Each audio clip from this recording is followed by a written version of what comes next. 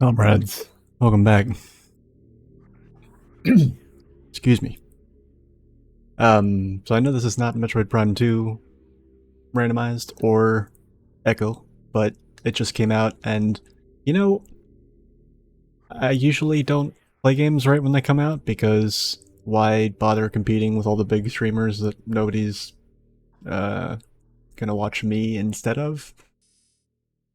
That was English. But you know, this was a surprise, and so I was just like, you know what, fuck it. I'll try, you never know. God damn it. TV volume's too loud. Alright. So, I am very happy with this so far. It's mostly just graphics from what I can tell. I haven't noticed much in terms of... I mean, obviously the entire HUD and interface is completely redone. It's just... the eye candy is just intense. Obviously I've been playing it for a bit already, and it was just one of those things where I was like, you know what, I'm gonna be playing it anyway, I may as well stream it.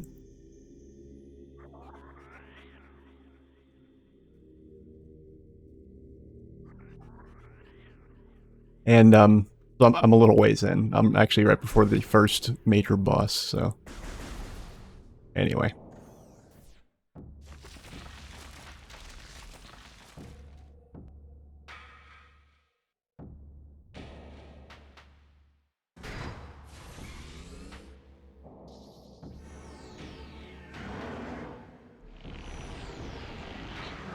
Yeah, so far the music and sound effects seem almost completely unchanged, which I'm a little bit disappointed in. I don't think that music needed to be changed, really. I mean, it was already pretty good. But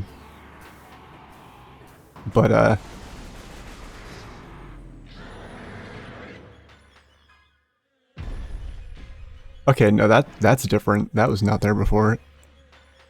What is that sound? Okay, I take it back. It's not the same. Those like high-pitched squealy sounds, those were not there before.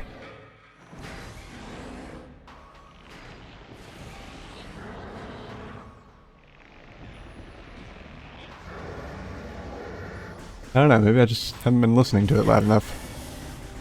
I'm trying to play it with more standard first-person shooter type controls.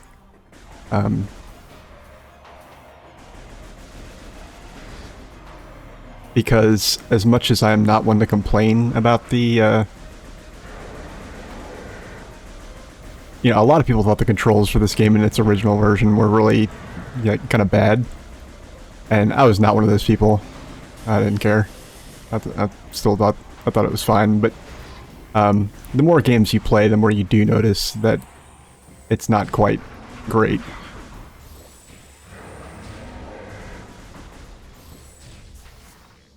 Shit. That part I have not gotten down yet. Shit.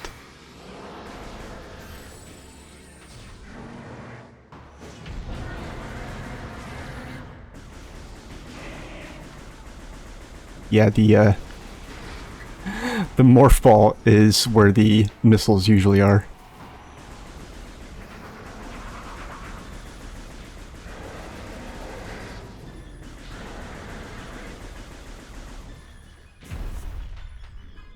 Or at least on my other control schemes.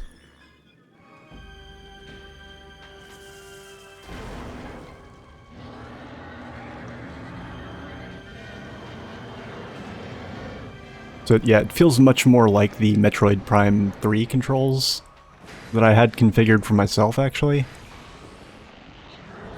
I have not scanned this guy yet.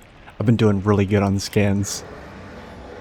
I already got a pop-up saying I'd gotten 25% of them, so...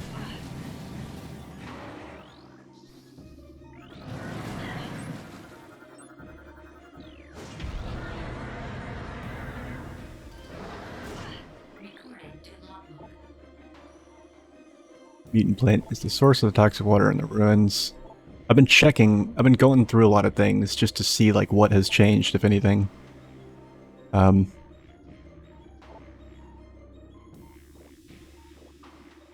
And really, so far, like, 90% of what I've noticed is graphics. Which I'm not complaining about, because...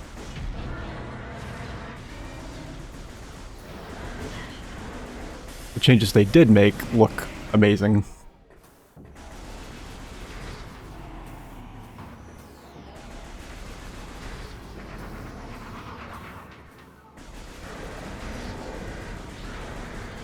And Samus definitely controls a lot better now. Yeah, or so it seems.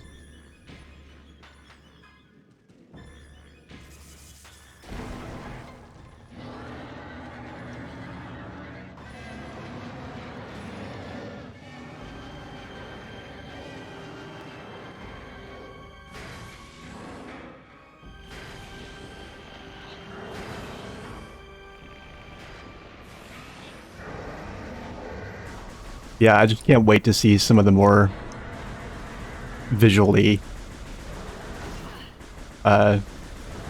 fascinating parts of the game. I can't wait to see the thermal visor. I can't wait to see the X-ray visor.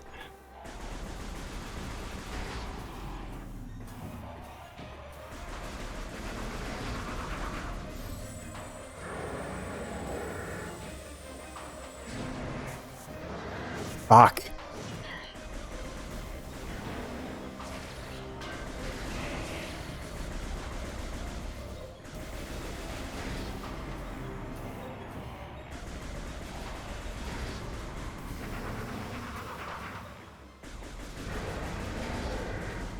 There we go. Ow. I am playing... There are only 2 difficulties available in the beginning. Casual and normal, so I'm playing on normal, obviously, but...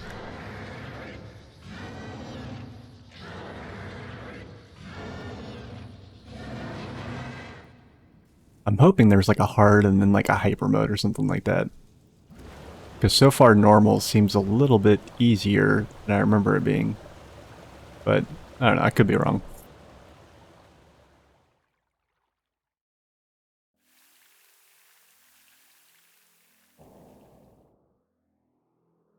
Even though this is not a randomizer, I am using the tracker because, I mean, why not? It'll help keep me on task, help me actually get through it quickly, and efficiently. Not that I'm trying to like rush through it, but it would be amazing if this would be the first time that I would ever finally get 100% on a Prime playthrough. I don't have high hopes, but, you know, Could happen.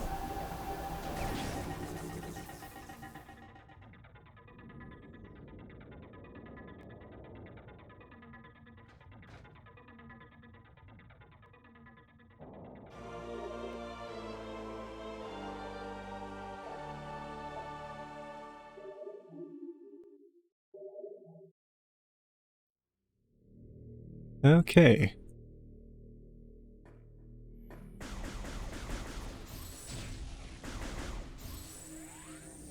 Yeah, look at this. Look at these lighting effects on the beam. They're so intense, and it's so the visual sort of what would you call it? The sort of, I guess, lighting dynamics are so much better. Like the dark, like the brighter parts are still, you know, not obnoxiously bright, but you know, bright. But like the darker rooms, like when you're inside these sort of catacombs and shit, they feel so much darker. Like it feels the contrast is just so much better.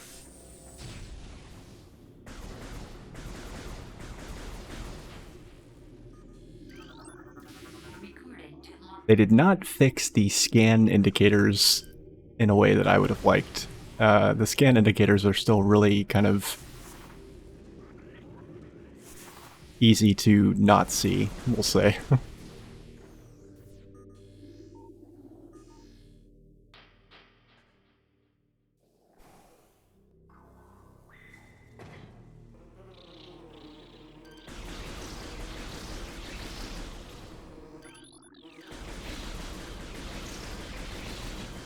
Still plenty of fucking war wasps.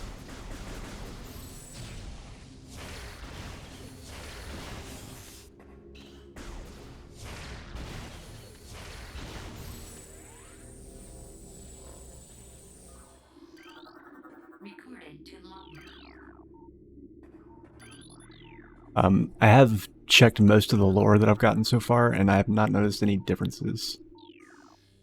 So I've heard that the differences don't extend that far, but I'm still, you know, gaming journalism isn't exactly known for being.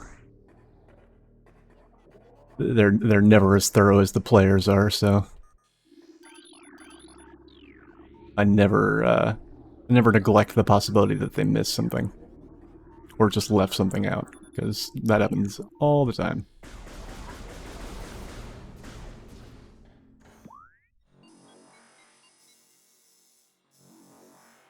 Yeah, now we can technically go to Magmor, but um,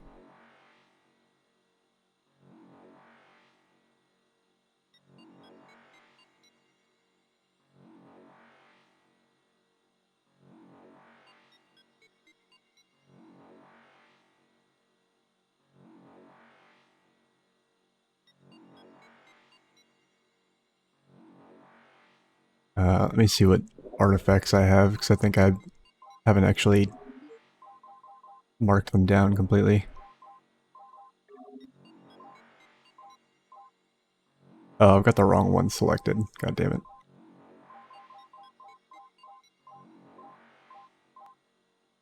Truth, okay.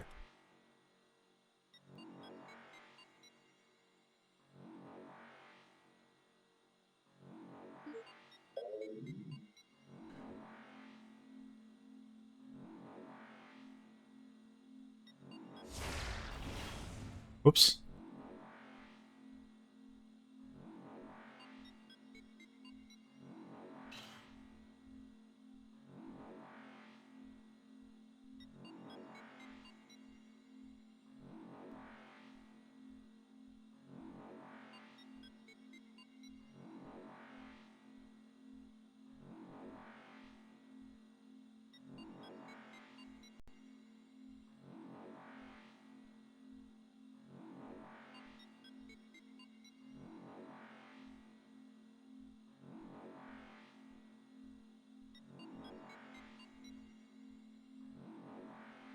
Yeah, there's a few things I could go backtrack and get right now. I'm just debating whether or not I actually want to do that.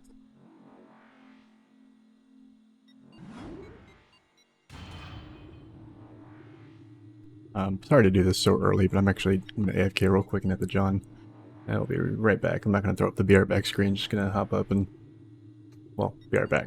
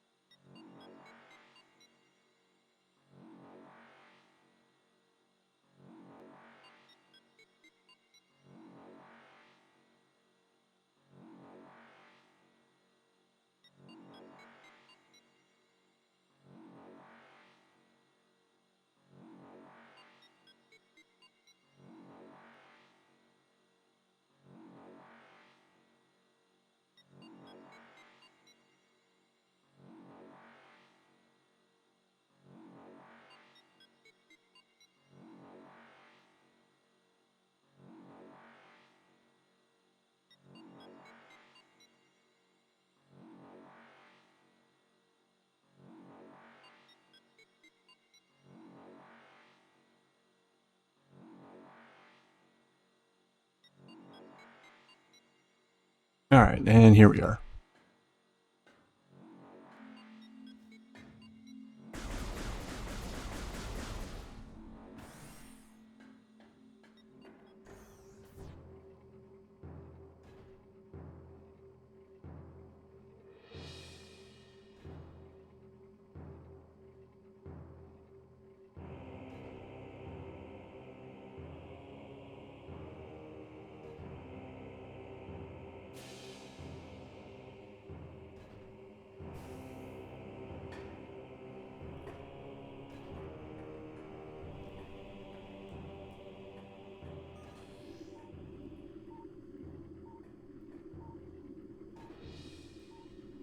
This music definitely feels slightly different.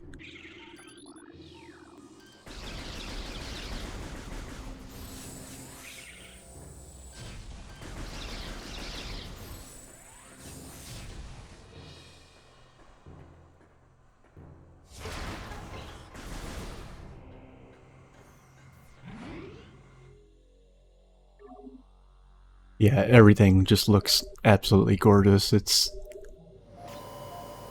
Yeah, I'm not much of a graphics person, but I just love, this is a great game, and I love the fact that they just surprise remastered it.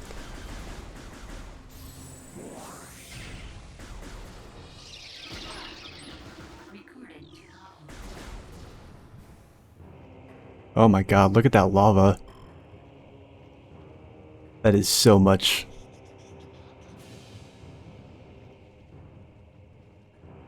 Oh man, look at this. Look at the heat rippling and everything.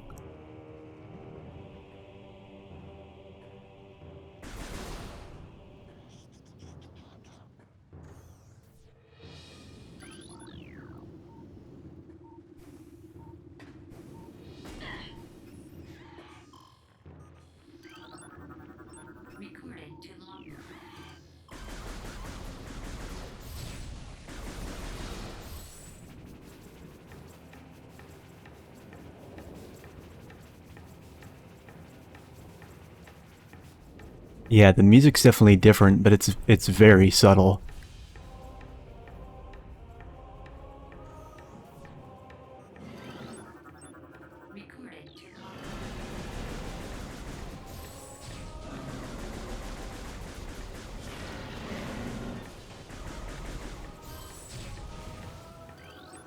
Yeah, one thing I'm struggling with is the fact that, like, with this control scheme, with, like, you know, the dual joystick first-person controls, your beam and missiles are both on... Ah, shit.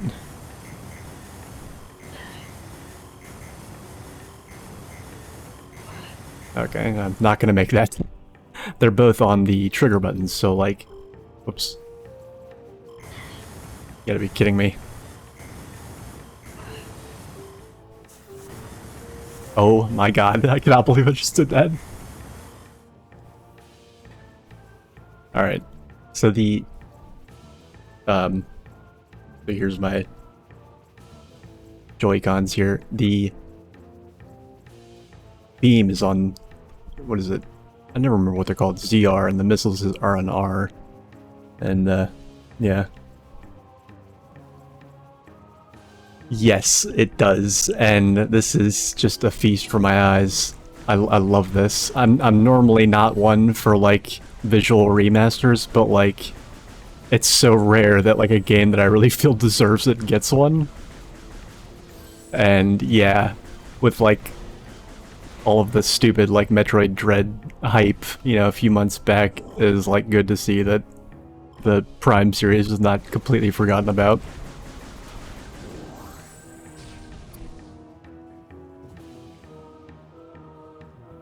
They must protect our children.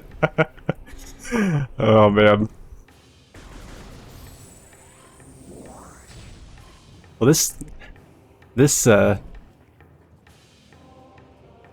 she wouldn't have children yet because the Prime series predates Metroid 2.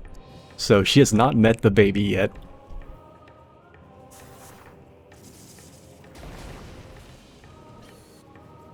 A little worried at the stream elements blurb. Oh, what? It's no Metroid Prime 4, but at least it's not Dread. No, I'm very happy to be playing this. This is really cool. And it's like, I'm normally not a graphics like enthusiast, we'll say, but like, this is just I mean, is it flawless? No, it's not like, you know, it wouldn't necessarily fit in on the PS5, but like, you could tell a lot of love went into this, and I love, in particular, the beam effects and everything. I do wish, like, they had touched up some of the sound effects. The sound effects feel like they're carried directly over, but I mean, I don't know, this is just, like I said, just an utter feast for my eyes.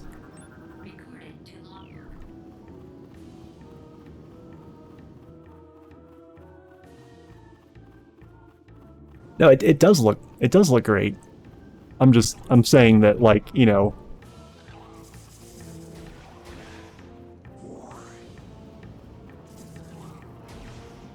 it looks Switch great, not PS5 great. There is a difference.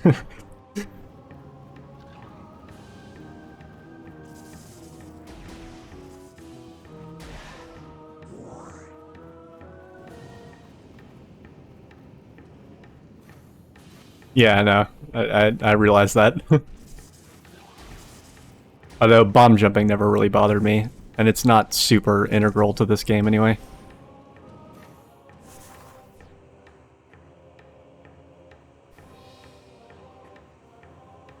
Yeah, this tracker's drunk. This tracker thinks I can't get anything in here.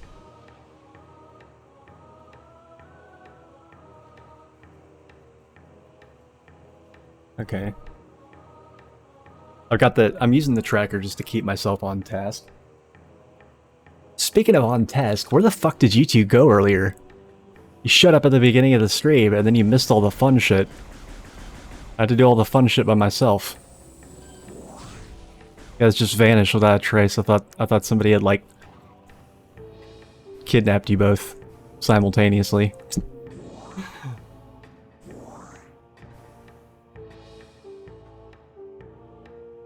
It was this morning, the Metroid Prime 2 randomizer thing. I started up a new playthrough after that, and it was starting to get really good. But then I realized that this was, like, you know, fully and completely out, and I could play it now. So I decided to do that instead.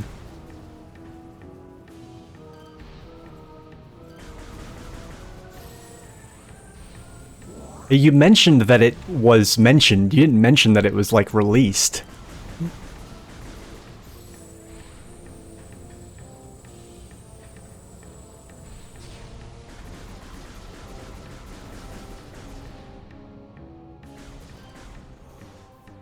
Yeah.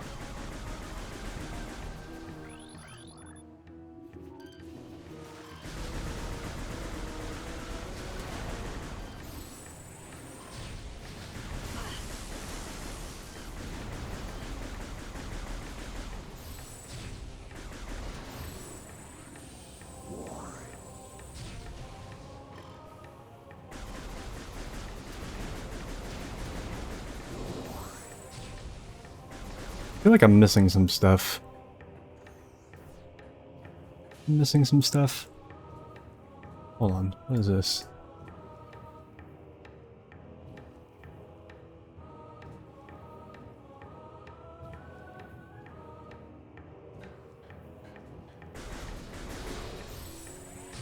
The last several times I played this game, it was like randomized to hell and back, and so I have actually forgotten where like a couple of the usual things are in their normal spots.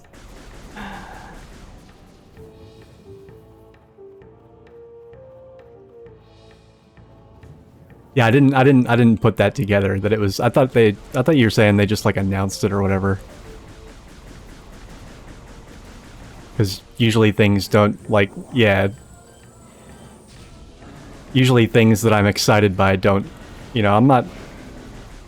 Good things don't happen to me. Like games I want to play, like just coming out, just at random with no warning.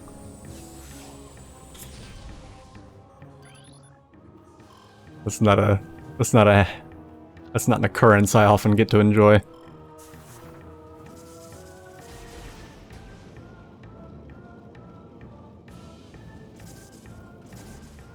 Even the morph ball looks gorgeous, like, and also like the colors of the light inside change. Like they used to be yellow and now with the Varia suit they're blue, which is interesting. Like this is an utter feast for my eyeballs.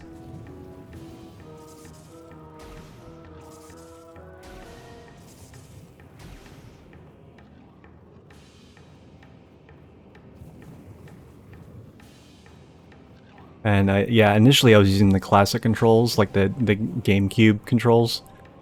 Cause I'm one of the, I guess I gather, few people that was never really bothered by those. But they actually did prove to be kind of cumbersome with the Joy-Cons. So I went for twin stick first person controls instead, and it took some getting used to, but I think that's not that bad.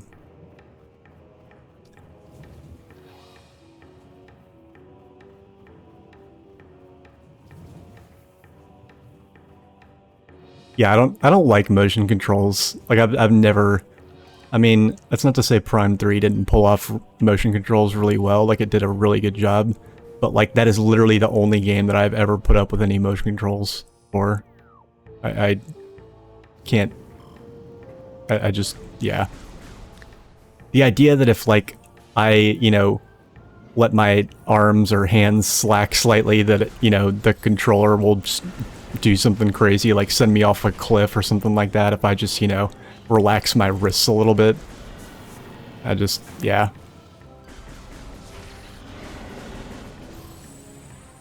I I hate motion controls. I feel like even the fact that they're on Switch is kind of like a relic. Like, I mean, the Wii motion controls, like, I mean, nobody cares about them now. And then, like, there was the, I forget what, like, the PlayStation and Xbox, like, ripoffs of it were. But, like, you notice they're not a thing anymore because nobody actually cares about, not nobody, but most people don't care about motion controls anymore.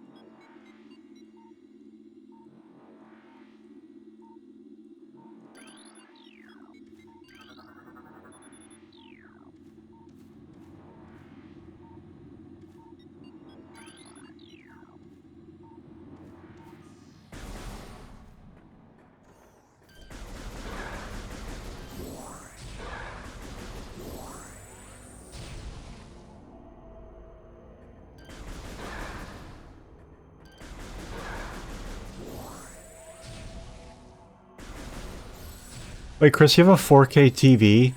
The hell's the matter with you?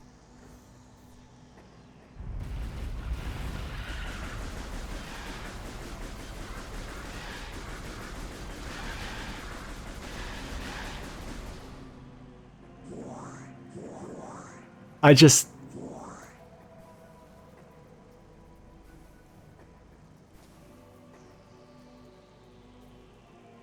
well, I guess if you want it and got it for free, that's one thing.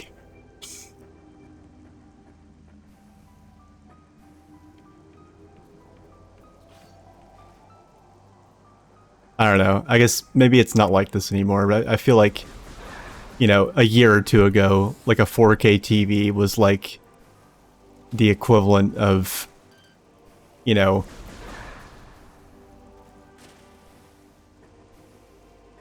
I don't know. It's like it's like, you know, if it was possible to be like a TV enthusiast, you know.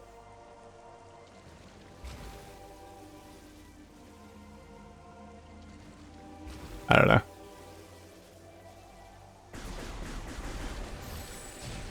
I don't even know. I don't even know what my TV is. I know it's. I guess I can't. What even is 4K? That sounds like a dumb question, but like this monitor is 1080, this one's 1080, this one's 2160. So we're doing all these powers of 2, and then suddenly 4K shows up. What does that mean? Like, I want a precise number. Is it... What is it?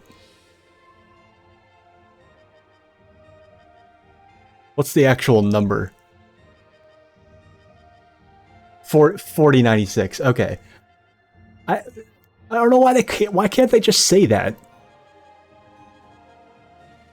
Was saying 1080 or 2160 or 4096 not... I mean... Here I am thinking like 4K is something like totally different that's like not based on pixel count or, you know,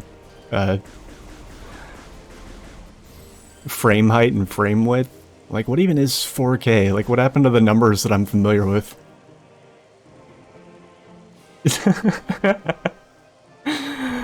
Okay. I've never cared enough to get clarification on that, but now that it's on topic, I'm like, you know, what even does this mean? What are they saying?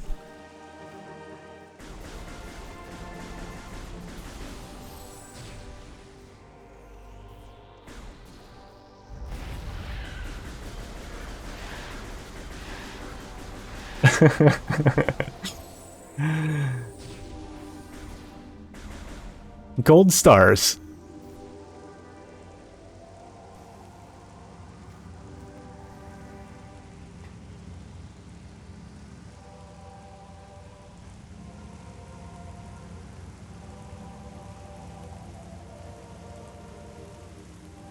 Look at that. Hold on. Look at this. Look at this shit. You can see the raindrops actually running off of her arm cannon. You guys see that? I'm sorry. I know that's like, I know there's games that have like way more detailed and mind-blowing shit than that, but it's so cool to see it in this game that I played on GameCube, you know?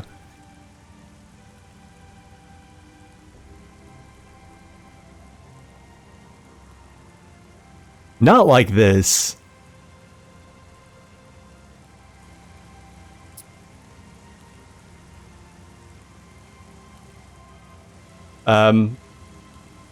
Not much.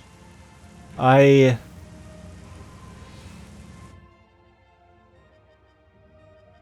based on the Wii version.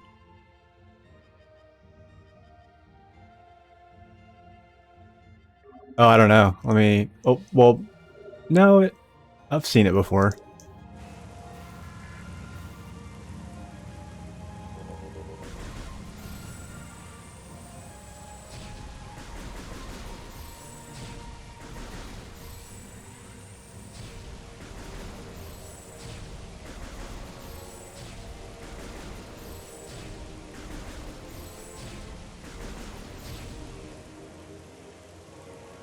But yeah, EVAC Creatives, not much, dude.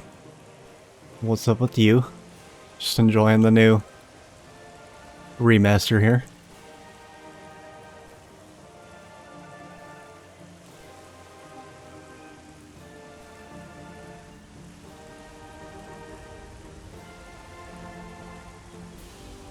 Awesome. Like, it's... I mean, look at it. It's, this area in particular, the lighting here is, like, totally different. There's no... Even look at the clouds, like... I don't know.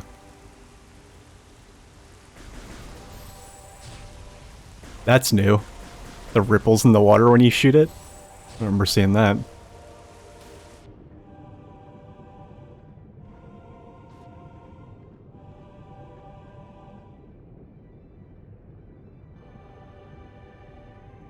Yeah, I mean, I don't know. I just, like... I don't know. I guess I'm old because, like, 1080 is still, like, enough for me. This monitor over here is 2160. It's the first 2160 monitor I've ever had.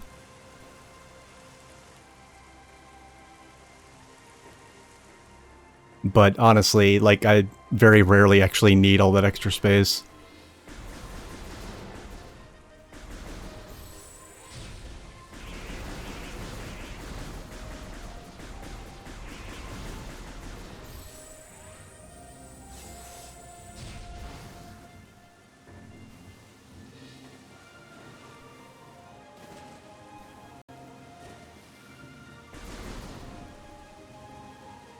Most users... Oh. Oh, what? Like if you tilt your monitor vertically and stuff? Yeah. Honestly, like, that would probably help me at work if I did that. I've written some shit in Bash that's many pages long that could probably benefit from my monitor being turned vertical, but whatever.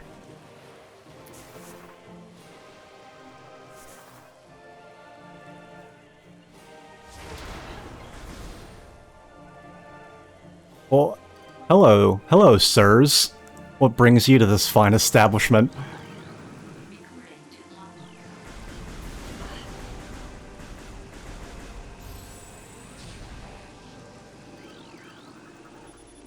You guys left your lunch. You guys left your lunchbox.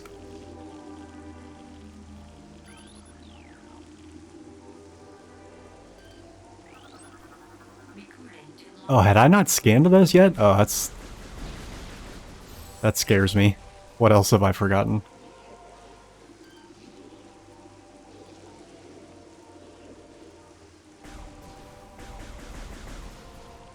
Okay, I'm up to 30 missiles now. Something else I'm supposed to be... Oh, right. Oh, okay, hold on. I remember now.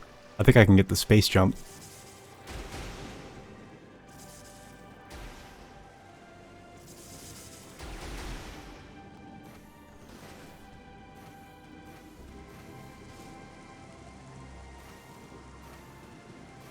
I thought I recognized your name. You've had a bunch of different accounts, haven't you? Yeah, you've...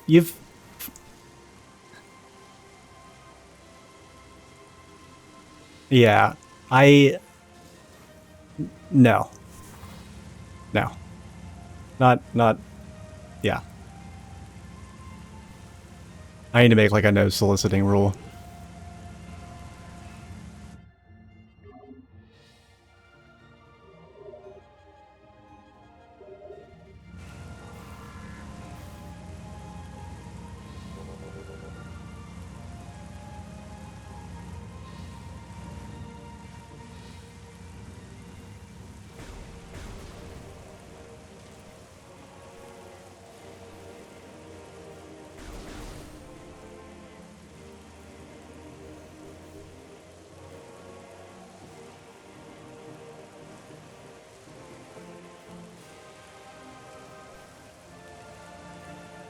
I mean...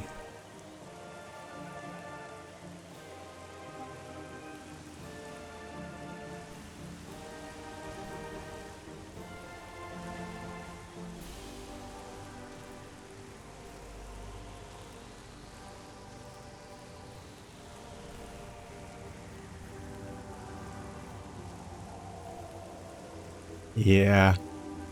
I,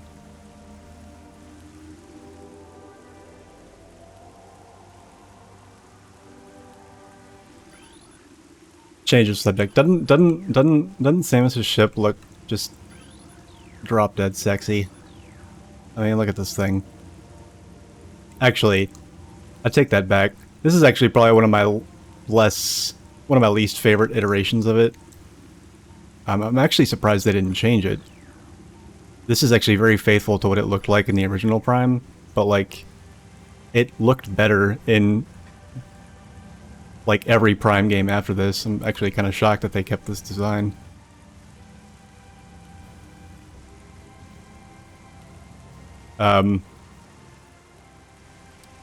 Yeah, like, goddamn, I can't get over this. Like,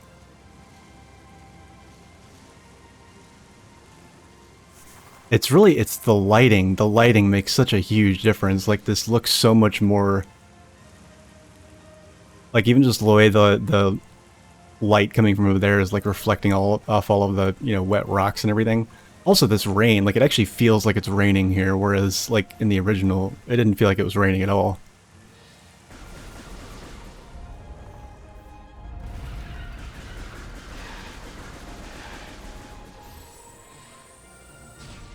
Yeah, in this cave, these plants here, they give off light now. They didn't used to do that, actually.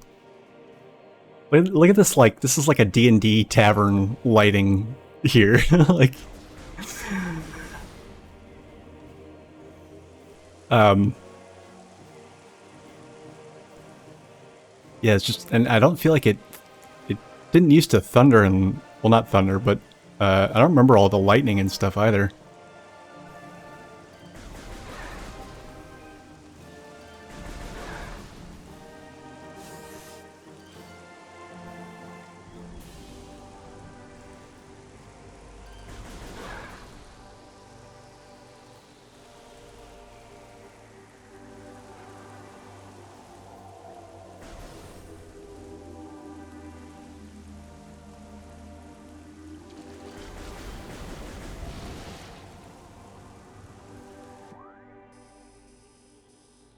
That's not where I'm trying to go.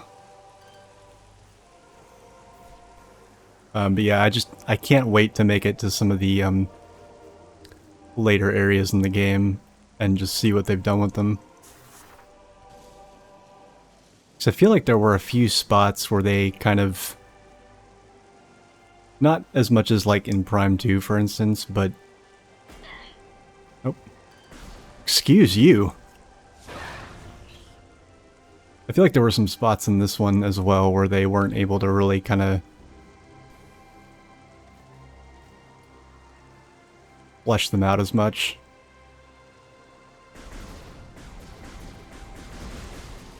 I really just, I can't wait to see how the thermal visor looks and the X-ray visor and all that. This Prime game had the best visors, in my opinion. But yeah, I guess I cannot get up here yet. I need the boost ball, which breaks my heart a little bit.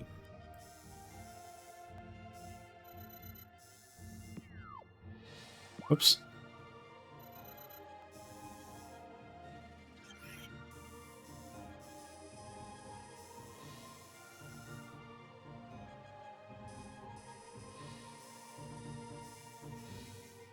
I don't think there's anything too crazy I can get here. I think I might be able to get like a missile expansion or two, but not much other than that.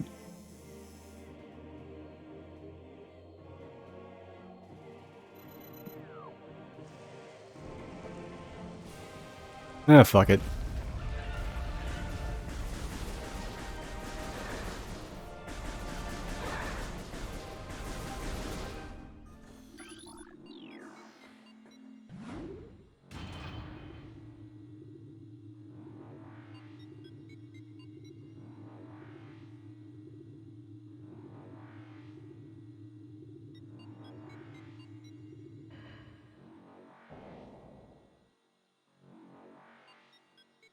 Yeah, I'm sorry. I'm gonna be an asshole.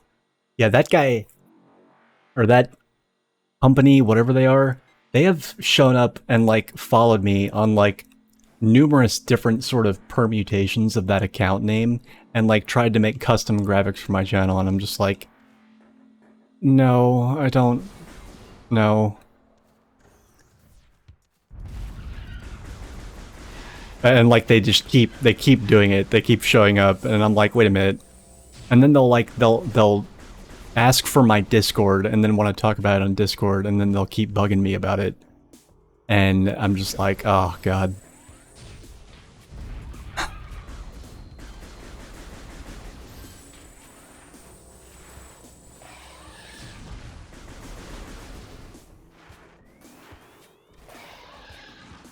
Yeah, I was waiting for that person to pipe up and be like, I was like, it's coming, it's coming.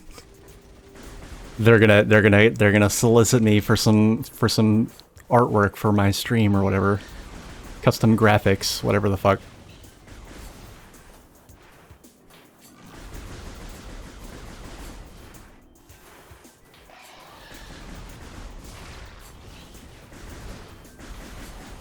I don't know, stuff like that. Like I've always. Anytime I've ever needed something like that, like I almost always like hit up somebody that I know.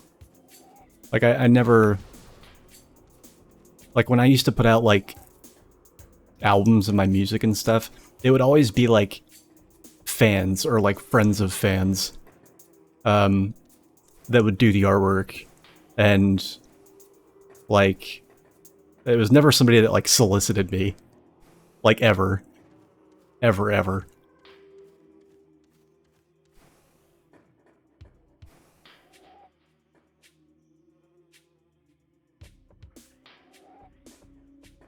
Yeah, I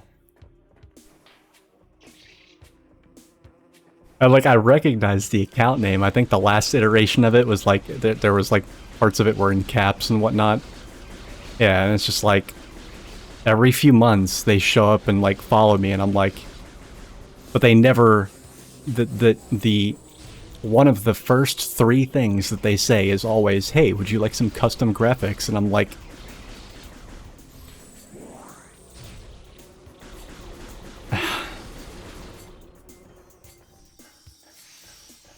you know, it's like, hey, you have a moment to talk about our Lord and Savior Jesus Christ, just without the Jesus Christ. You know, it's that level of annoying.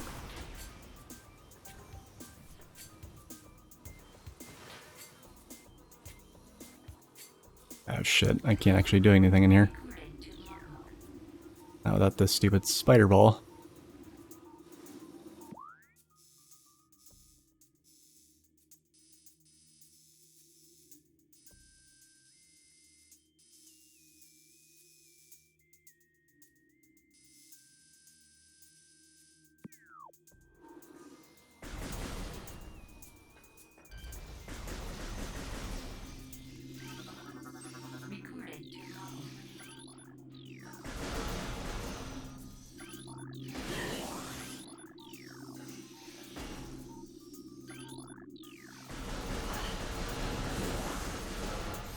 Oh yeah, that's right, we wanted to see Samus's face in the reflection or whatever.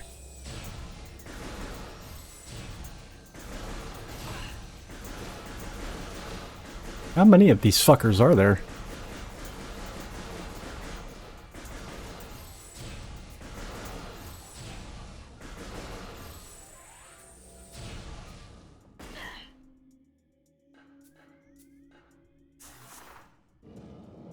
Anyway. Yeah, it's subtle. I never I mean, I noticed it for sure, that was an effect that they added in the Prime games, but it never really jumped out at me. It's, I guess, we'll say it's very unintrusive, I guess. Be a good way to put it.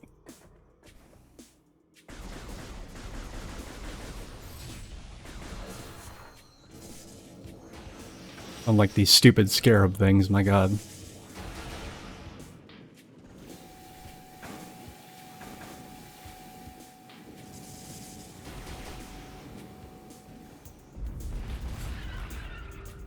But yeah, being able to ball jump like this the best thing about it, I think, is just the mobility. It's not so much a replacement for bomb jumping as it is like a, you know, a means to continue moving around in morph ball form, because you move so much more quickly as a ball than you do on your legs.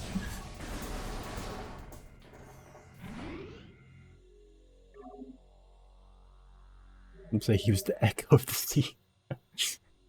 Oh man, Echo will be coming back. Don't you goddamn worry.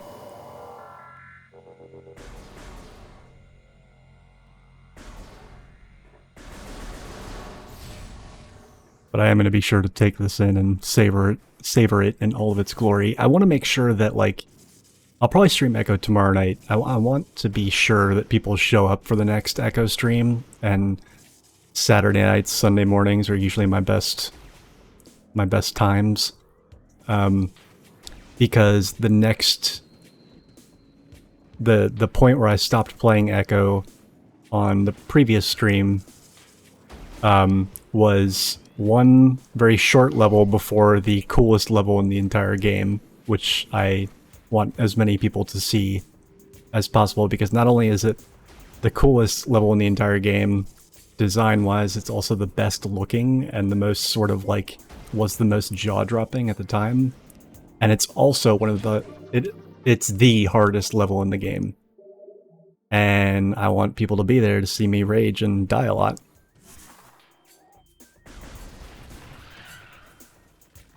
So I'll probably stream that tomorrow.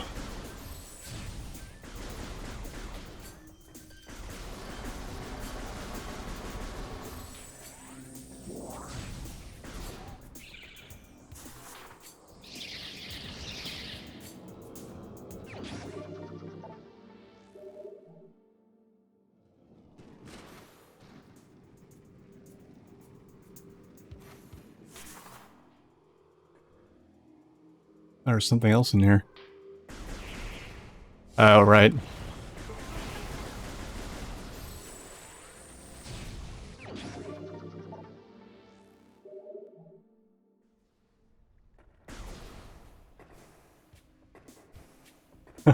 I remember when I did on the randomizer, when I did small Samus mode, that was so fun.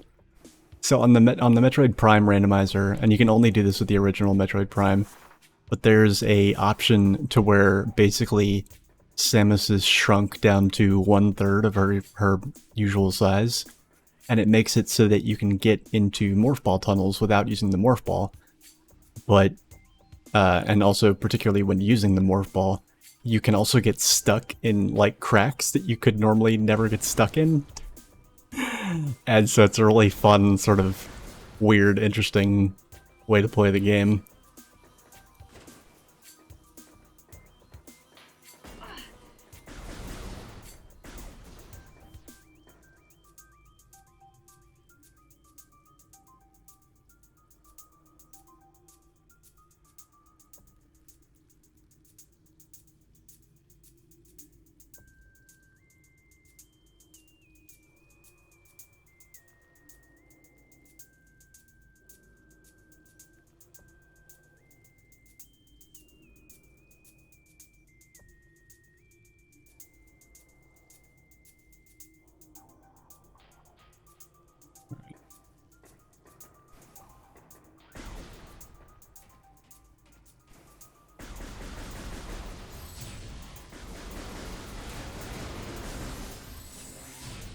Yeah, I don't know. What do you think, guys? Does my stream need custom graphics? I mean, does it need them? Like, do you have to be... Do you have to give your stream its own fucking heads-up display in order to be taken seriously as a streamer? Is that a thing? Am I bad? Am I bad at this? Do I need to get good at streaming? Probably. I don't know.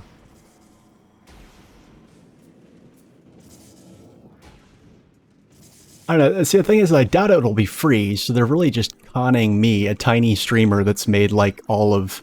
I think Twitch has paid me like $10 ever.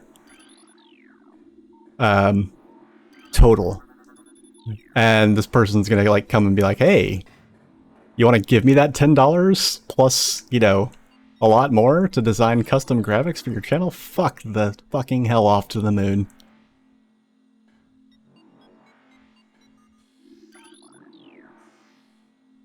Yeah.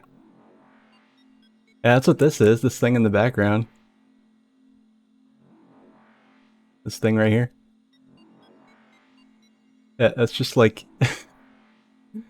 You know what that is? This is like a zoom in of some album art that somebody did for me like years ago. And I've just kind of used it ever since.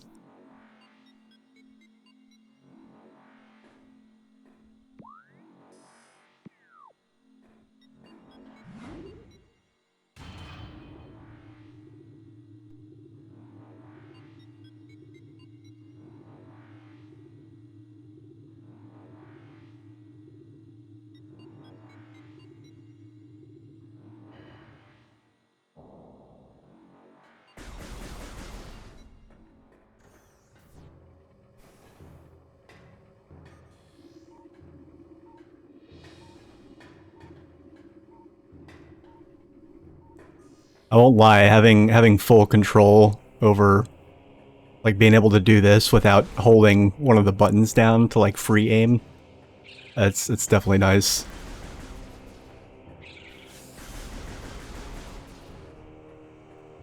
It's very sort of liberating.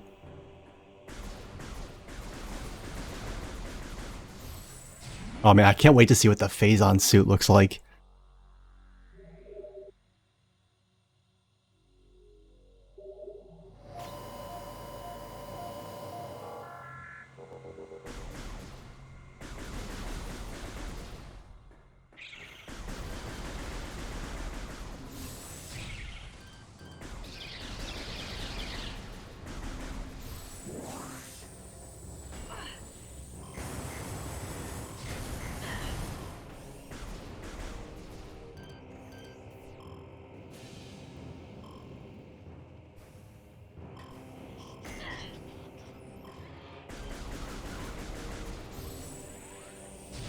I have so much like social anxiety these days that I don't know if I'll ever be able to go back and play Final Fantasy the way I used to.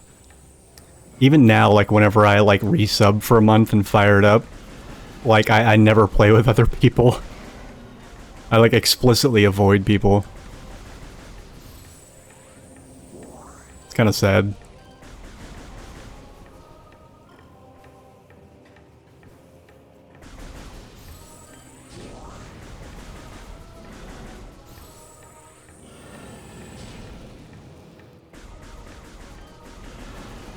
Oh, I know. I just like...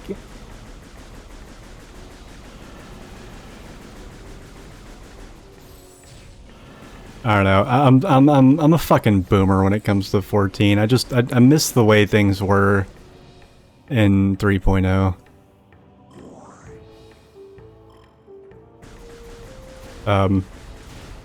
And like nowadays, like tanking is like really boring. So like I want to go back to DPS, but like I'm still like not good enough at DPS.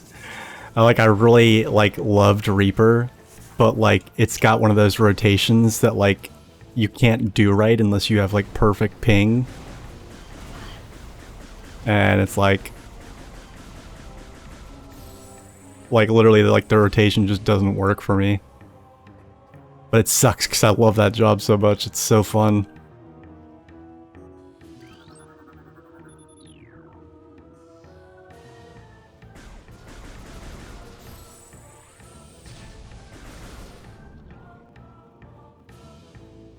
I don't know, I could get a VPN for it, but it's just like I don't even know if that'll work if I'm on PS5 actually.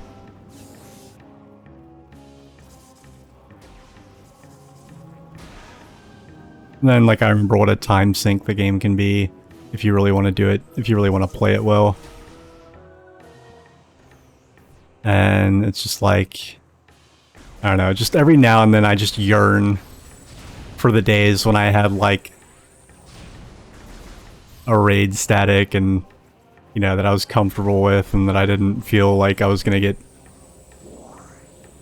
I briefly had a raid static for some of Endwalker. Just long enough to get through the second raid tier, the one with Shiva at the end. And we beat Shiva, but like the raid group was just, the raid leader was just so like, and you know, we beat it while it was still like current. Like we didn't beat it like a patch later or whatever. We beat it, but like like half of the raid group was just so frustrated with like how we didn't like just weren't getting good fast enough. And it's like, dude, like we cleared the tier with time to spare. Like, what do you want? Like my co-tank like got mad at me all the time. Like whenever I would fuck up, it would be a big deal, but when other people would fuck up, it would be like, yeah, whatever. You know, a joke, it would be funny. But when I fucked up, it was like serious business.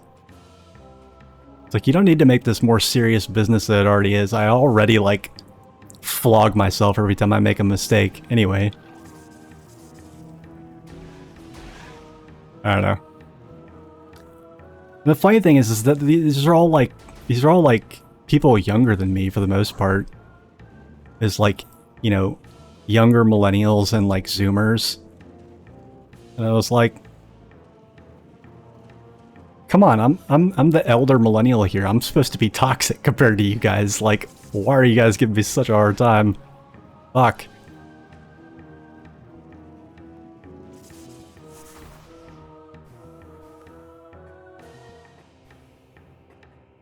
One time I made like a really big mistake in Shiva. I actually the tank buster in the last phase, the one that you actually have to like you have to move away from the group and take it. It's all like the dragon heads are going out or something like that, and you have to move away from the group to get hit by it. And then I think like I either I think I like shirked my co-tank at the wrong time and gave him back aggro when he had like a vulnerability stack, and I was like, before he even had a chance to get like before he even died, which he was going to, like I was like, oh my god, I cannot believe I just did that. That's the stupidest thing I've ever done ever. And I was streaming it too, so I was just like, oh my god, I'm utterly humiliated. And like, the general tone of the rest of the static was like, yeah, he is humiliated. What a fucking dumbass. Ugh, now I guess we gotta do this again. And I was like, come on. Sorry. Fuck. It was the first time I'd ever made that mistake, and it was the last time. I don't know.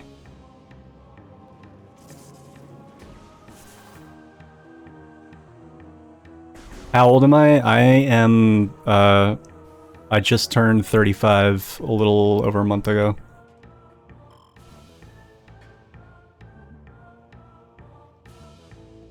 I don't know, I guess I'm not an elder millennial, but I'm closer to elder millennial than I'm like on the... I'm like in the oldest...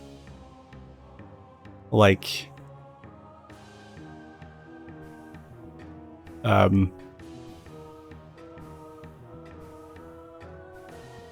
I'd say maybe like 30 to 20% of millennials are older than me, and the rest are younger than me. I'm kind of in the middle, but I'm on the older side of the middle. I think. I don't know. Who fucking knows? Yeah, well...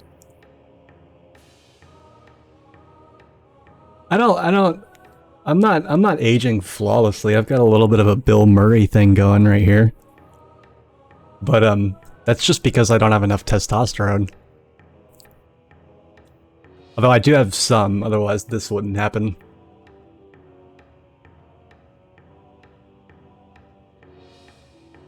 But, I do not have enough testosterone to lose my hair, which is a good thing.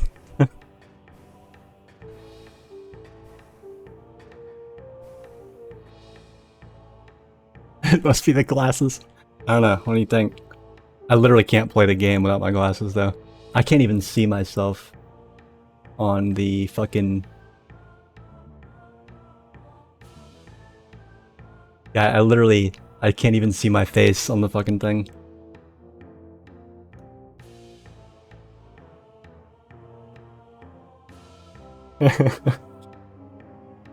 Yeah.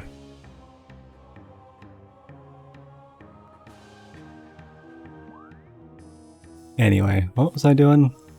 Where do I need to be going, rather? I need to go this way. Yeah.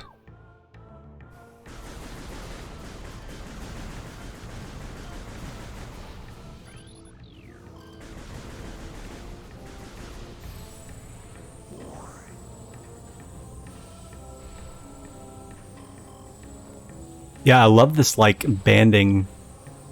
You see the sort of horizontal bands of light shooting out from the side? That's a very... I don't know what you call that, but it looks really cool. And it was not there before.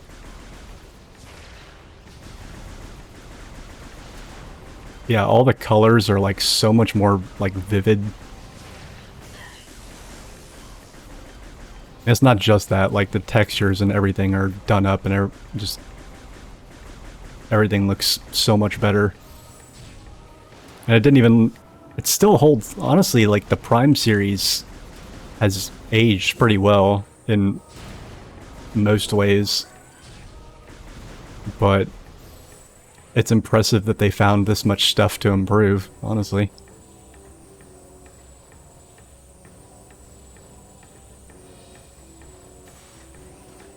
I would have been happy with just, like, the Prime series getting ported to the Switch at all.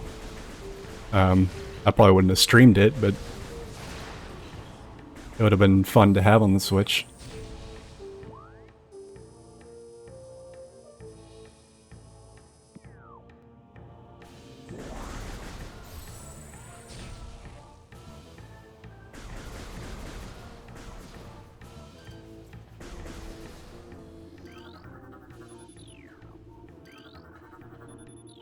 And make sure I scan all this nonsense.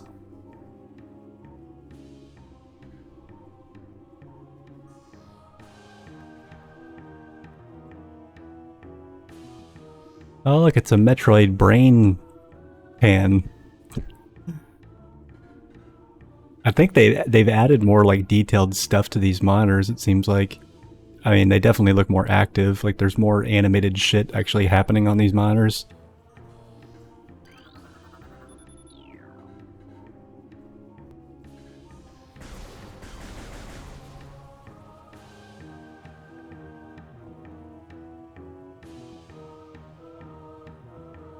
I'm telling you, it's not genetics. It's testosterone. Yeah, that's why, like, Manosphere, like, you know, fucking, you know, Johnny Toxic Masculinity, like, you know, yapping about testosterone and whatnot. It's like, yeah, okay, like, but, you know, and they'll be talking about hair and whatnot, and it's like, yeah, you know, testosterone, like, actually causes hair loss, right?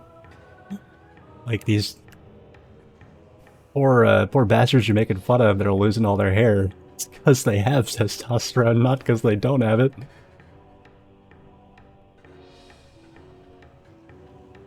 Or who's that guy that's, like, in the news right now? That Andrew Tate guy?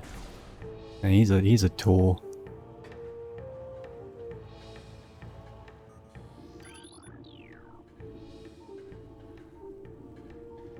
I feel like people like that are just planted there just to, like, make people talk about, just to distract people.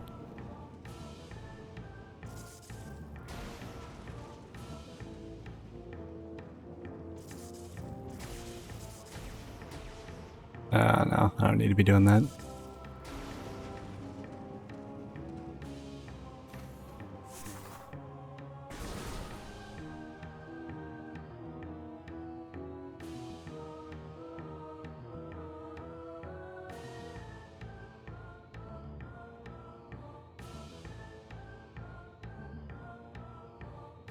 No, Andrew Tate's the guy that like traffics, like human traffics women and thinks that like literally he's like Johnny Handmaid's Tale. Like seriously, he's like this really.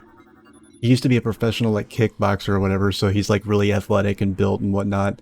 And he's bald and he's got a beard and he just looks like he looks like a thug. Like he literally looks like a thug NPC from like Grand Theft Auto or something. I don't know. He just has that look.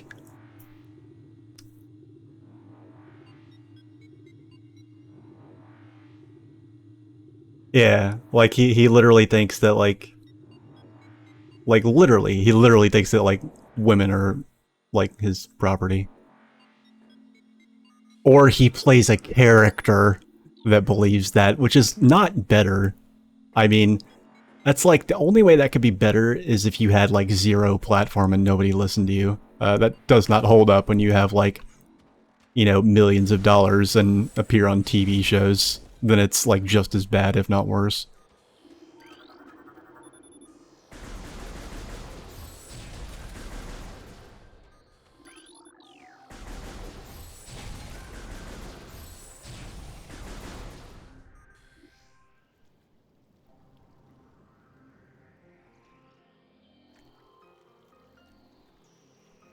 Oh, the best kind of media personality.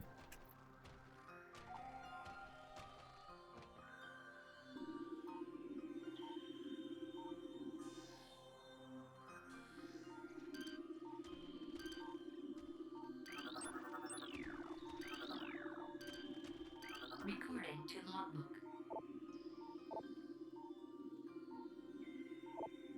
Yep. Also,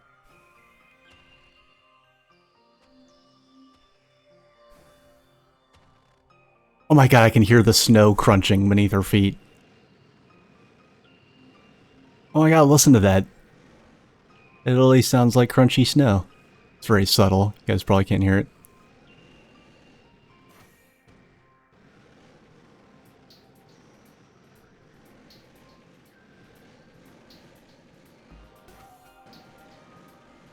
I guess the reason I'm so, like, just jazzed about this is because, like, this is a level of, like, detail and realism that I didn't... I mean, it's still not anywhere near what it could be, but it's still, like, way better than I thought the Metroid series was ever gonna get, honestly. It kind of bums me out because, like, Metroid being a Nintendo series means that it's probably going to forever remain kind of stylized. But it's one of those series where I actually feel like it could benefit from like some extra realism. And I'm definitely glad that like Metroid has the most of that out of all of Nintendo's sort of cash cows. Not that that's saying much when its competition is like, you know, Mario and Yoshi and stuff like that.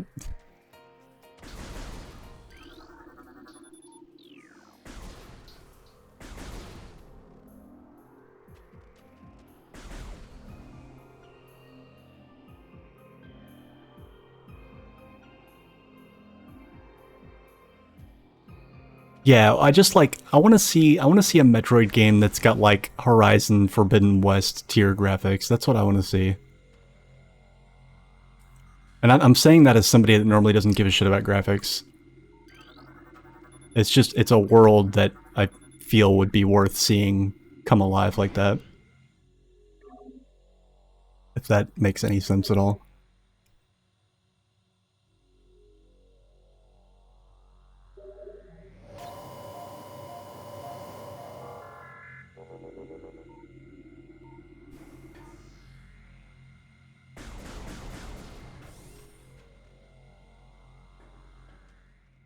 Yeah, the people that do that are doing just like all the power to them, really. Because pretty soon nobody's gonna buy games anymore. Like if people get like the word out on emulators, they will literally seize the means back from like corporate gaming completely. Like they, you know, emulation is already like so impressive with what it can do. Like it's you know, and it's like really right on the heels of like regular I mean, seriously, it's like I feel like companies have to be aware of it, right? Because otherwise, why would they say things like, why would they do, you know, shunt things from the, you know, PlayStation store or the eShop or wherever? It's because there's no money in it anymore because people are emulating it and they're doing a better job than they could.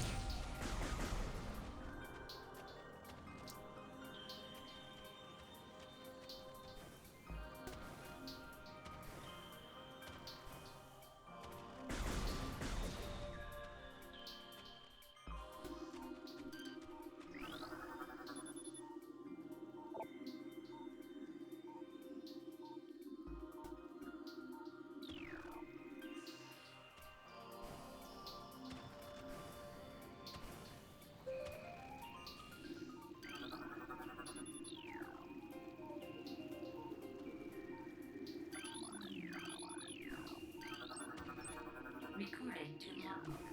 And I know that not everybody is like this, but, you know, if I never had to pay for another video game or console again, some people would be getting, some people would still be getting my money on Patreon or wherever.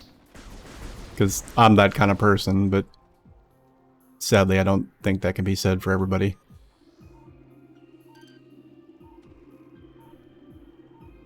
Basically, like, I would throw money at the people that would be continuing to do it for free and who are doing it for free right now.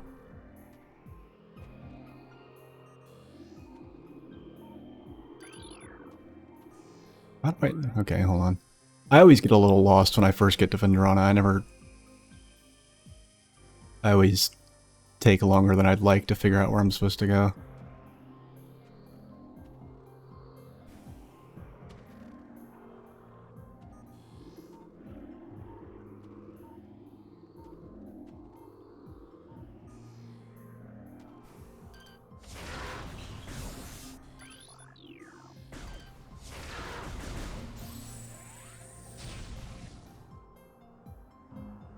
What? What do I need to do to open this? Okay. Oh, this is... Yeah. I don't know why I thought I needed something more complicated than a missile to open that. Oops.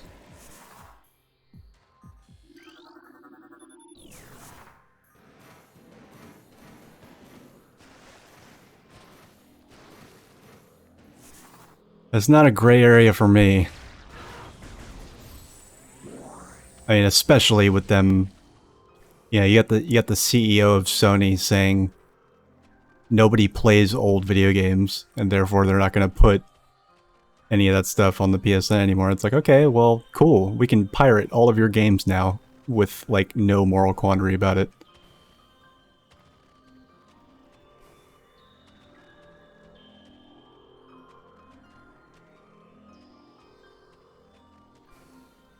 I mean, they're literally making more and more things impossible to buy legitimately. So even for people who have some moral stick up their butt about ROMs or emulators, like, pretty soon they won't have a choice for some things.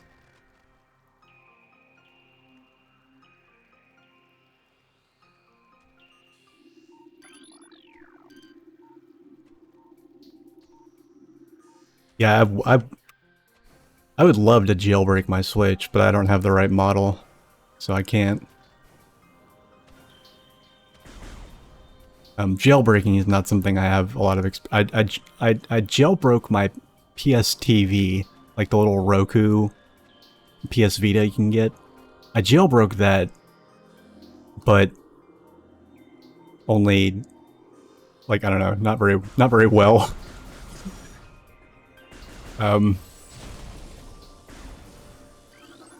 Look at those colors. That is so... Yeah, just like the GameCube and even the Wii, the colors were so washed out compared to this. Like, this is... I cannot get over the lighting effects. The lighting looks so much more real now. And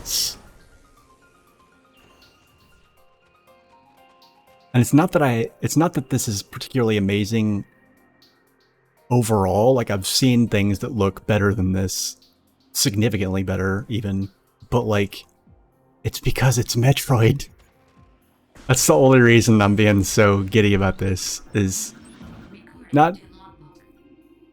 It's because it looks this good and it's Metroid.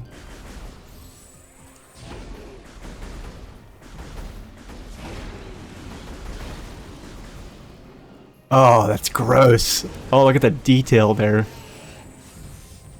Does its back actually get cracked as you shoot it? Oh, it absolutely does. Look at that. It's like you're trying to break the shit out of your ice maker.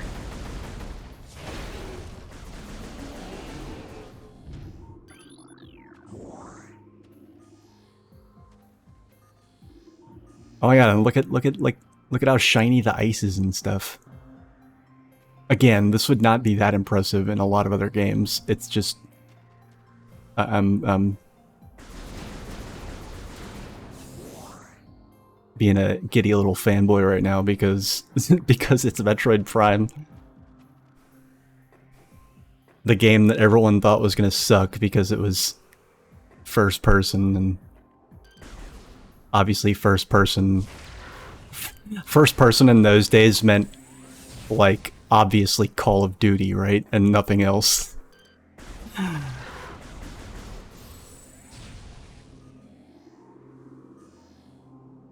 Oh yeah, oh yeah, I remember that joke. But you know what? Like, literally nobody that has played a Metroid game that I knew anyway said that. That was said exclusively by people who played Halo but had not played this. Or any Metroid game. Like, exclusively, at least among the people that I knew.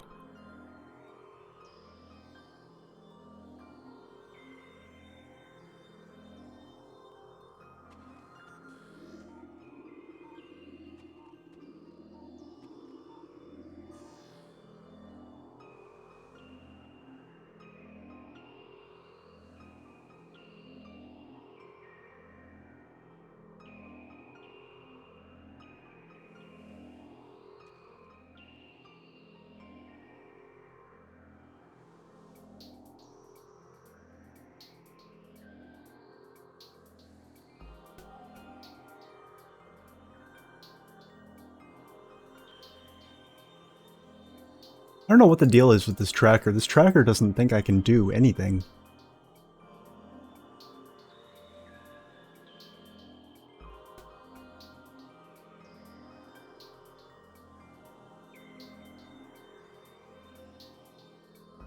I don't...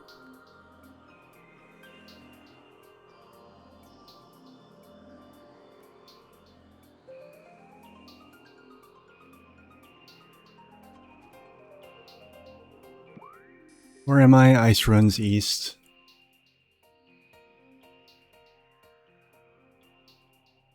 Okay. I did get a little spoiled playing the randomizers, because the randomizers have those white dots on the map that show you where treasure is. Well, I guess that's not really... It is spoiled, but it's kind of not, because white dots were a thing on Metroid maps in the older games. But, you know.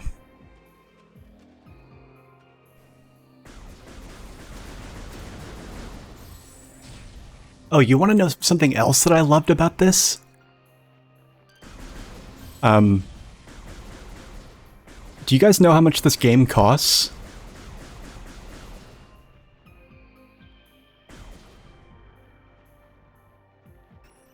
Yeah. And for me, I paid like 32 because I had some points saved up. But like, that's unheard of. You know? Remember when The Last of Us Part 1 came out? The second The Last of Us remaster, and they charged $70 for it? For like a remake of a game that had already gotten a remake that was not even that old. And like all it added was accessibility features, so basically it was saying, hey, do you need accessibility features? Cool, pay $70 for them.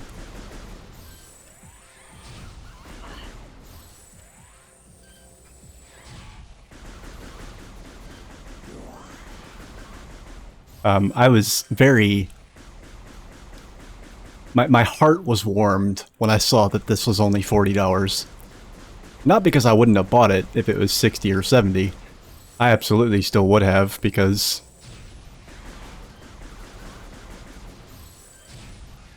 of reasons that make me depressed, but regardless, it was just... It restored like 1% of my faith in, I don't want to... I don't know. My faith in something.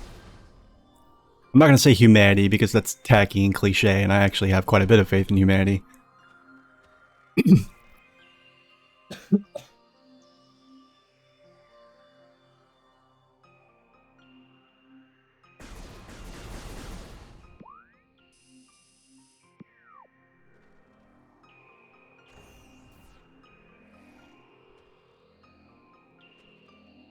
Oh, okay.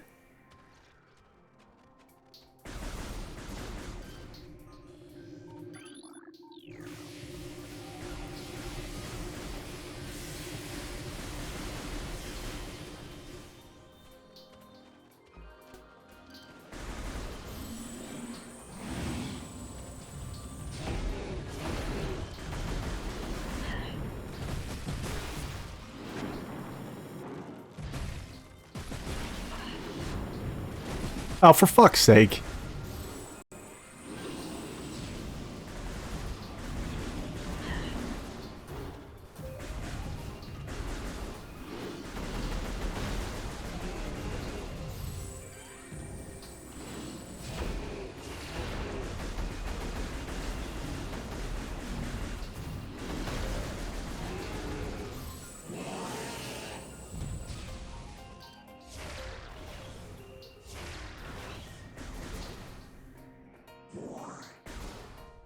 This does feel easier, though. Like, I do not remember things dying in this few of hits.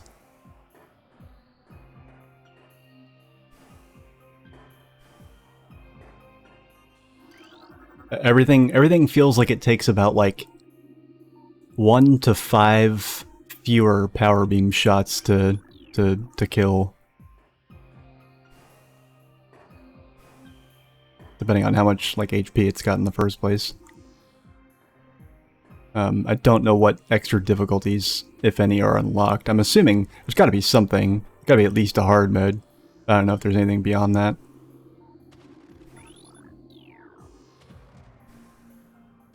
Honestly, I don't know why, like...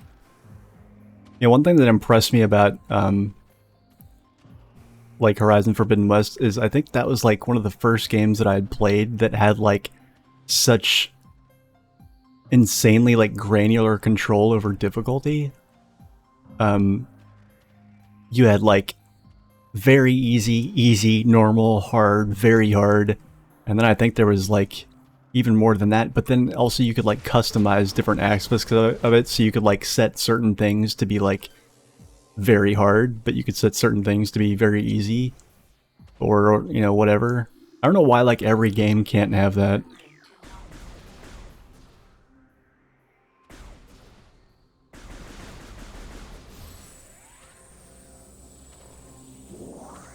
One thing that the Prime series does that I actually don't care for is it makes you beat the game once in order to, like, or at least, like, Prime 3 did this, I know. But, like, it made you beat the game once in order to unlock, like, the actual hard mode. I think that's tacky. Just let me pick it from the start. Like, it's more work. Like, basically, it's making it so that getting to hard mode and beating hard mode is more work, but it actually turns out to be easier because I get to play through the game once on, like, an easier difficulty. You know, I would like to be able to play through something on hard, you know, right off the bat. I don't like it when games do that. Like,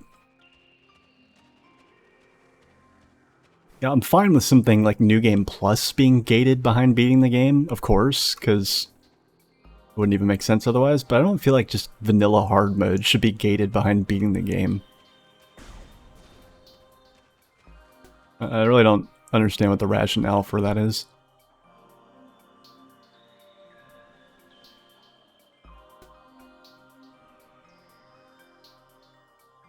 Yeah, so after you guys pieced out this morning, I beat the game on my earlier playthrough, and then I started up another one, and I tweaked the beam ammo settings somewhat to where, like, to make it more balanced, but also more, like, expensive. So, like, you know, the, like, super missiles use a lot of missiles. The dark and light beams have, like, free uncharged shots, but their charged shots and charged combos are more expensive.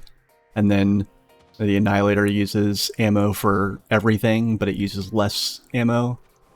And then I left energy tanks at the full 100, but I excluded the light suit.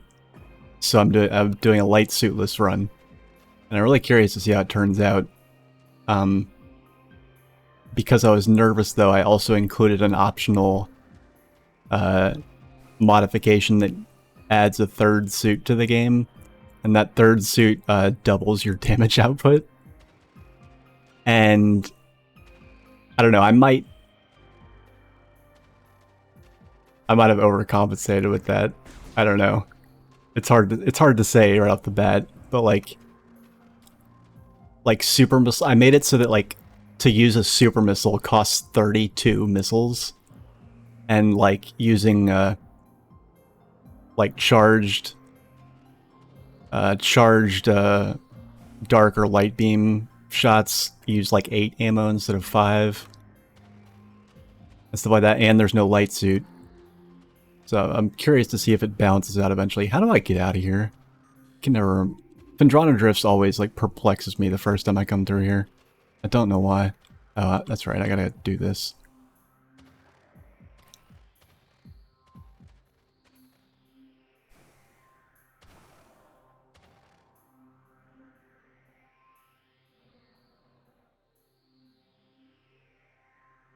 Oh yeah, no, it was Prime 2.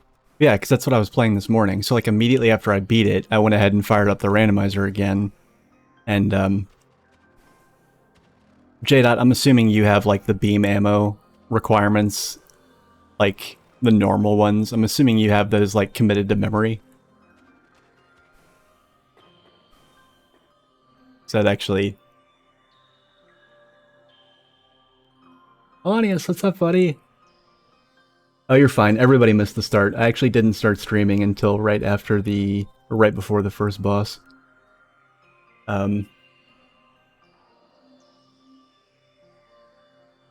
Yeah, here, I'll actually throw it up on screen real quick. Maybe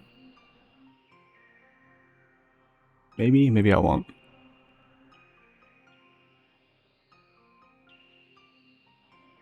Oh, okay, never mind. Okay, well, normally... I could talk about this when I'm actually playing it. Yeah, I was scared of how expensive I made things for myself, like ammo-wise, and so I decided to include that, like, double damage suit. And I got it a little sooner than I was expecting.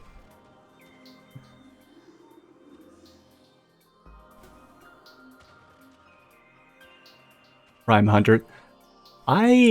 Yeah, I am not a fan of Prime Hunters. I think I'm very sorry, and it's totally cool if you like it, but I think that game's really stupid.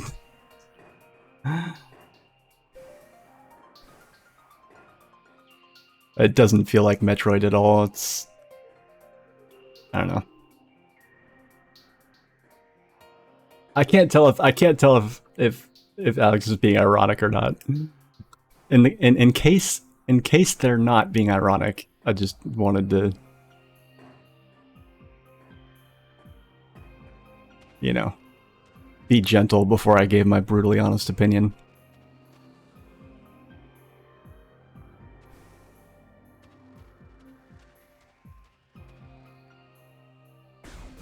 Yeah, it doesn't have any of the things that make Metroid Metroid for most people, including myself. So that's why I didn't really care for it.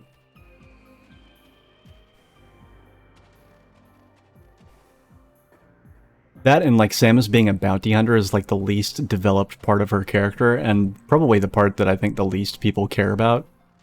Like, nobody cares that she's a bounty hunter. She could just as easily be, you know, like, it's never relevant to the plot of any of the games, really. Like, what are we hunting here? Who's paying us? How much are we getting paid? But, like, none of that is a thing. Why is this giving me such a hard time?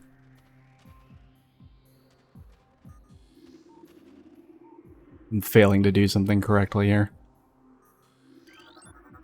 Recording to logbook.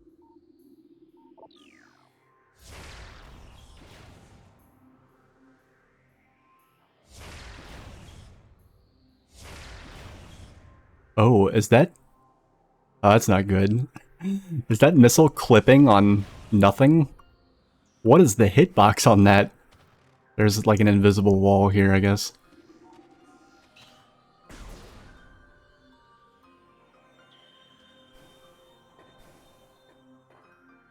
Other M is not... Yeah, no.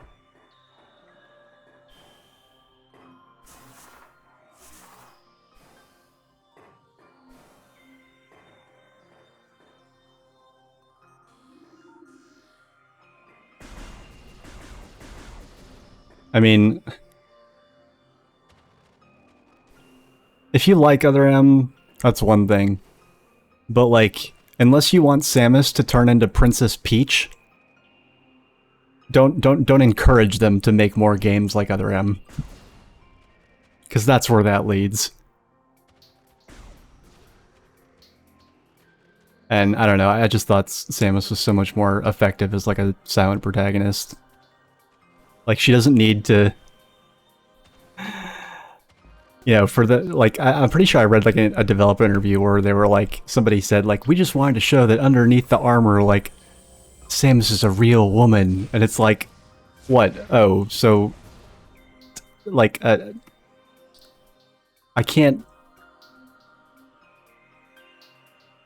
There's a lot to unpack there.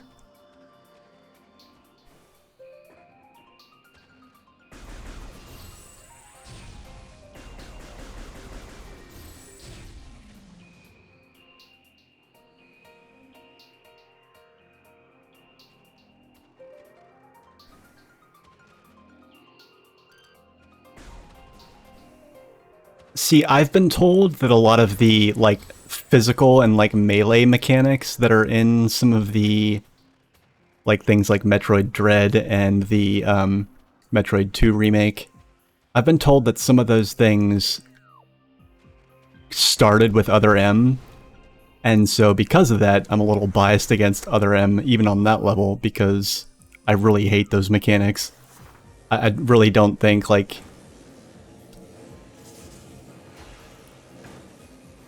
I don't know. I don't see the need for Metroid to have hand-to-hand combat. Like, I don't see the need for it to have melee anything.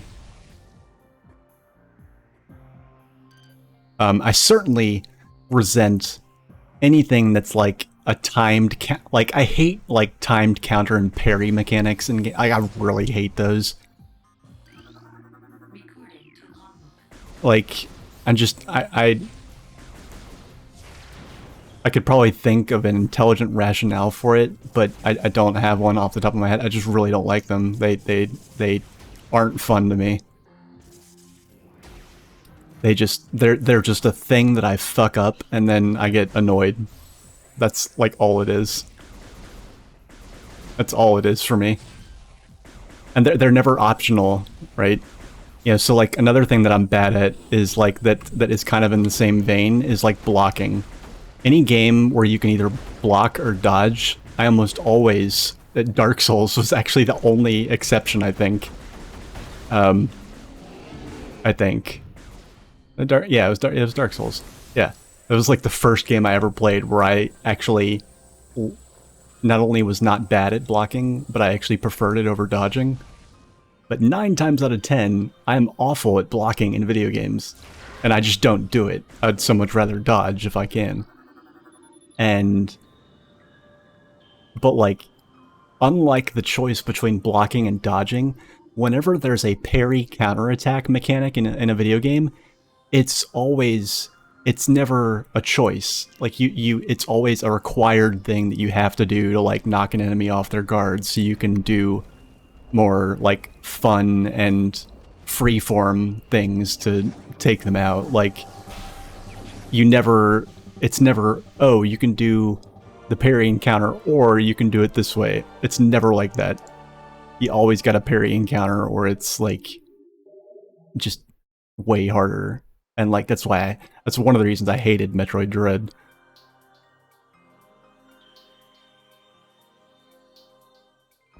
Sekiro, I'm still looking. You know, actually, after this and after Echo, I'm giving serious thought to not Sekiro, but that is, I haven't forgotten that. I'm giving serious thought to, and I don't know why, but I'm giving serious thought to Bloodborne.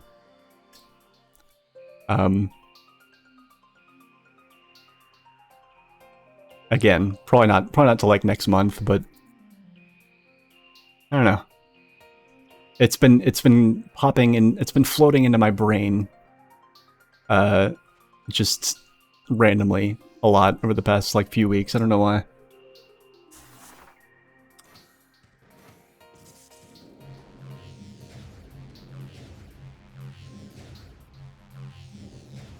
I don't know if I'll love it or not. I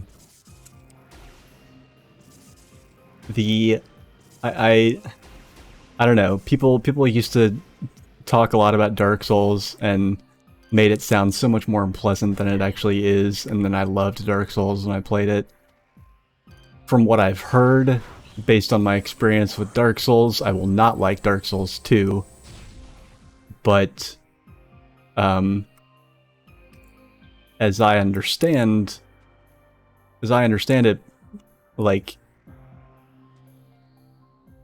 from what I understand of Bloodborne, it doesn't sound like something that I will not enjoy.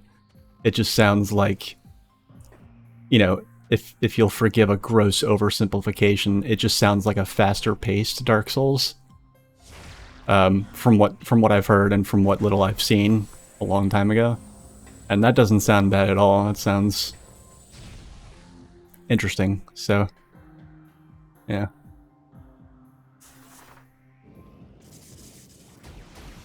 I know it's a gross oversimplification, and I know there's other things that are different about it, but that's the one thing that I know how to articulate right this second. Like, I used to watch, like, there were friends I used to watch play it. Not on Twitch, mind you, like, in person. Back when, you know... Back in the early 2010s when people still, like, went to each other's houses and shit. I don't know what I'm doing. I'm half focused on the game, half focused on the conversation, but yeah, so I know there's other things different about it. I know it's got like a different aesthetic. I know it's got a different, you know, I know there's a lot different about it. But in terms of like the very generalized feel of gameplay, from what I gather, it's just a... Not just a, but like that's the main impression I got anyway.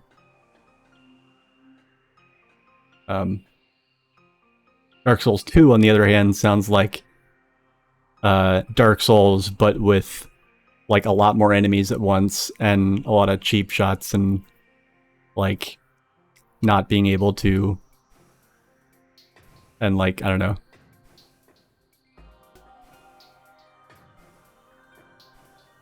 Um, a lot of what I've heard about Dark Souls 2 makes me not want to play it.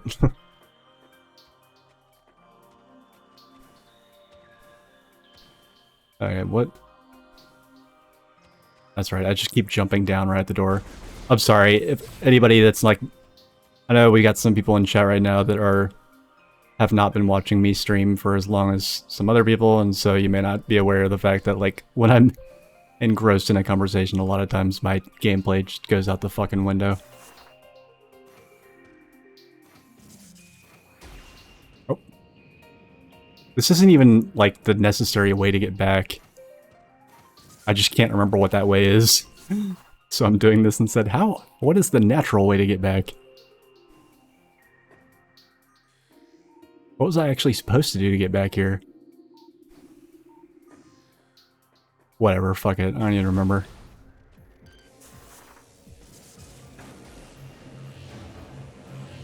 Oh my god, look out! Look how... Look at this lighting! Oh my god, this is so cool.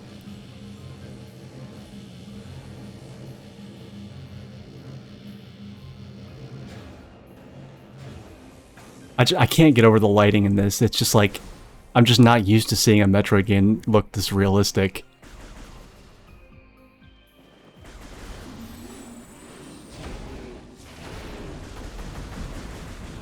And that's like...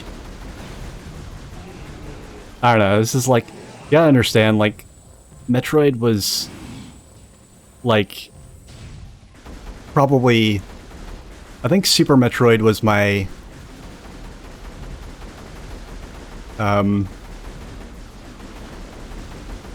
Fuck, I don't remember. I think... I want to say Super Metroid was actually like my... third video game ever. Or like my third video game franchise ever. I might have gotten like... I know I had Donkey Kong Country, and then Link to the Past, but I might have actually played Donkey Kong Country 2 before Super Metroid. But it was my third video game franchise ever. And of those first three, you know, Donkey Kong, Zelda, and Metroid, the former two have proven to continue to be, you know, stylized, cartoony, you know, not that there's anything wrong with that. It's just like, this series obviously has the most sort of, it's the most fertile ground, I think, for realism, I guess. It's like the least stylized, I guess, of all. Like Samus looks like a real human being with like human proportions and not, I guess Zelda, you know, in Zelda games you have that too, but there's also like, I don't know. Like, it's just to see something that you played when you were like that young look like this is honestly really neat.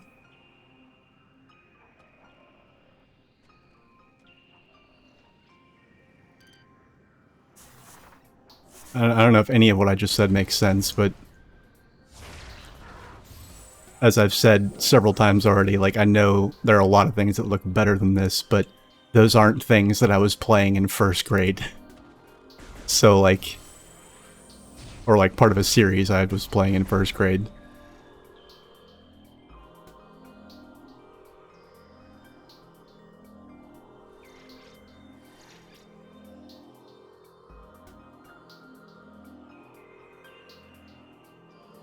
PS2 is made by the...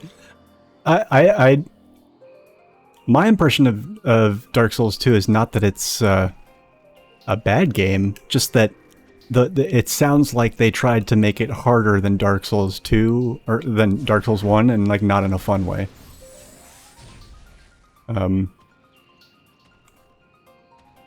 Like there's a lot of times in Dark Souls where I was like, thank God I'm only fighting one or two things right now, because if I was fighting 5 or 6 things, this would be miserable.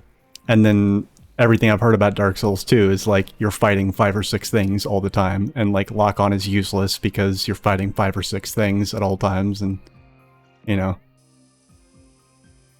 And I don't know, if a game... So like... I don't know, locking on is one of those things where, like, if the game, if a game is going to punish you for using one of its mechanics, like a lock-on feature, it should just not be there.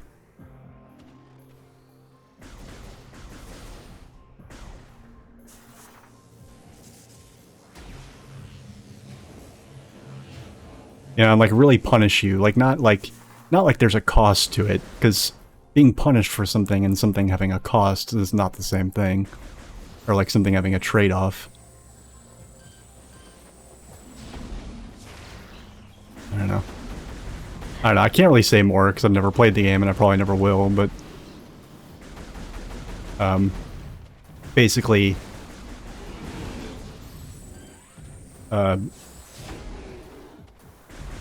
Bloodborne sounds interesting, and I don't know, I'm a lot more curious about it than I am about Dark Souls 2, so there you go.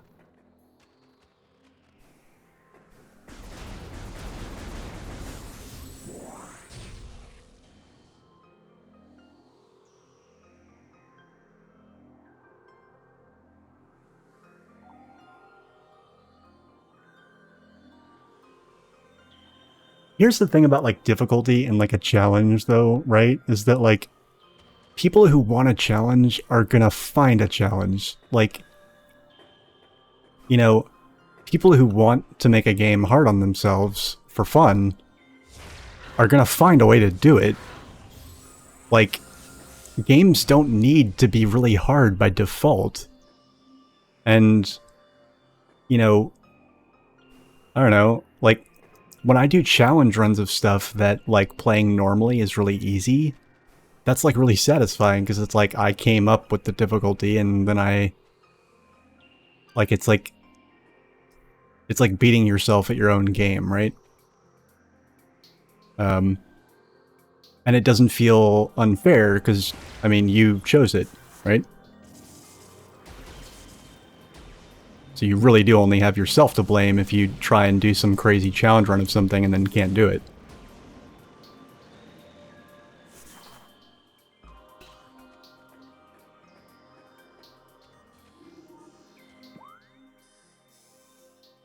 I'm sorry, I'm like, this is a good conversation in chat, so my gameplay is suffering.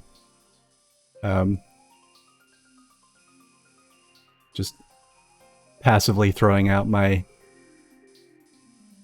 usual apology to anybody that doesn't care about the conversation that wants gameplay. ADD is a bitch.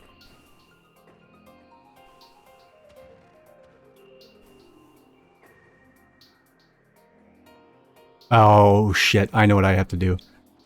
Oh wow, yeah, I actually don't remember there being this much backtracking. Okay, I actually have to leave here. Yeah, I have to go all the way back to, I have to go all the way back to my ship, actually. I think. Yeah, because now that I got the boost ball, I should be able to get the, space jump.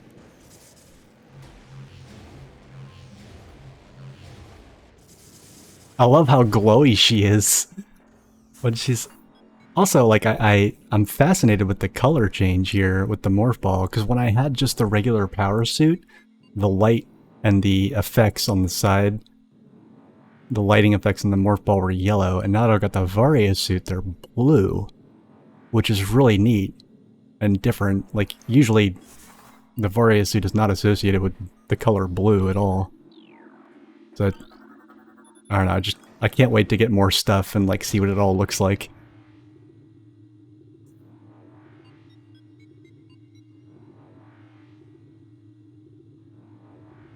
Well, that's good to hear. That makes me want to play Bloodborne more.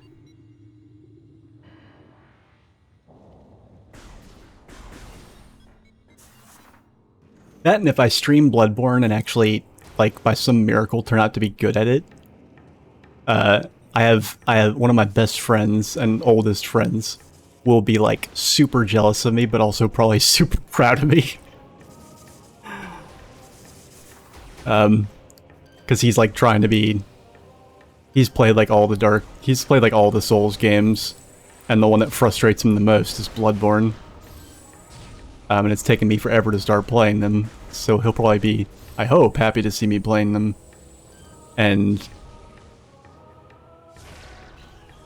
maybe get to, if I turn out to be good at Bloodborne for some odd fluke reason, then he'll get to enjoy that vicariously, maybe.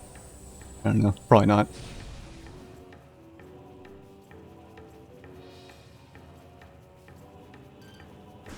Aw, thank you.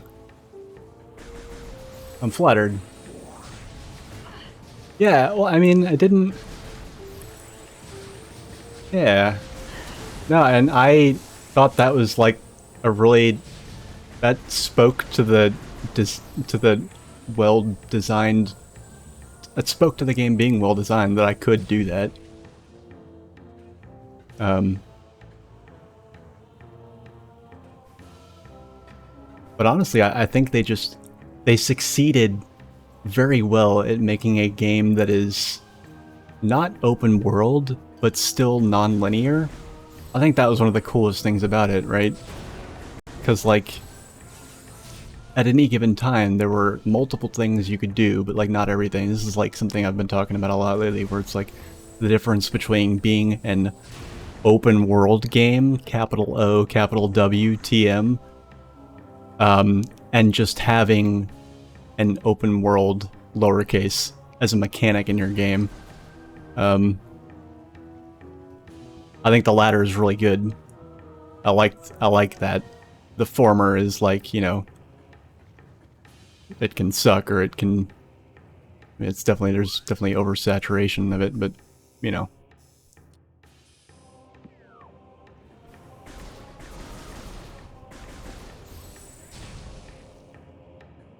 Yeah, but you don't have all the options.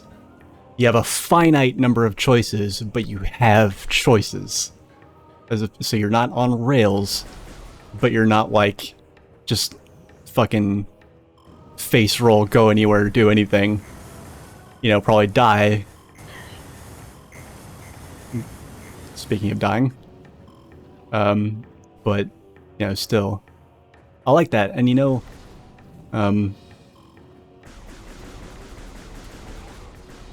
Dark Souls doesn't do this, but like I wish I saw more of like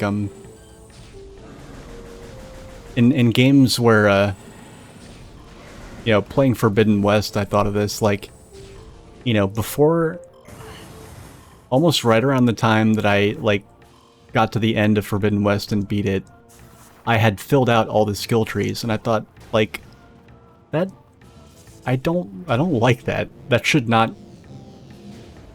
If a game's gonna have a skill tree, like, I really wish... And, like, I hated Prey, but Prey, for a lot of reasons, but Prey fell victim to this too. It's just like, any game where you have a skill tree, it's so rare for them to, like, actually limit you to specific branches of the tree. Like, let's say you've got, I don't know, 6 skill trees. A lot of games will just let you fill out all of them. Whereas I would like it if a game limited me to like 2 or 3. And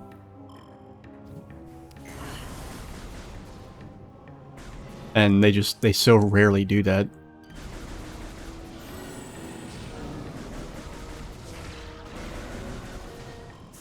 But that's like another example of the kind of linearity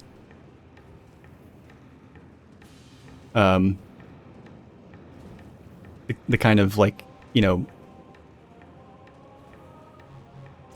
not completely linear, but also not completely open sort of design that I'm talking about.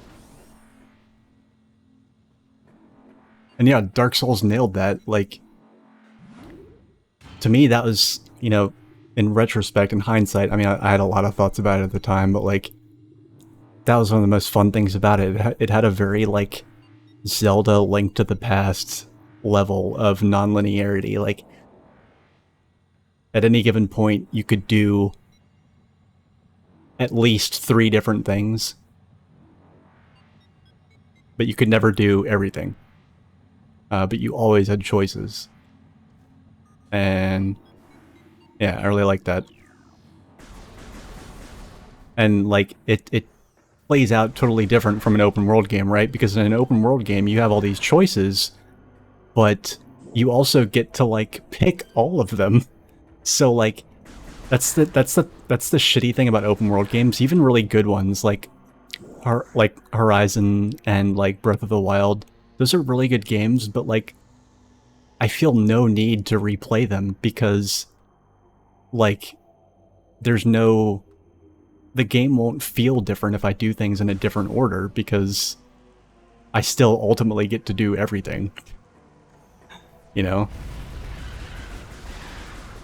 So like by, a certain point in the playthrough, it feels exactly the same as the one before it.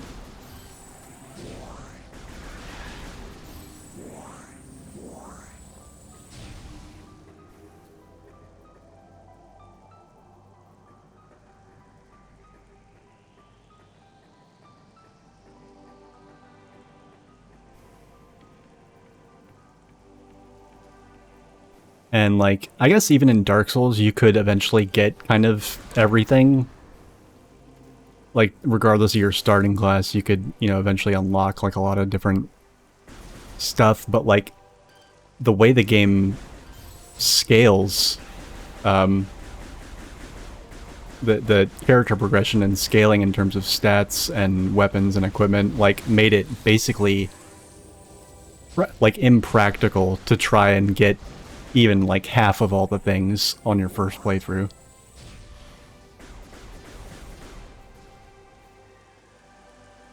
That's how it felt to me anyway, which is, it's like, it's the same kind of thing that makes like, the original Final Fantasy 12 versus the Zodiac Age remake.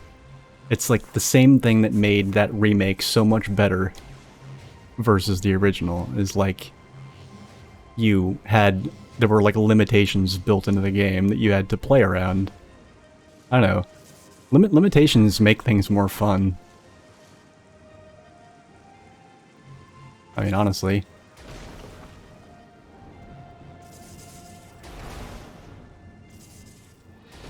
I can't get over these little lantern plants because they were totally not in the original at all.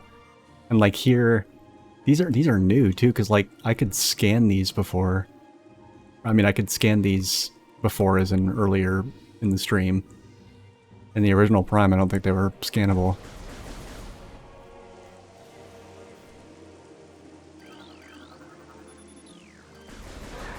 Yeah, I really hope. Definitely, everybody that's in chat right now, I expect you to show up tomorrow night. Or tomorrow morning, whatever. I expect you to show up to the stream in 24 hours so you can watch me suffer and die in Echo. I specifically have not been streaming that because I wanted to save it for the night when I normally have the most people. Yeah, I want people to...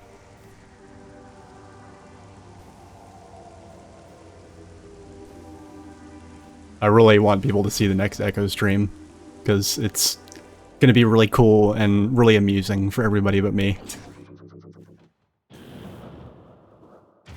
A checkered past. Okay, Chris. Yeah, thanks for hanging out, buddy. And thank you for the zombies.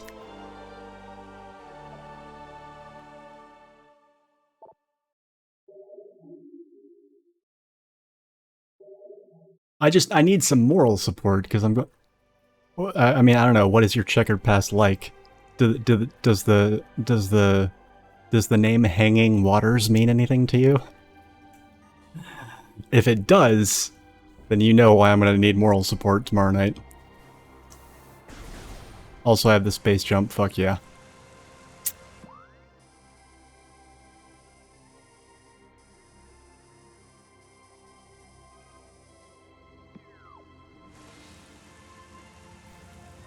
We are actually past the point. Yeah, we've unfortunately, Chris, we have left Jimmy very far behind. We've gone to the future, literally.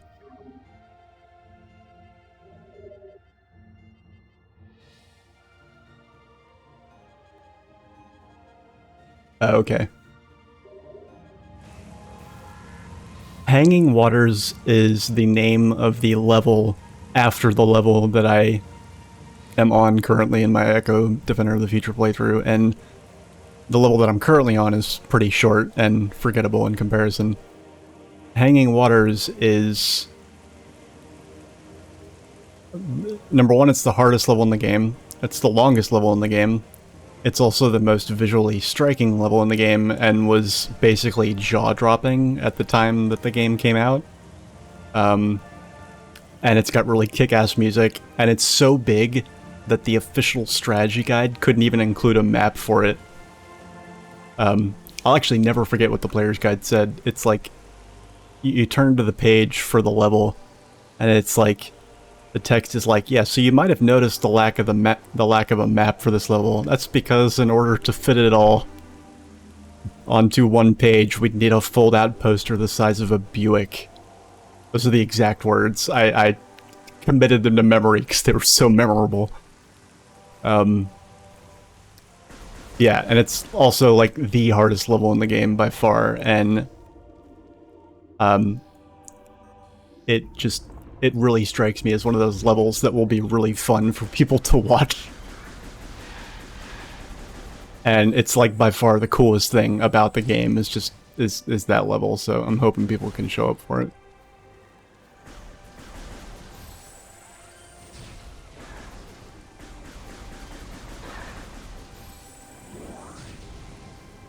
So much so that if I start streaming tomorrow and nobody shows up by the time I get to Hanging Waters, I will cut it and start streaming something else, because I want other people to enjoy it with me.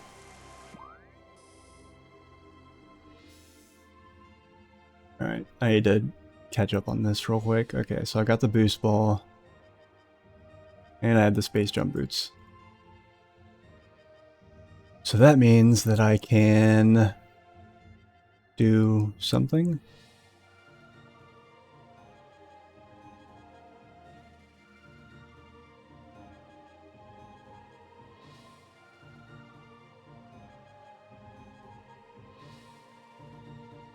Okay, yeah, there's a couple things I can get this way.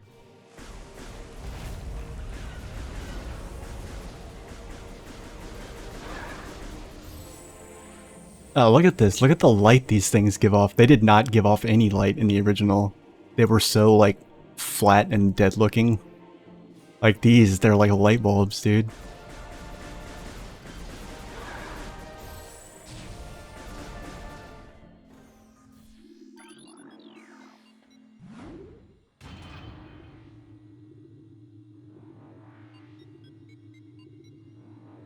I know you can blow them up, but like, I don't know. I'll blow them up next time. I've blown them up before. I needed to take a second to admire them up close, I guess.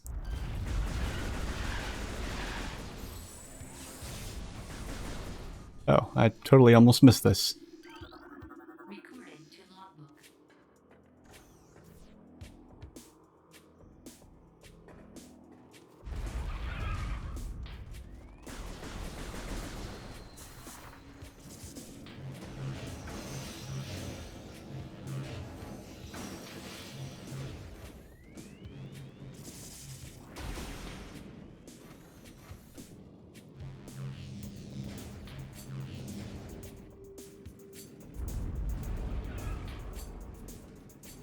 Shit, I need the spider ball. There's something I can do in here, though. Whoops.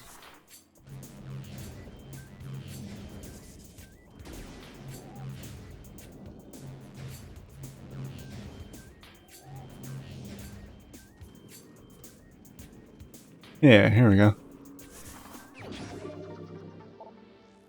How many missiles am I at? 55.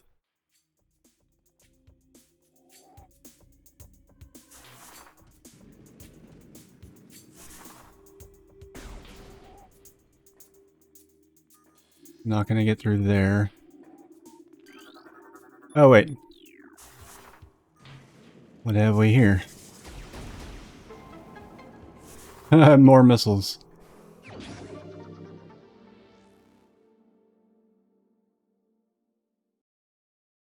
Yeah,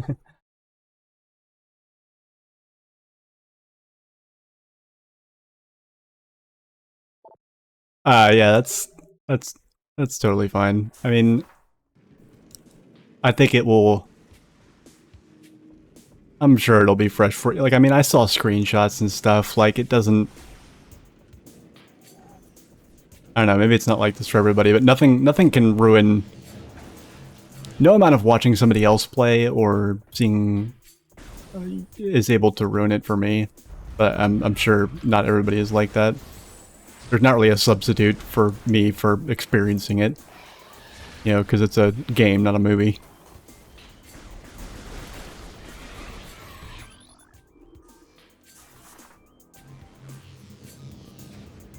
But I totally respect that still. A lot of missiles. Where are we at now? Already up to 65.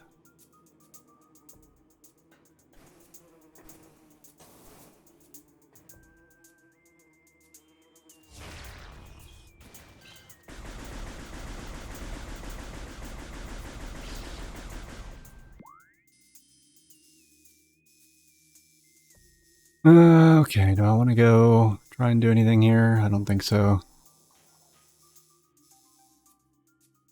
Yeah. Oh, I might actually... I think I can get the missile expansion that's in there. Maybe.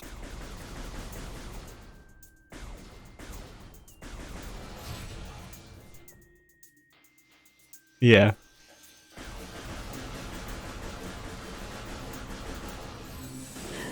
I mean, lighting alone might seem like a small thing, but I think it's really actually very important for Metroid, because Metroid games are very moody, you know?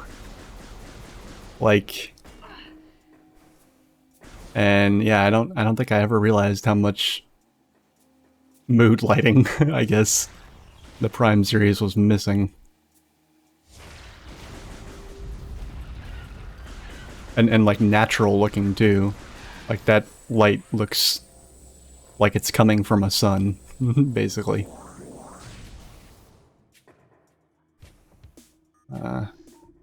Did I get through here once already? I must have.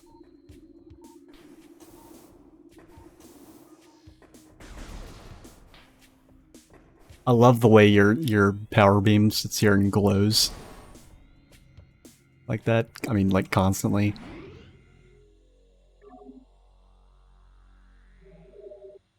It's just such a...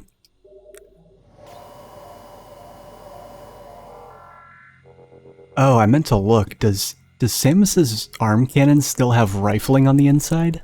Oh my god, it does. That's kind of funny. I don't know why they do that.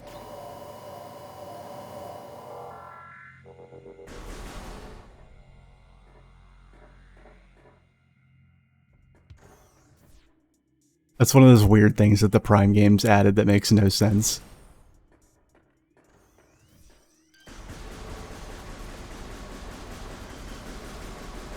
There's zero reason for Samus's arm cannon to have rifling.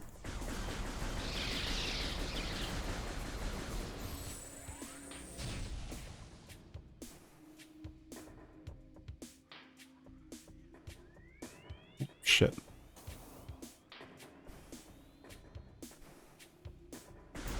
You should totally... One of these days, you should do a randomizer run of Metroid Prime and use the small mode. It's actually really fun.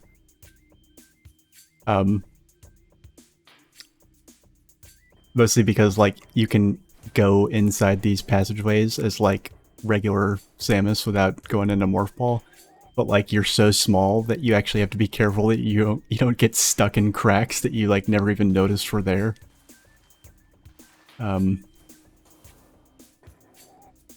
Like, you know those Morph Ball tracks that you sometimes go on that have, like, they're like two guide rails and the, like, ball sits in the middle of them like this? As you move along them? Yeah, like, in small mode, you'll fall right through those. It's kind of funny.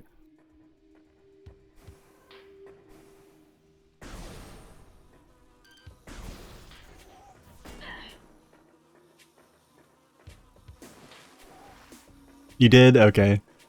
Yeah. Wait, did you? I don't think you showed up when I was playing Dark Souls, didn't you? Pretty sure that was the first thing you watched me play. You wouldn't have seen it then, because it was before that.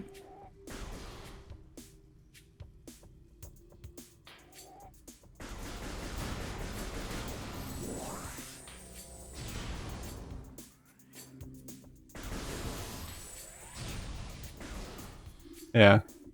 It was, but like, no, if you um you should try it one of these days whenever you have the time and nothing better to do, because it's a hoot. It really is. It was fun. And it makes the game play very differently in a lot of really funny ways. Like, you can go through these 2D sections as regular Samus. And the camera angle doesn't change. You actually, when you go through... God damn it, get in there. I love all the sparks that are flying off of her as she, like, slams into metal upholstery. I don't know. Yeah, like, it won't switch to this 2D perspective, so you'll just be navigating this in first person. And, I don't know, it's very interesting.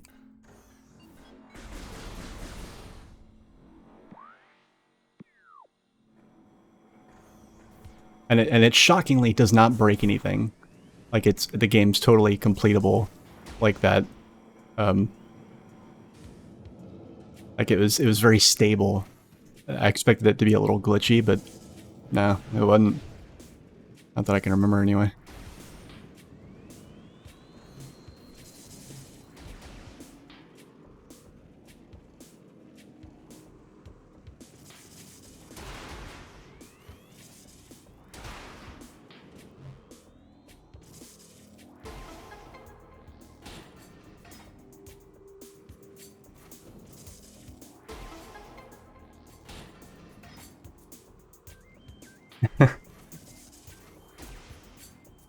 I mean, you can get stuck, but like not. You can soft lock, but you not like stuck like the game is unbeatable stuck. Like, yeah, you can soft lock for sure, but I feel like those are just uh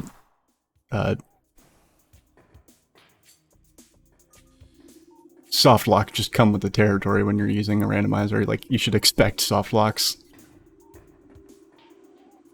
on occasion.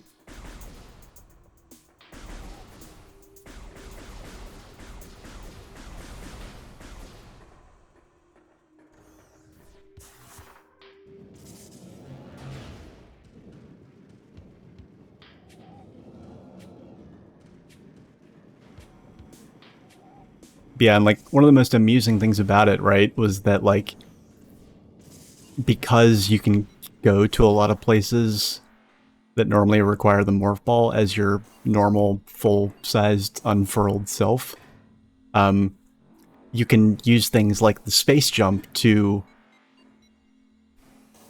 like do the equivalent of things that would have been impossible in morph ball mode. And if I remember correctly, the randomizer can't logically take into account small mode, so you can actually sequence break your own randomizer seed, which I found, of course, really fun and funny. Also because, like, even the smallest of enemies are, like, as big as you, at the very least.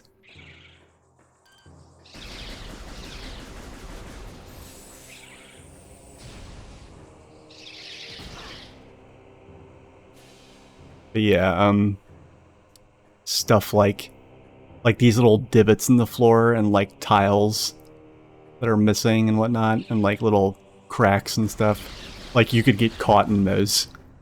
Not permanently, but they would be a thing that you would have to, like, jump over. It was kinda silly.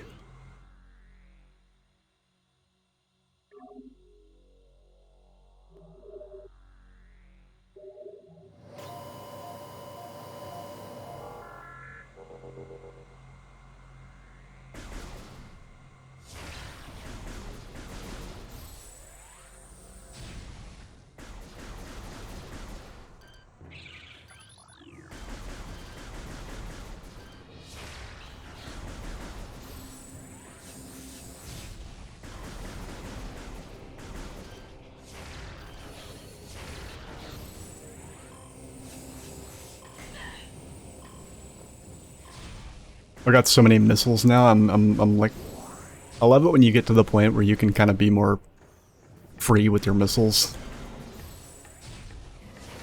Just kind of toss them out every now and then.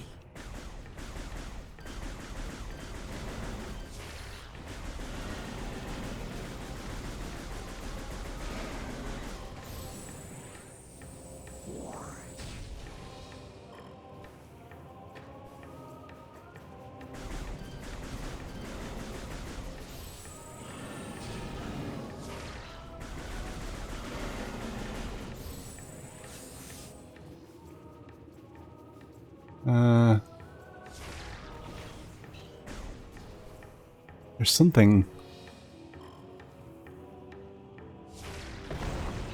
There we go. That's weird that you have to hit it from that angle. What we got here? Which one? Artifact of Nature. Elder, Life Giver, Warrior, Wild, Strength, Chozo. Nature. Okay.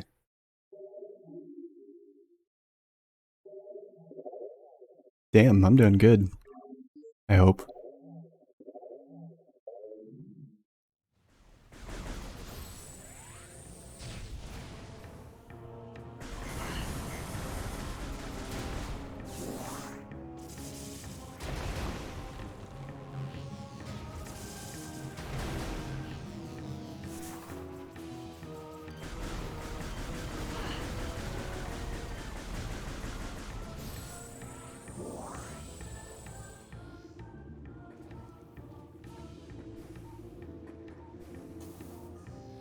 I'm still getting used to the fact that I have the space jump.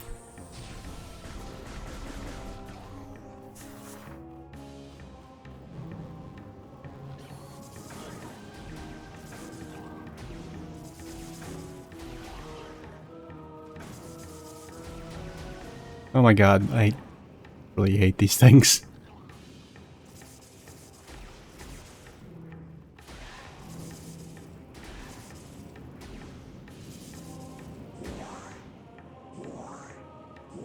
They seem easy. Okay, they actually seem a little easier than they did in the original Prime. Seems like they suck up your bombs a little more readily.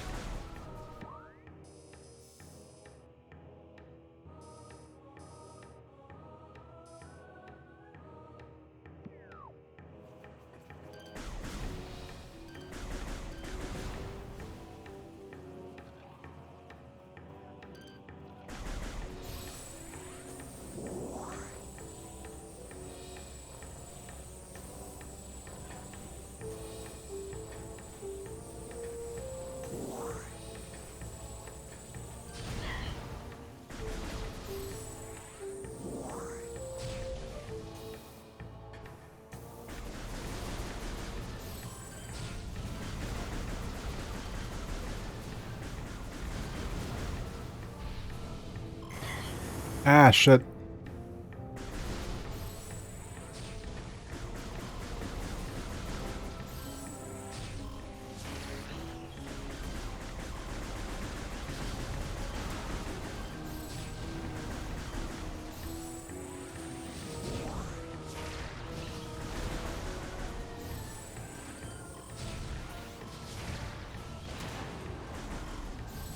Okay, so the amount that you charge your beam still makes just as much of a difference as it used to.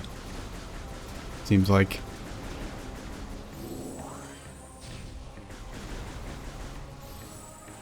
If I remember correctly, like if you just charge the beam like the slightest amount, then it's weaker than a missile. but a missile is weaker than like a fully charged shot.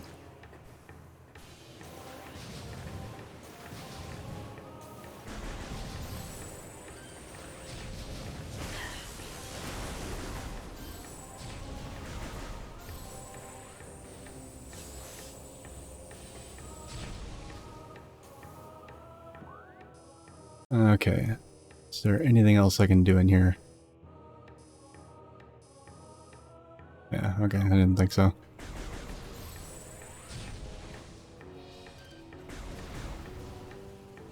Oh, actually, I think I can get up here now.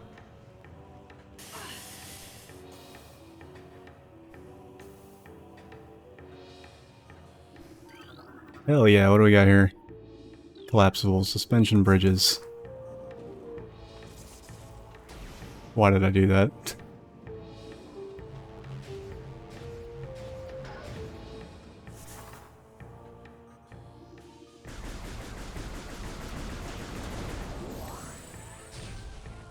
Not gonna lie, it's fun to not have to worry about ammo.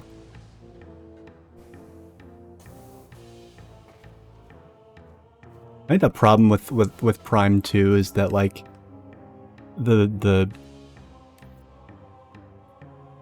I don't know, the beam ammo system is not... It's actually very well balanced, but it's like, no, actually, hold on.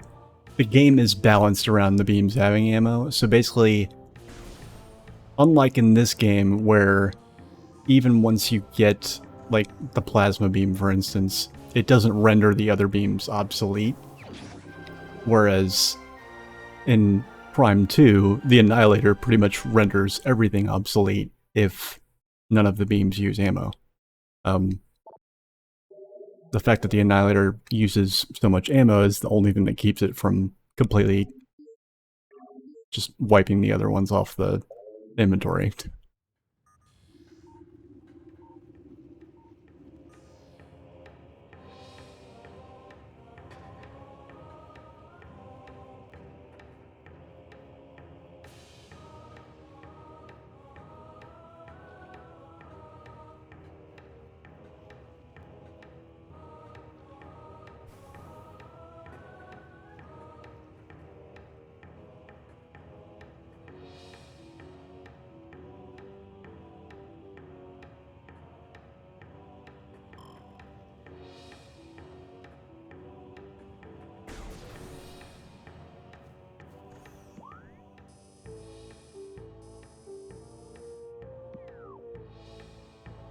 Shit, I wasn't paying any attention. What did I just get?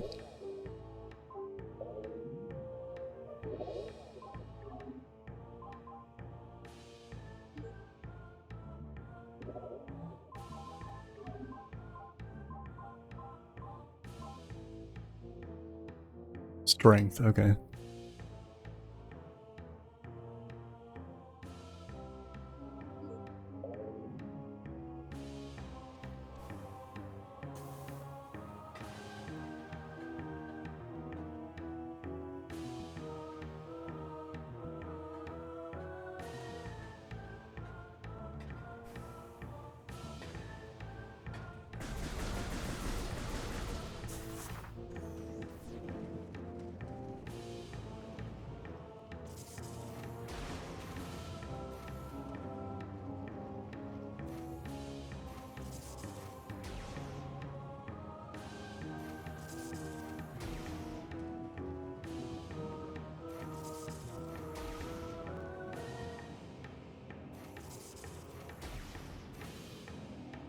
Oh yeah, give me that. Give me that. I'm having that.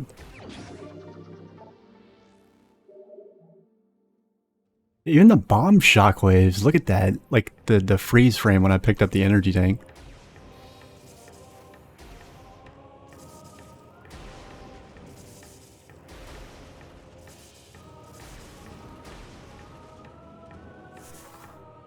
They really, like, they even made, like, lowly morph ball bombs look pretty nice.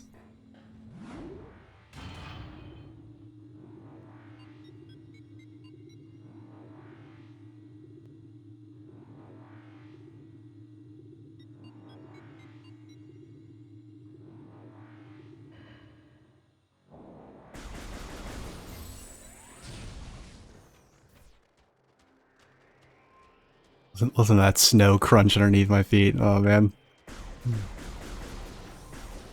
See, this kind of one of the reasons I like picked this up and started playing it immediately is because this kind of scratched the itch I was talking about the other day with, like, wouldn't it be cool to have like a modern sort of semi-open world Metroid? Obviously this is not that, but it comes.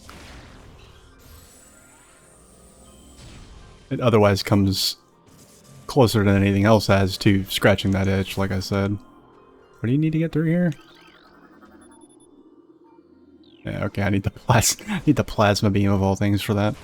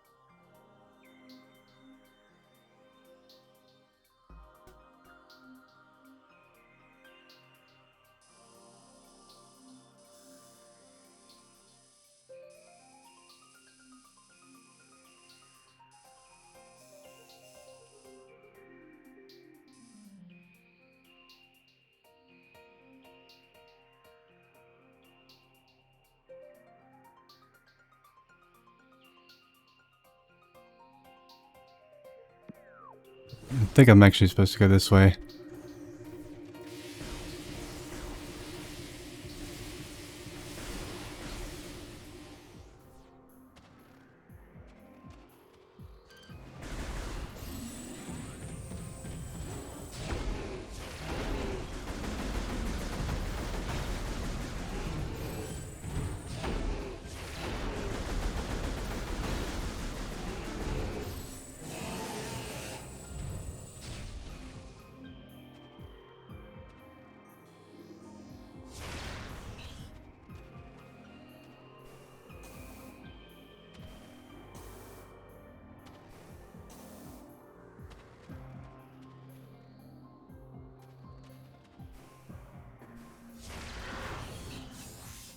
Alright, so now I can actually get up here and do things.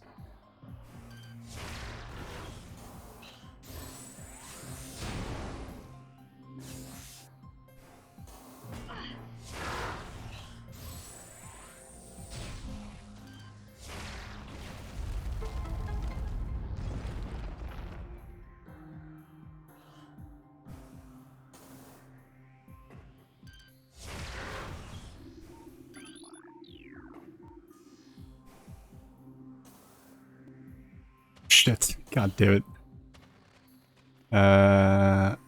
Okay. There we go. It's up there. What's up there? What?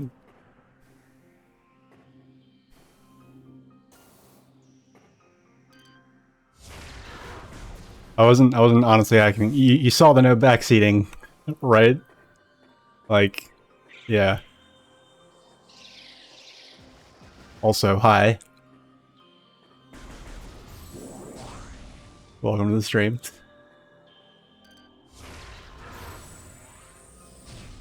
My nut, oh, got me. Got me good. Nice one. Alright. Which one, though? My left one? Ah, okay. uh...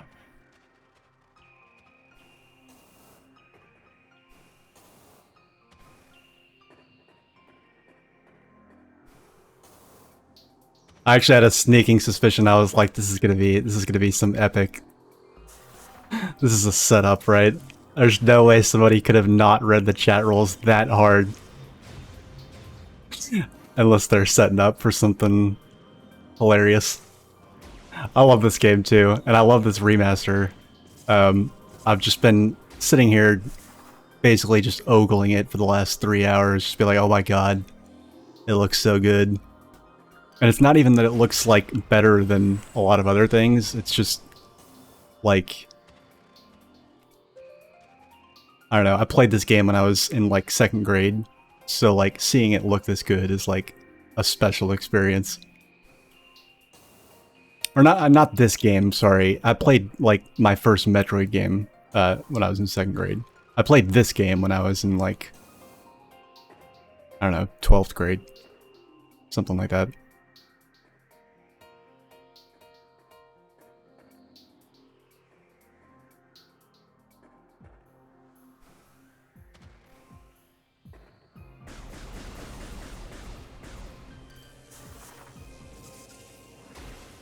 Yeah, look at those colors, my god. I just can't get over it. Also, I'm like, I can't wait to see like what color the morph ball glows when I get different suits, because the color has changed several times now. Like, I feel like it was one color when I was on the freighter, and then it was another color when I lost, it was like yellow when I lost the Varia suit, and then when I got the Varia suit back, it was blue. Or it is blue. So I'm like, ooh, what's it gonna be next?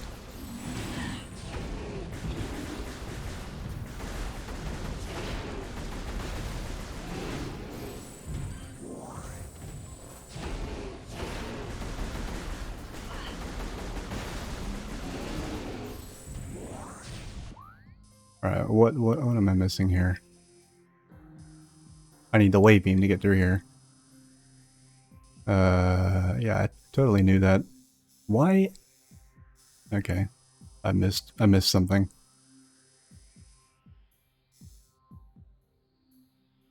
Oh, that's what it was. Okay.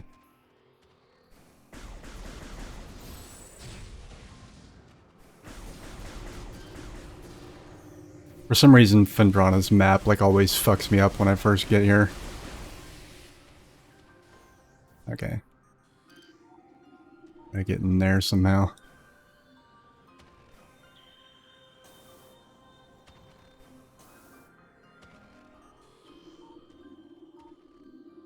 Oh. Thought this door was locked.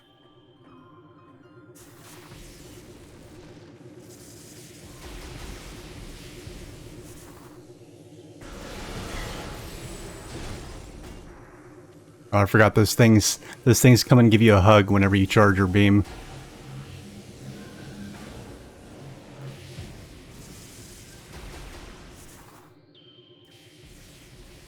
Oh, wow. It's a rarity that I get someone older than me on my stream. But yeah, no, I love... Actually, you know, it's not even, like, necessarily my favorite game. I don't know if I have a favorite, but now that I think about it, I think I've probably played more Metroid or Metroid-related games on my Twitch channel than I have anything else.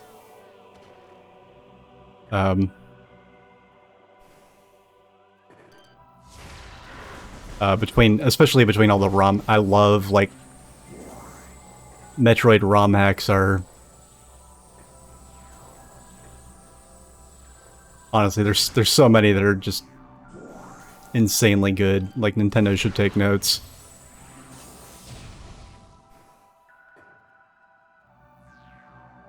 First time I charged a beam to hit one of those things, and I saw it's... yeah, especially because they go... I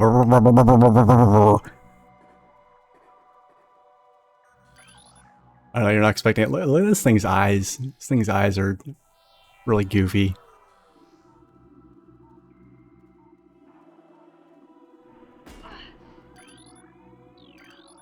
Look at his eyes! He's like, hello. Let's kill him. Fuck wildlife. Yeah, I actually haven't played AM2R, but AM2R was not a ROM hack. Or AMR2. I don't know why I said AM2R. Is it AM2R? Oh, whatever. But no, that's like a whole... I don't... That was like an actual... Like, they actually built that game from like... Not... It's like its own thing. Yeah. I started to say RPG Maker, and then I was like, wait, no, I'm not... It's not a Pokemon game. It's... I don't know what engine they used for it, but I'm pretty sure that's not a ROM hack.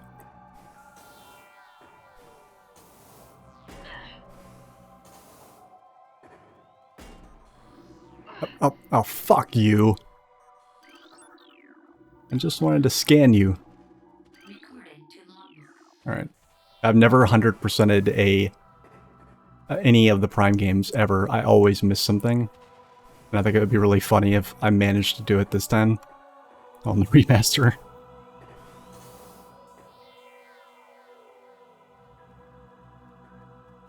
You think? I don't remember the snowfall ever being that intense. It was always like a light drizzle. It was never like a blizzard or anything. There was a lot more fog. But I don't remember the snowfall being any more intense than this.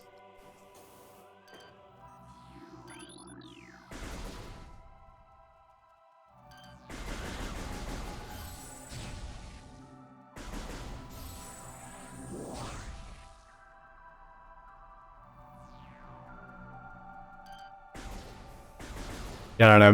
Maybe if I had them side by side to compare to, I guess I don't know. I just never noticed.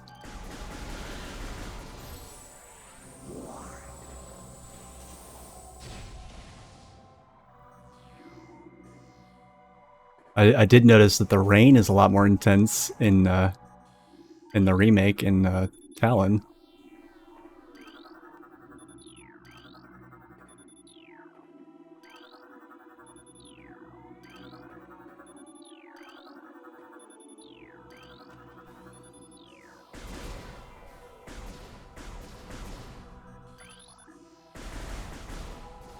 Shit, how does this work again? There's one of these that's, like, breakable, I think.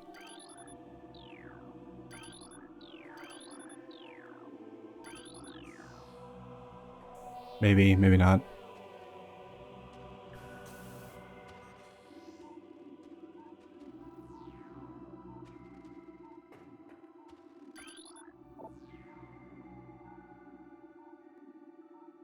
Which one was in his room? Oh, okay, right.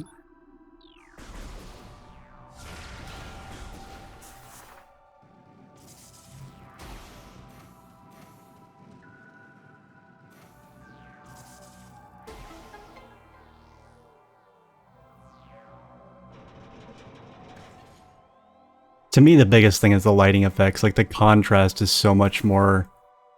Like, the light looks so much more natural, there's less fog, and, like, the contrast between things that give off light and things that, well, don't, is so much...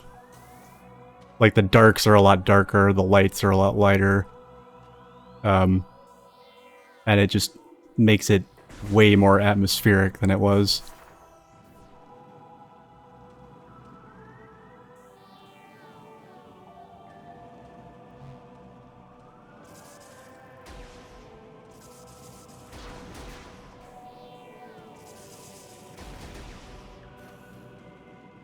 Oh, fuck you.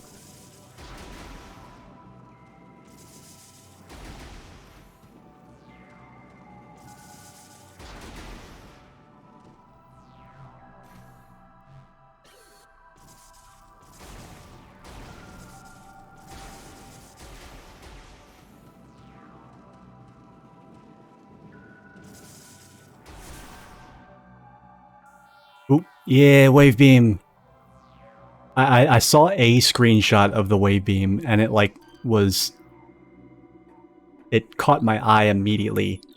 Um, it's actually how I figured out that the game was out today.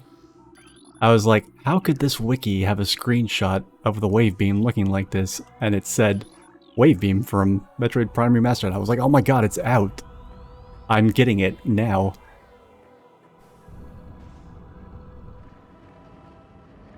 Strats, comrade, what's up? Oh, I'm so glad you're here.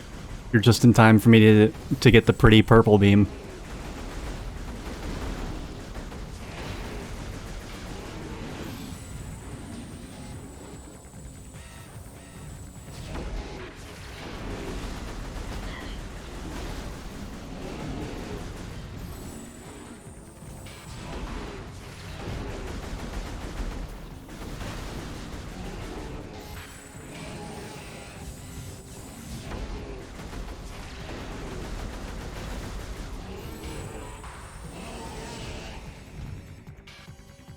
Alright.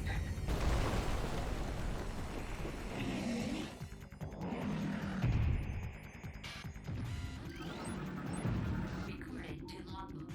Mama. Oh my god. The detail on its eyes. Supreme Apex Predator. That's a little redundant. Those beam open, yeah. Even so far, these have been unchanged, but I'm reading them anyway.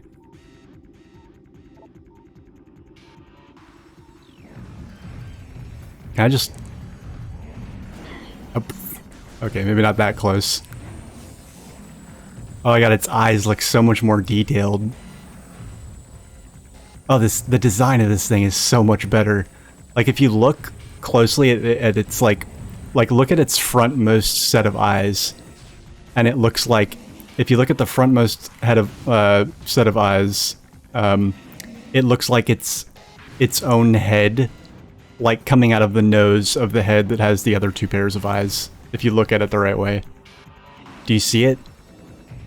It's kinda funny. Well, not funny, but they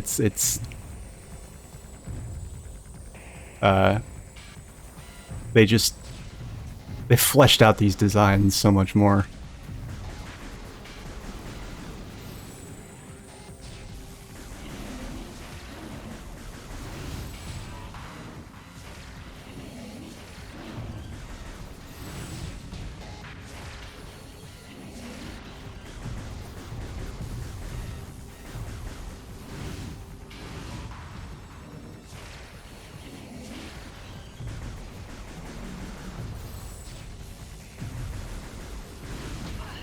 Oops.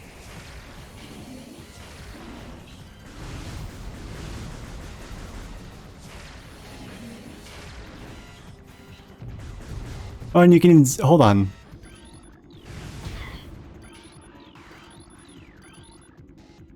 You can actually see its gills now. You see right there, right in the middle. Or not gills, but like... There are crystals in the back. Hyperventilate after a breath attack, making their mouth area. I thought it was... I read somewhere that those are gills. Although I know that wouldn't make sense, because here we are on land, but... Oh my god. That thing's whole face just looks so much more...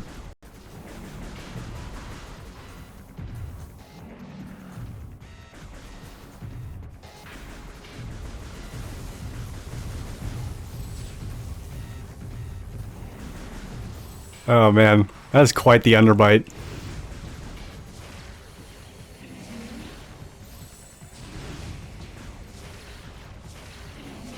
Oh, the rapid fire missiles thing still works.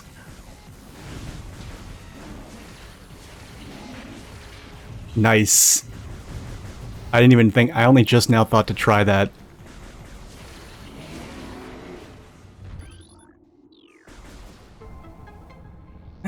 Nice. Memorable Metroid Prime moment from my first playthrough. I mean, Jesus, I don't even know if I remember my first playthrough. Um...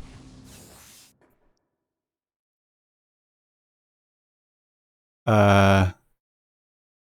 Hmm.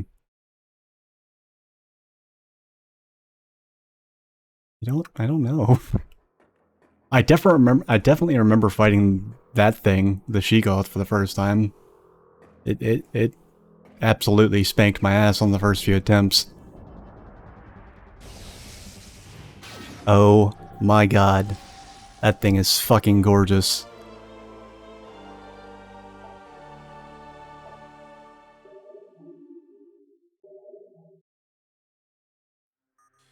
Oh wait, how do I use it? Oh, okay. Oh my god, look at that. That's some psychedelic shit there. Look at that. I don't even want to shoot it. I just want to look at it. No, I'm just kidding. Dude. Fucking eat your heart out, Pikachu.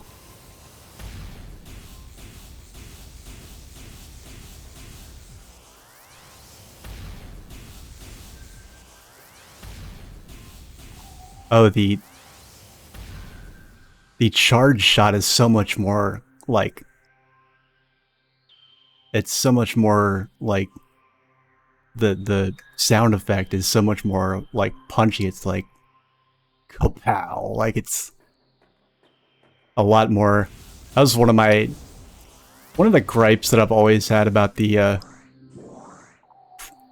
Prime games, but also Metroid in general, is that, like, after playing other games where you shoot guns and stuff, I've always found that, like, in the Metroid games, they never really make the weapons fire sound satisfying.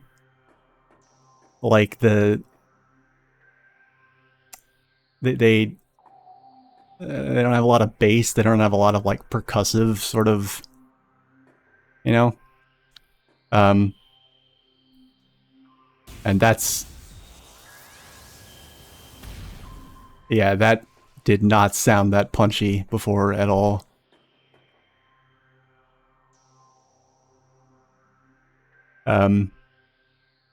Most memorable moment...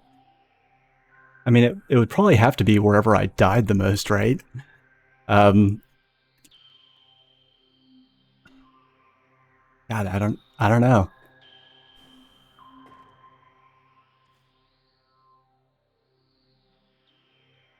I don't think it's in...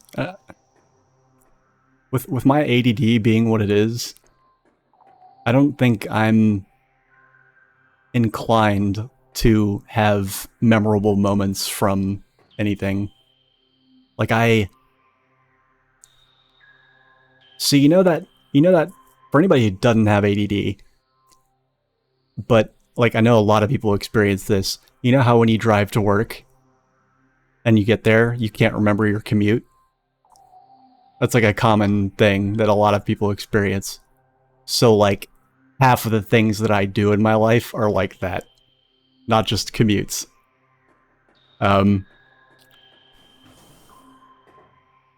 So, yeah. I don't know if it's possible for me to commit memorable, quote-unquote, moments to memory.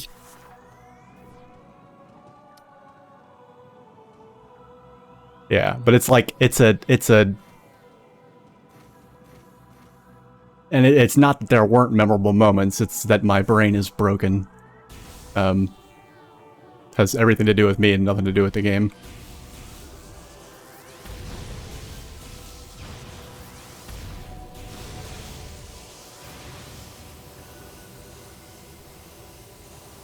And it's not that I don't remember, because obviously I remember things from this game. Like, I don't need a walkthrough to get through this. It's just like... the nature of my memory doesn't really lend itself to singling out particular individual moments as being like, oh man, that was the climax of the playthrough, you know? The first time you got ambushed by the I mean, I Yeah, yeah, the Chozo ghosts, they suck. There's no two ways about that. I'm very curious to see if they've improved on them at all, or at least made them less of a just utter hardship.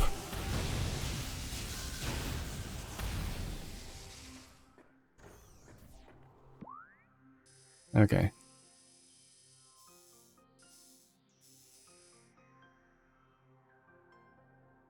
So, wait, no, that's the ice beam. Wait, is it? Okay, no, that's the wave beam.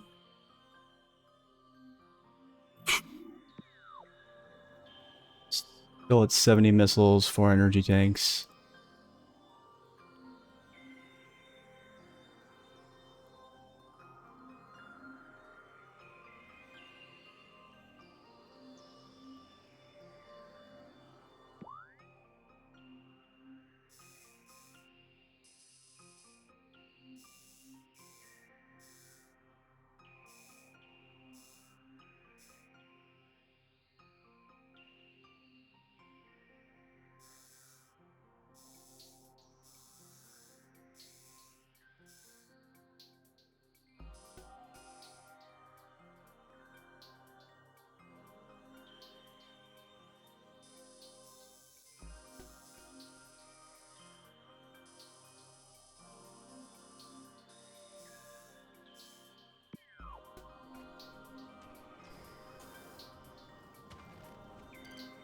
Oh, right, now there's Sheegoths in here.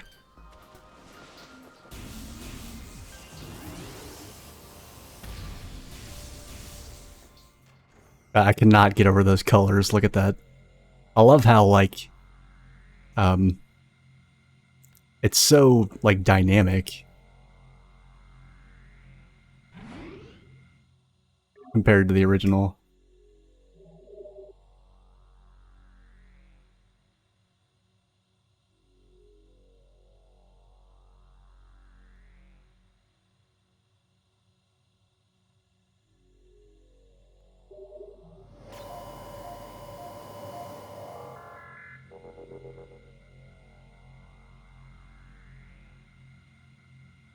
I need to grab a beverage. I'll be right back. It'll take me like a minute.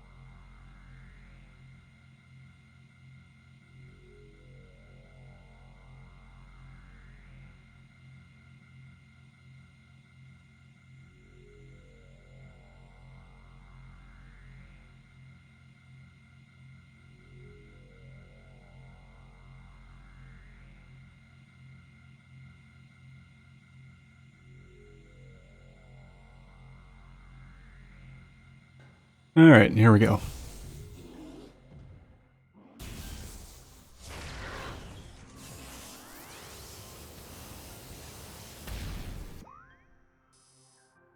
Where do we need to go? That's right, I'm gonna go up to that top area.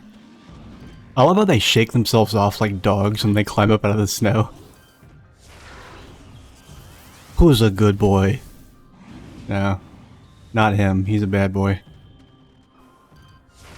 That is not a good looking dog.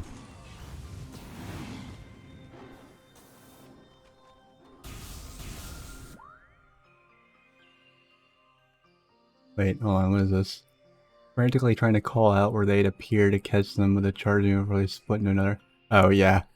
Yeah, that music was a bit much. Honestly, like,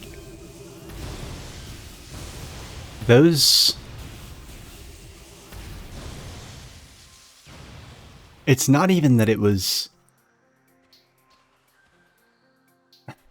Like, the fight was anxiety-inducing enough. The music just made it unnerving and annoying. Like, the music didn't make me more anxious, it just was distracting, I think. I actually... Yep, thank you for reminding me of that fucking music, because I actually think that when I fight the Chozo ghost in this playthrough, I'm actually going to go into the menu and turn the music off. So I think it'll actually be better that way. Like,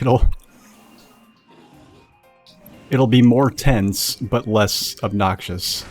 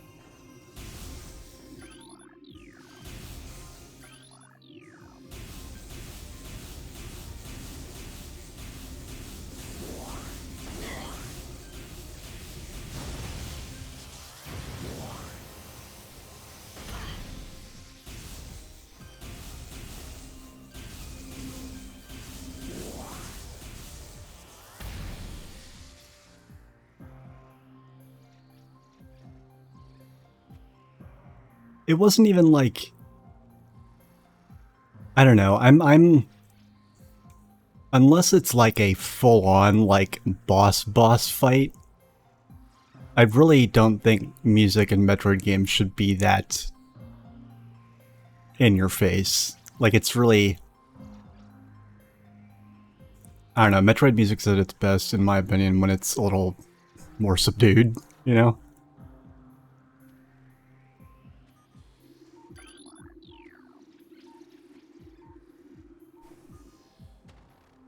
Also, that music was really repetitive, actually. It didn't do much. Like, it was just constantly at 11. Like, there wasn't much dynamics to it. Like, it wasn't even a good song, really, when you think about it. It had, like, one speed, and it never let up.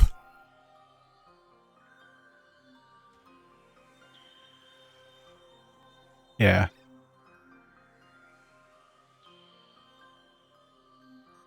What am I doing here?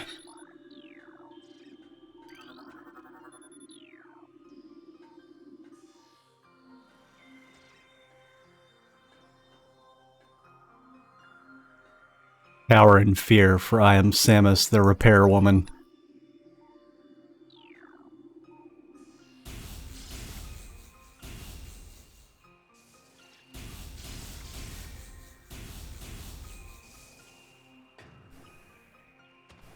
Oh, there we go. I need to go to this thing. It was in here. Oh, nothing. I always do that without fail. Every single time I go into a boost ball slot, boosting is never the first thing I do. I always reflexively bomb myself out of it. I don't know why.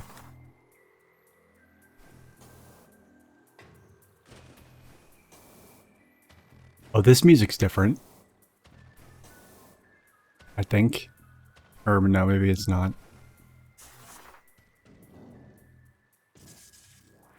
There I go again. My god, it never fails.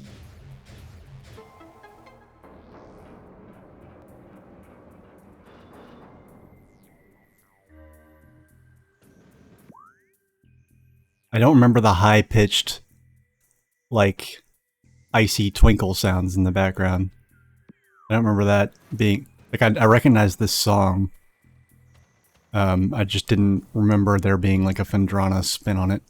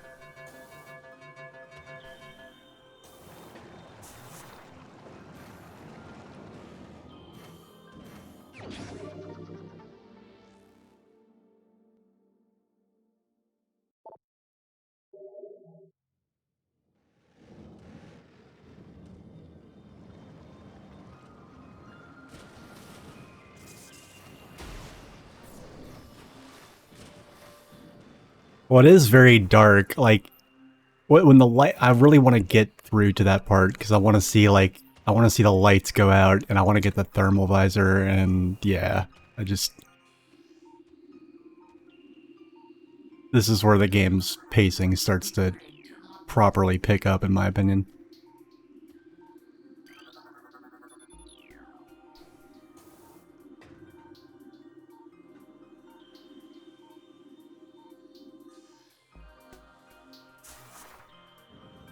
I guess I need to do this again.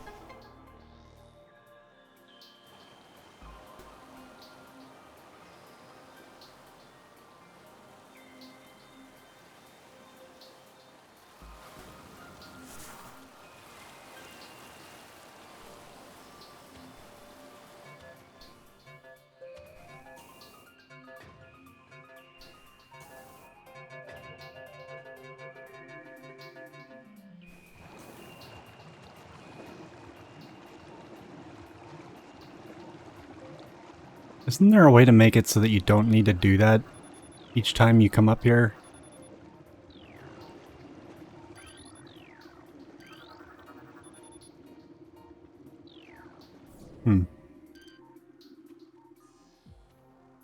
I don't actually answer that, I'm just wondering out loud to myself.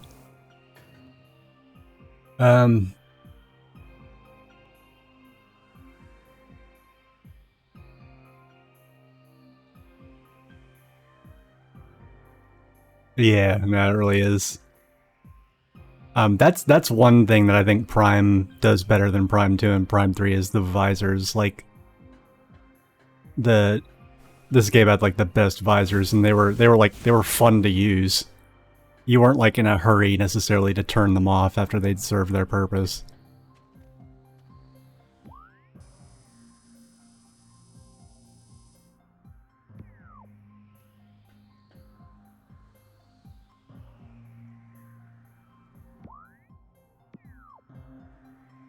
Let's see, which...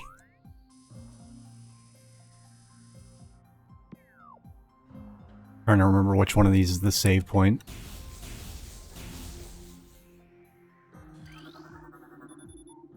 Oh, it has no power. Oh, right, because it needs a fucking... yeah.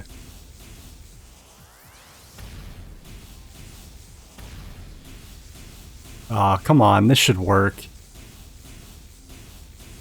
I know you need the thermal visor to see them, but... I'm pretty sure... Yeah, I guess... I guess they didn't leave that in. I feel like you used to be able to hit them even without the visor if you knew where to shoot. I mean, maybe you do, actually. That might be it. I might be misremembering that.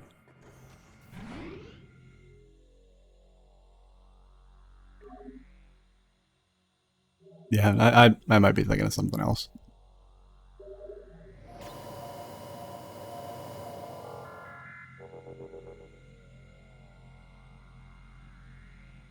And even if I was thinking of that, there's no guarantee that they didn't, like, code the game so that you couldn't cheese that way.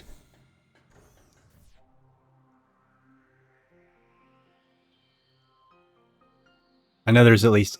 I know for a fact there's one in Metroid Prime 2 with the Echo Visor, and I know that because I actually experienced it this morning. I was able to do one of the Echo Visor Annihilator puzzles without the Annihilator. I just had the Echo Visor and it just worked. Which, by the way, in the randomizer seed, that was actually my starting visor. I actually had to go without the command visor for a significant chunk. Like the first 2 or 3 hours of the playthrough. That was a trip. Oh, hello.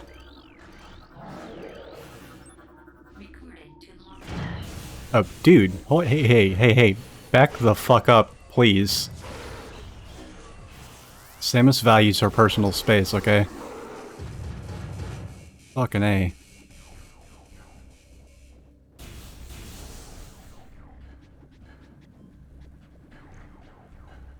I keep getting disappointed when I see these purple doors, and then I remember that they're not Secret Missile doors anymore, they're Wave Beam doors.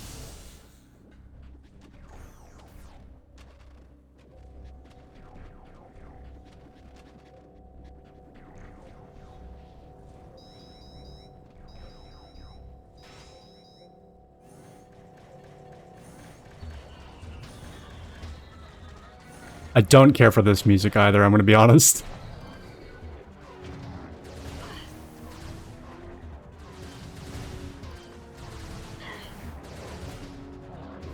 Well, what am I doing? I'm like, why isn't it scanning? I'm like, you know, on the scan visor up, doofus. Ooh, caught some air that time. Are all these the same kind of space pirate? Okay.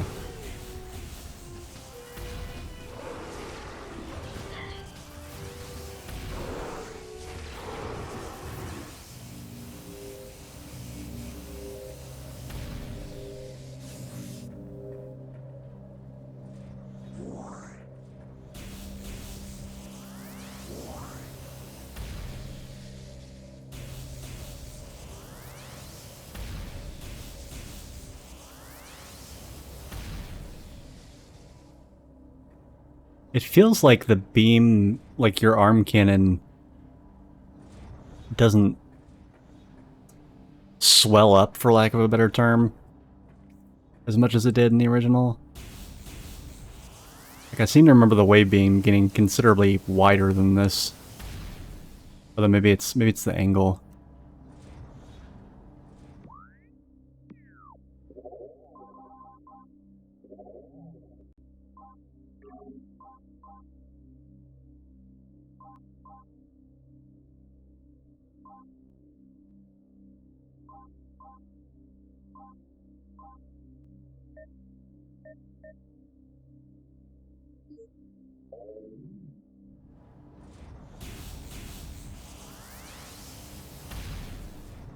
Yeah, I don't miss that.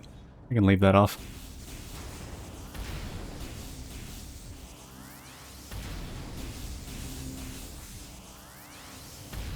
Okay, yeah, it's a lot easier to see now. Got my helmet getting in the way.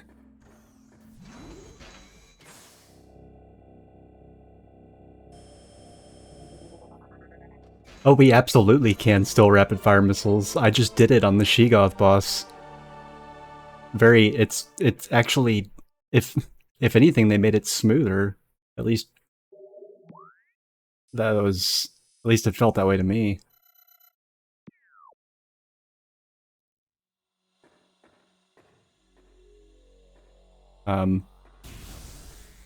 Yeah, the control schemes that they've implemented here are really solid. Like, I was gonna just use the GameCube classic one, but then I switched to the traditional FPS one, and once I figured it out, it actually works very, very well. And as much as a lot of people really hated the GameCube controller scheme, or thought it was awkward or whatever, and as somebody that didn't play, was never really big into FPSs, it never bothered me that much. But that was then, and now I've played a few more different games that use like a twin stick control scheme for camera and movement. And Yeah, this absolutely does feel better.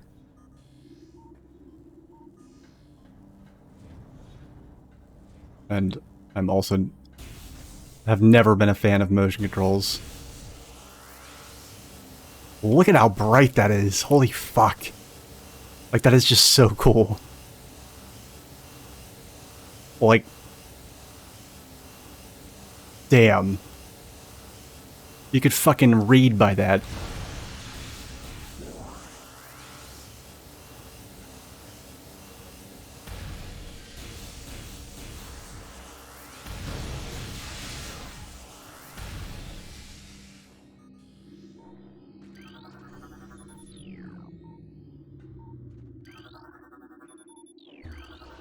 Recording to logbook.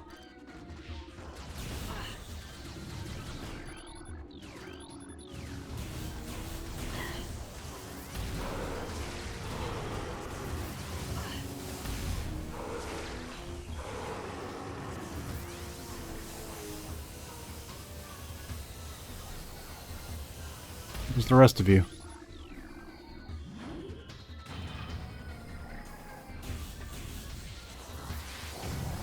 There you are. Keep busting out the scan visor just to make sure there's not some different kind of pirate here. I've played through Metroid Prime countless times, have never gotten 100%, so I might have to forgive a little bit of compulsive scanning of things that don't need to be scanned.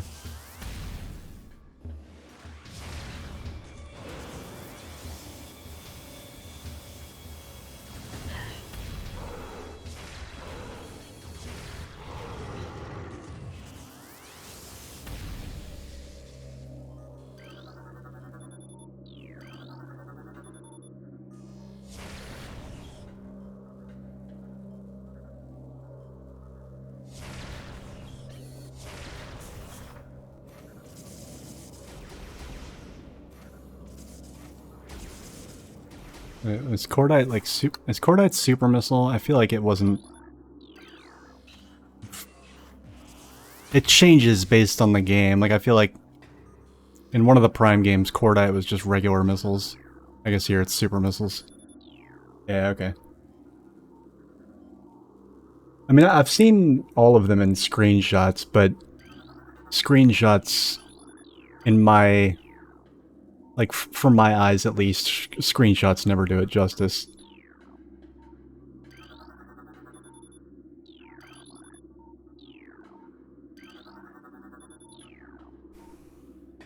I also feel like this Prime 3 came close, but this Prime 1 had the most compelling lore. Like, it was the most fun to read all these in Prime 1. Prime 2 kind of got into fantasy territory that really didn't do it for me.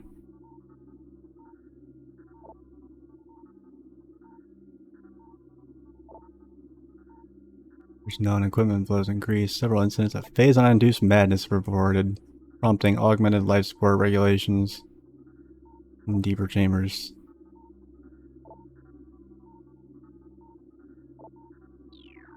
Jesus Christ, haven't these...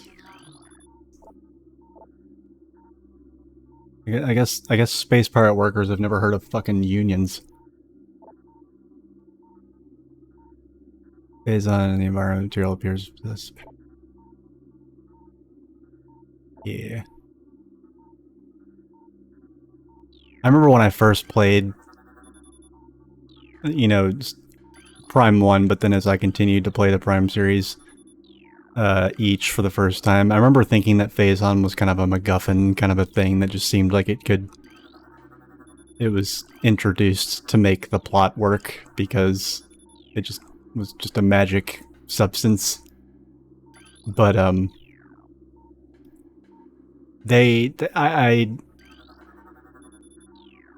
actually think that, my adult self actually is a little more fair, and I think they actually did a decent job with it as far as introducing something that was new to the series and making it work.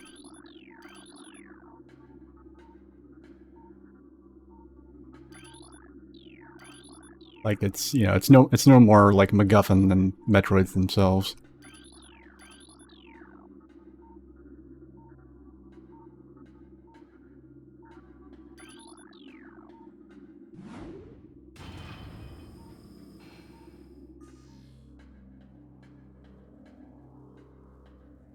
I can't get over how like gorgeous this wave beam is. I think the only thing I would have changed is I would have changed the color of the yellow lights on the side to match, or at least be like tinted more in that direction, or like a different accent color. I'm not a fan of yellow in general. It's like probably one of my least favorite colors, so I for that to be the accent color for every beam, kind of like a slight downer, but we'll forgive it. Terraforming and retrofitting of security checkpoints in Town 4 is complete. We continue to research the alarming epidemic of breaches by local creatures. Our records show no unauthorized entries, so we must presume creatures are either slipping undetected, day personnel moves, or else finding their way through subterranean tunnels.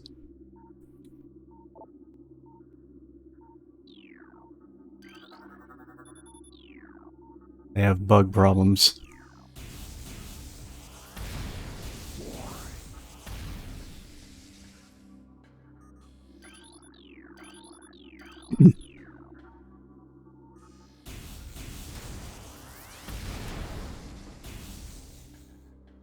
I think the only thing that, like...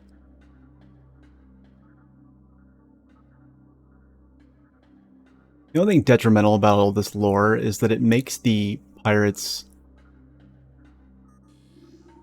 It establishes the pirates as a very intelligent and sentient species of aliens.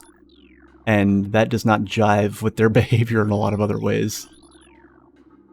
Like... Sometimes I find myself having to suspend a healthy amount of disbelief to realize that the same super, like, scientifically literate species that are doing all this research, however moral or immoral you consider said research, are also the same creatures just running around flailing their arms, getting blown away by me whenever they show up. And also that a species that invested in science wouldn't be slightly more enlightened, as opposed to just like full-on conquer and abuse and exploit everything, you know? I mean, that goes with pirates, but like, for there to be pirates that are this scientifically advanced and scientifically literate, I kind of wish there was more explanation for that. It's nowhere near as bad as the Ing, though. The Ing are supposed to be this, like, sentient warrior race, but, like, whenever you encounter them in game, in practice, they are just basically dumb animals. Recording to logbook.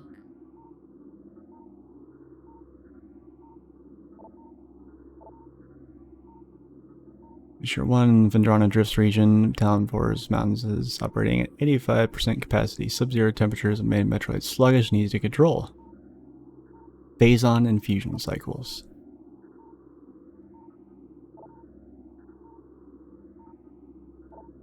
Large predators continue to kill personnel, and that's...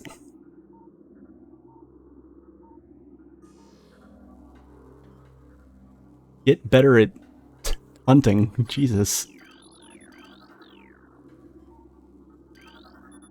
Basically what that's saying is that the space pirates can't properly fight Sheegoths.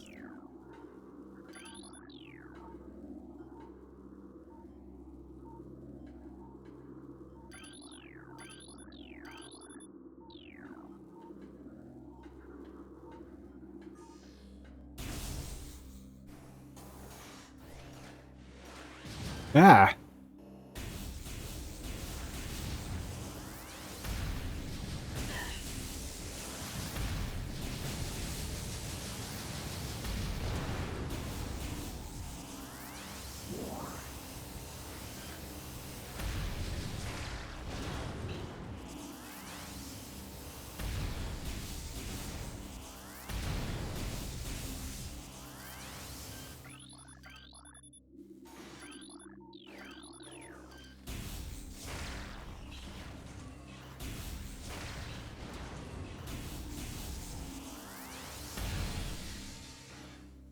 It's XYZ. Welcome to the stream. I'm loving it. It looks amazing.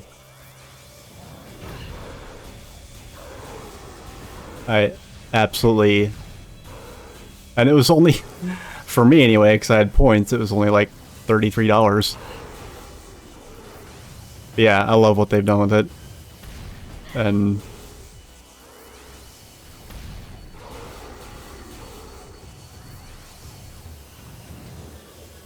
yeah, it's like my bajillionth time playing through the game, but this is like, it's very rare that this is like, I think the oldest, the earliest game that I ever, like from my childhood basically, like Super Metroid was like the third video game I ever played. And so seeing a remaster of a game in that same series that looks this good is like super cool.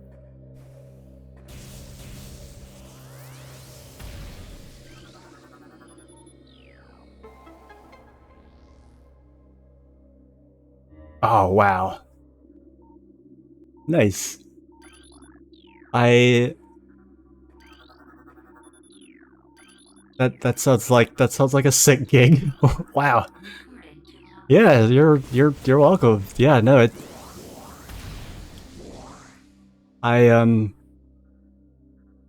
wow, never had a dev show up to one of my streams. Yeah, no, I'm absolutely loving it. I'm not even usually that much of a graphics person, but like just the visuals alone, I don't know, it's a sentimental thing for me because like I said, like I know objectively there's plenty of stuff, you know, this doesn't look as good as like a PS5 game, for instance, but like I don't care because it's just like I'm just that sentimental about it. I'm just like, whatever, it looks awesome. I love what you guys did with like the beams and everything, and the lighting is just bananas. It looks so much more natural.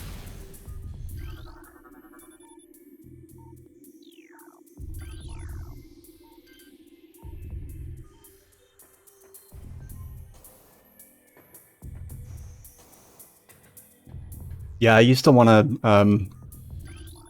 I don't have,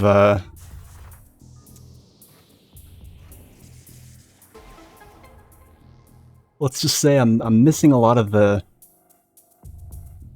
social skills, I guess, to land, certain kinds of jobs, but I did actually, when I was in college, I was trying to get into sound design for games. And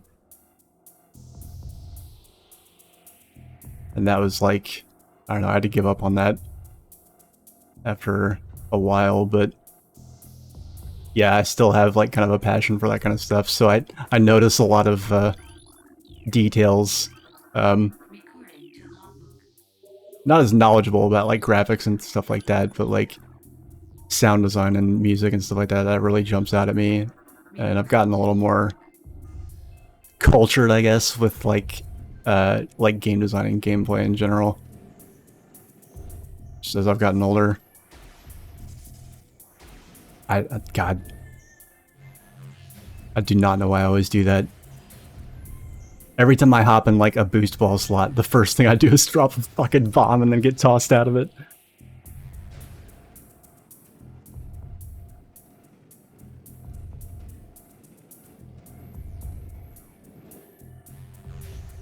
Yeah. I've been out of it. Like I got a I got like a bachelor's degree in sound design, which is not something I talk about very much. But it was but that was back in 2012, and I have nothing to show for it. I'm actually like a lot more of a musician. Like my big passion is like I make music. That's like my video games are like my second biggest passion, but Um, and like when I got out of high school, I was like, how can I make money being a musician? This doesn't, that's a dire question to be asking. So I was like, maybe I'll try sound design. That's kind of like tangentially related. And then I just realized that I don't have the market yourself or sell yourself gene. I don't have a single bone of that in my body. So yeah, I would have no idea how to even get a job like that. Zero connections, zero, nothing to put on a resume except, well, a lot of music. But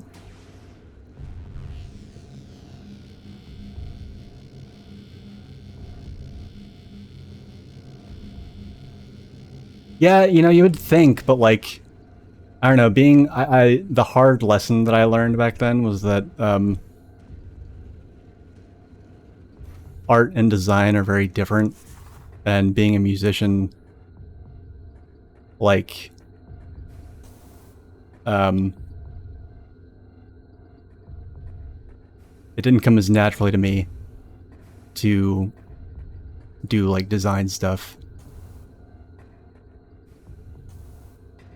I mean, I don't know. I do still like sound design stuff. Like, I do a lot of,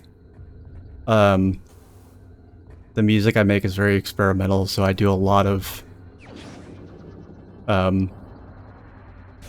do a lot of crazy shit with it.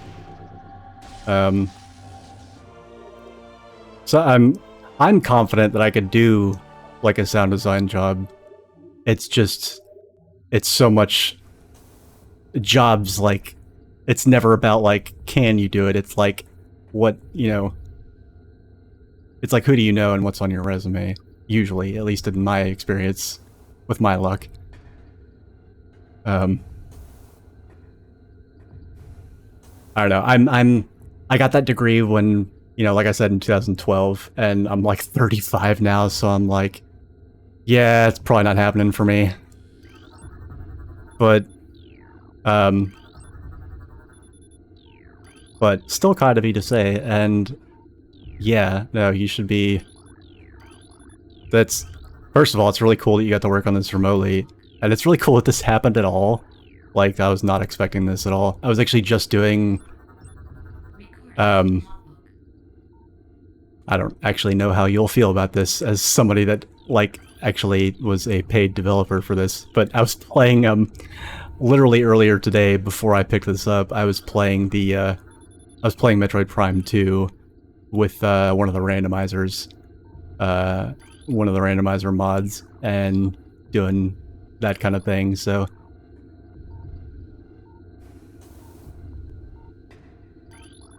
Yeah, it's caught me completely out of the left field. Okay,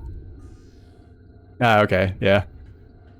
I don't know, I've never, like I said, never spoken to somebody that worked on one of my favorite games, let alone had them show up to a stream.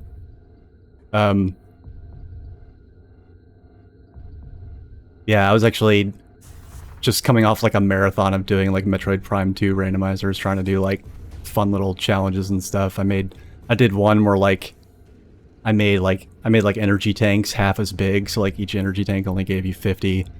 But I also, like, made beam ammo a little more lax. I have horrible ADD right now, so that's why I'm, like, not making any progress, because I can't divide my attention between talking and playing the game most of the time. But yeah, so, I was actually just talking in that about, how cool it would be to have, like, not an open world Metroid game, because that's, not everything needs to be open world, but just, like, something almost like,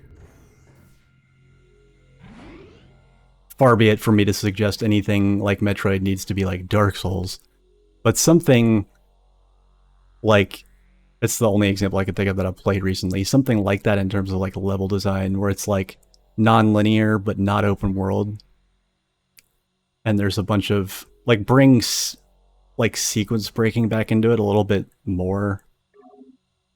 I don't know. and like make it.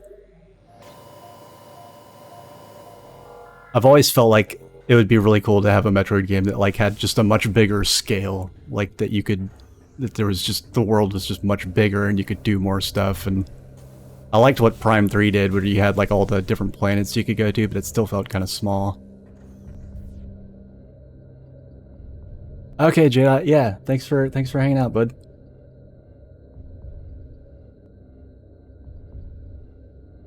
Yeah, speaking of purchasable, I was able to get this for $32, which is just like saintly. I mean, I would have gotten it if it was $60 because whatever. I won't open up that can of worms, but like, it was just cool to find something that wasn't, you know, trying to send me like rocketing to the poorhouse. Catching up with the chat. And oh yeah, no, that's a more sort of complicated and professional way of saying actually something that I was just saying earlier on the stream.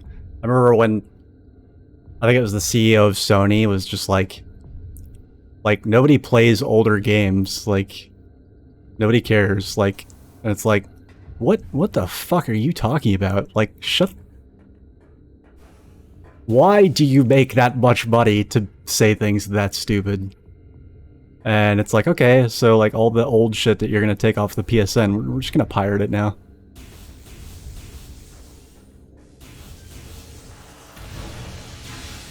I love this. I love how like bright this is in like the dark tunnels and shit. There's just like the lighting is so much more dynamic. What did you do exactly for the development? Like, were you like programming, graphics?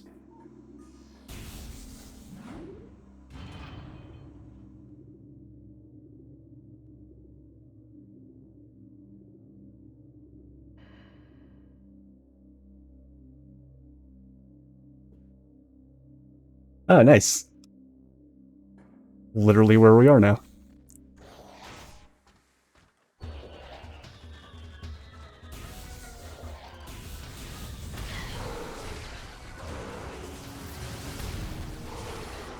I love that the rapid fire missile thing, it's kind of, I don't know if I'd call it a glitch, but it's like, it's obviously one of those things that wasn't necessarily intended, but I'm so glad that they didn't take that out.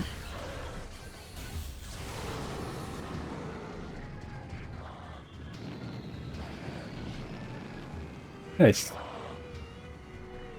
Well, obviously a lot of work went into that here, because the environments, like, are probably the most changed thing about it that I've seen so far.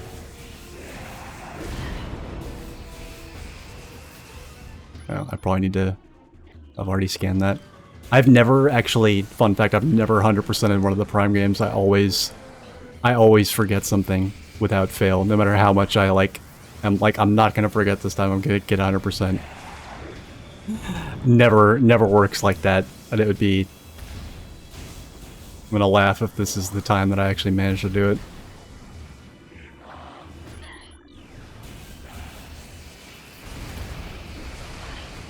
It was also really nice to see this because I don't know... I don't want to... I personally wasn't... I don't know if you worked on Dread, I guess I'm taking a risk by saying this, but I personally didn't like Dread. And I was like in the... what I gather is the sweeping minority in that.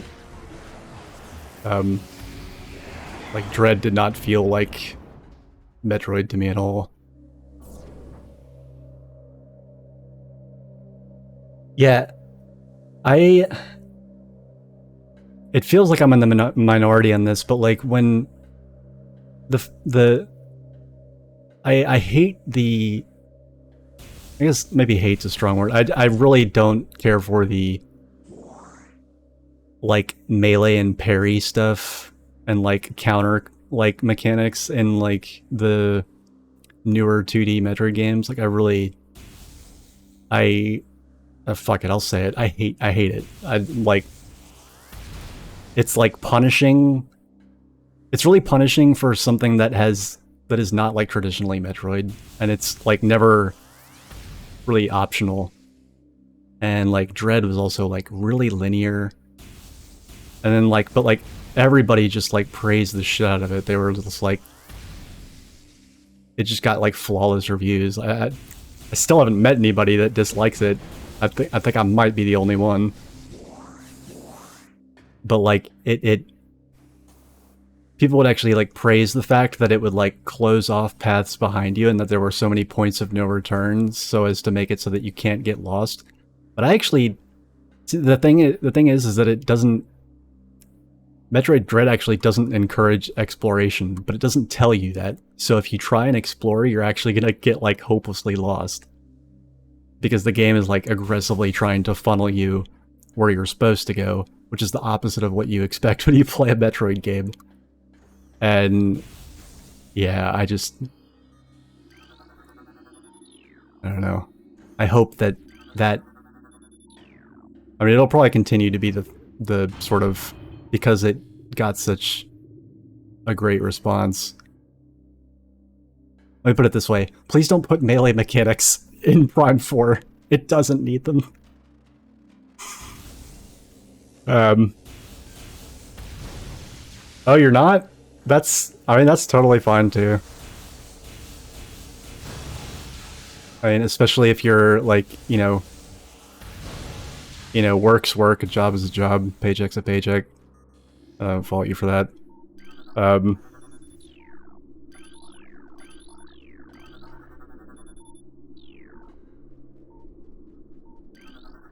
Recording to logbook. Yeah, actually, I haven't liked a 2D Metroid game.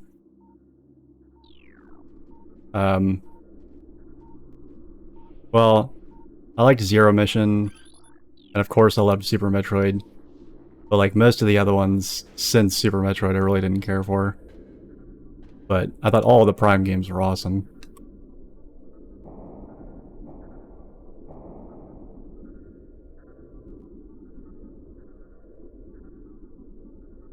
Oh man. Ocarina of... I can't speak to Majora's Mask because I couldn't... I was one of those people that could not get past the time limit. I get that it was kind of an innovation and a risk, but like, I was one of the people that was really, really stressed out by the time limit and really frustrated by like losing all my rupees and stuff. I don't think I think maybe I got past the first like major dungeon in that game. I don't think I got any farther than that. Ocarina of Time, on the other hand, I think it would be a lot more work to remaster Ocarina of Time than it was to remaster this. Just because it has not... I think a lot of really valid critiques of that game have come up over the years, and I think a remaster would benefit from taking some of those into account.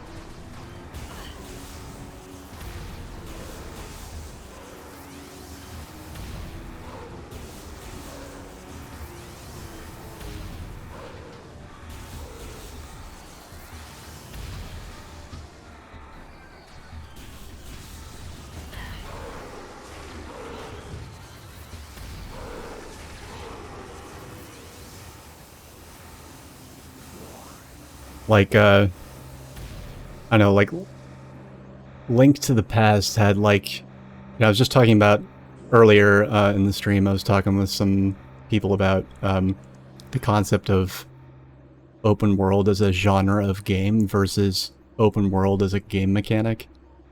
Like, an open world game is like Breath of the Wild or Horizon Zero Dawn. Having an open world in your game is something that's a lot more common than that. But I think they get, I mean, that's how I see it. I know that's not, I don't define those terms, but like, it helps me to think of it that way, because like some games their world is open, but it's not open world. Like you can, at any given time, you can do you have a choice of like, you know, between like 2 or 3 or like half a dozen things to do. And so you have a lot of choices, so the game isn't linear, but it's also not just like free-for-all, you can do anything. And I think there's so many games that could like benefit from learning how to do that again, because it was really common back in like the days of like Link to the Past. And like some modern games like Dark Souls also do it really well. But like nowadays everything is either like a hallway on rails, hyperlinear, or full-on open world, like there's no way to sequence break or play the game differently next time because you just get to go everywhere and do everything.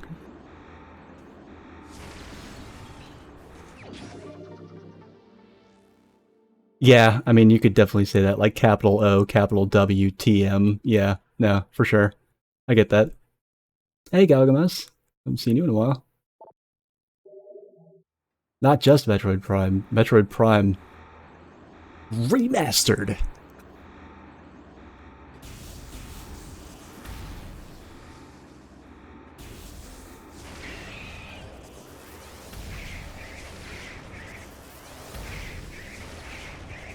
Have I scanned these yet? Yeah, okay.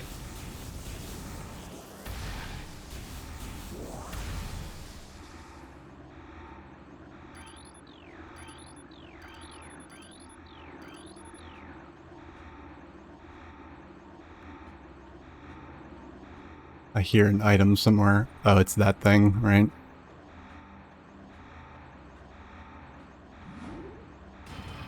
It's really good. Like, it's so far in terms of like, it is literally a remaster. Like the content of the game so far is unchanged, but like it looks just drop dead gorgeous in comparison. This is coming from somebody that was literally playing one of the GameCube Prime games earlier today, so I've got a pretty solid, like, the way they used to look is pretty fresh in my mind. I was reading the book entries. I don't think any of that's changed. I don't think any of the... None of the, like, gameplay elements or lore has changed. But, like, there's subtle changes to the sound design that I noticed, and very subtle changes to the music. The biggest change, I think, is just the graphics. This just is a joy to just sit and look at.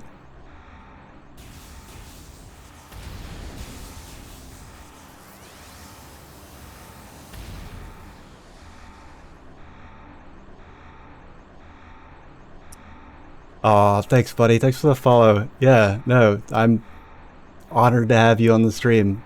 And amazing job on this. Like, I will be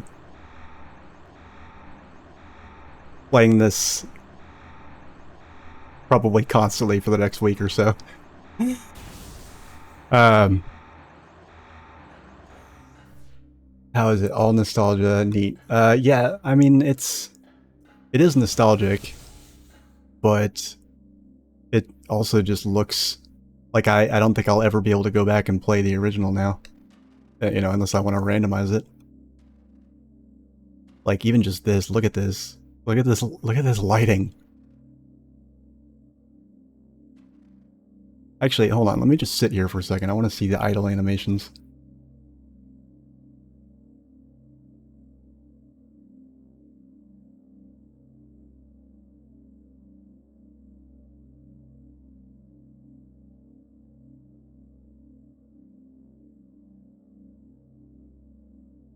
I want to see if she still has, like Simon Says on the side of her arm cannon.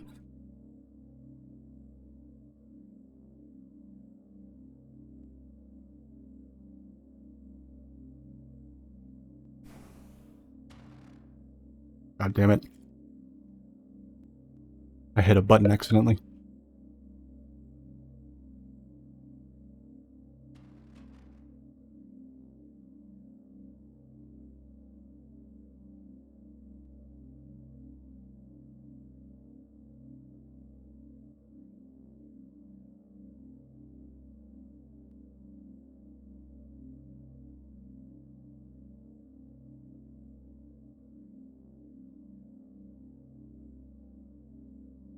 Well, then this is the game for you.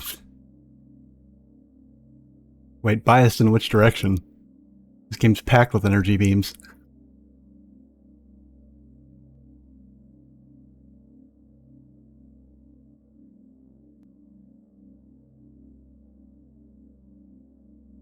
Oh yeah, that I have not noticed any bloom. Not really. I mean, I haven't really been watching for it, but it tends to stick out when it's there. I haven't noticed any. The biggest thing I've noticed is that the lighting feels... I mean, obviously the graphics themselves and the textures are all updated. Everything's been touched up. Everything visually. The HUD, all of it. The lighting in every context is so much more natural looking. Like when you're in the Chozo ruins and you're in a room that's mostly shaded, but there's a part where the sun shines through, you know, onto the ground. If you look at that spot on the ground, it looks like ground reflecting actual sunlight. And the other big thing is like the contrast, like lights are brighter and dark places and dark rooms are darker. There's so much more like contrast, and it makes everything feel so much more just... I don't even know what you call it. It's just... I mean, look at this. I could read by this thing. I just love this. And like the animations and effects are so... I mean, Jesus. They're so much more dynamic. Like, this is bananas.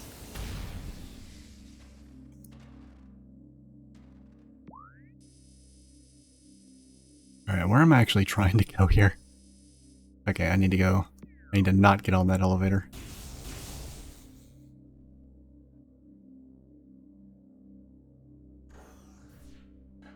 Yeah.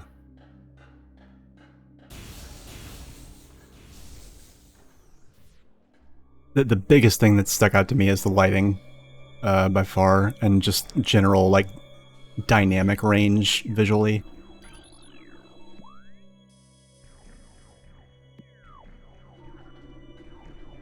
Hands down the biggest difference I've noticed.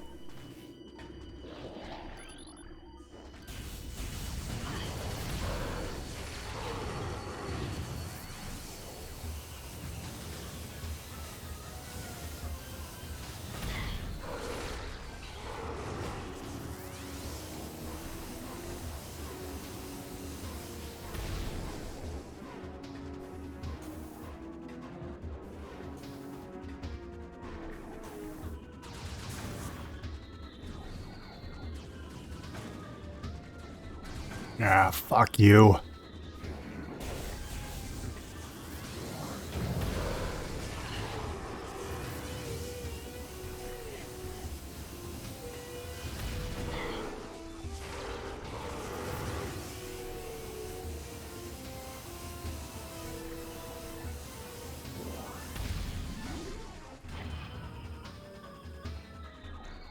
Gun shooting an effect and it becoming a projectile gives you a tiny bit more work. I don't know, I don't have that, especially not with graphics, I don't have that kind of scrutinizing eye.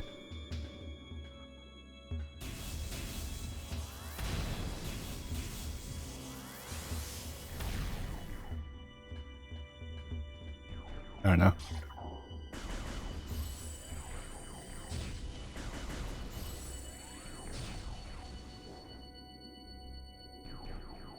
I noticed things like the fact that Samus's arm cannon has rifling, which makes, like, no sense whatsoever. And it's just kind of amusing.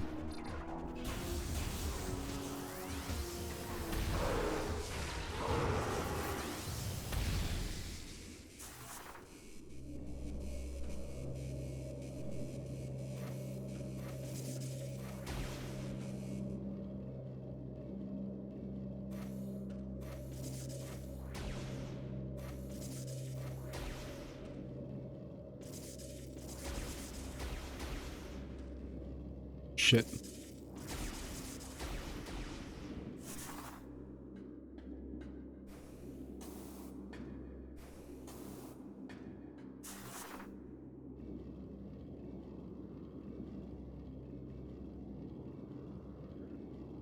Easy does it.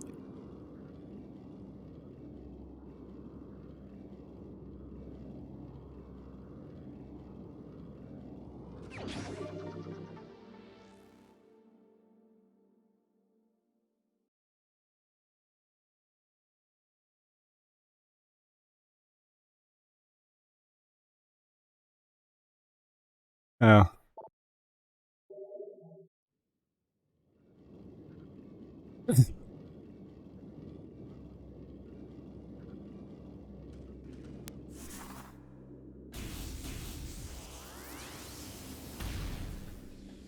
I mean,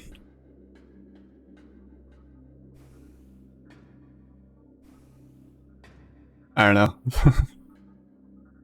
I didn't know this existed this morning, so I'm just like... I'm just jazzed to be playing it. And it's on the Switch, no less, so I can take it with me places. Honestly, I would have probably gotten this unremastered just to play it on the Switch. That's right, I need to go down.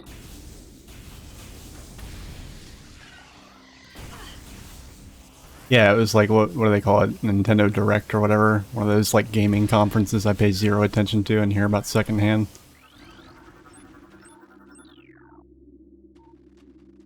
Oh, for fuck's sake. There we go.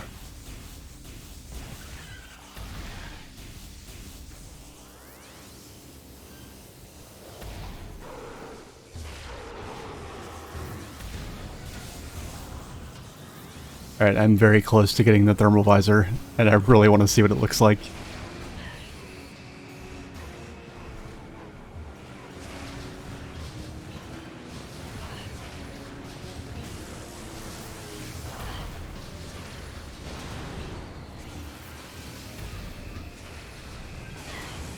Where did I get all these energy tanks? Holy shit. I didn't realize I had 6. I need to add that to the tracker.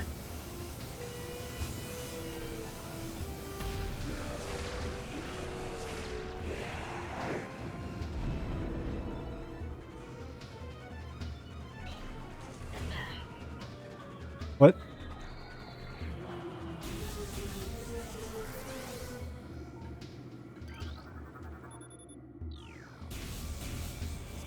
Who am I missing? Oh, it's this asshole. Oh my god, he was literally stuck up there and I knocked him loose.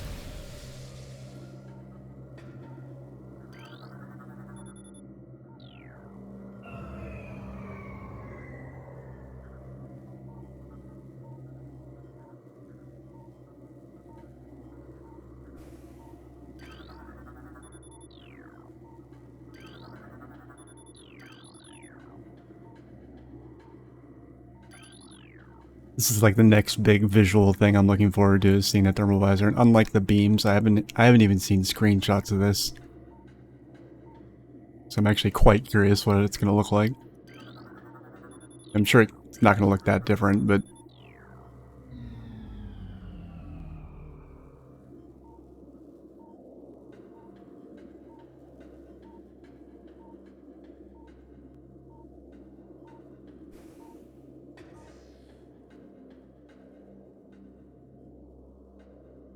yeah, this is just so much more like life, not even lifelike. Like, the word lifelike doesn't do it justice. It just looks more real. Not realistic, it just looks, I don't know, everything just pops out so much more.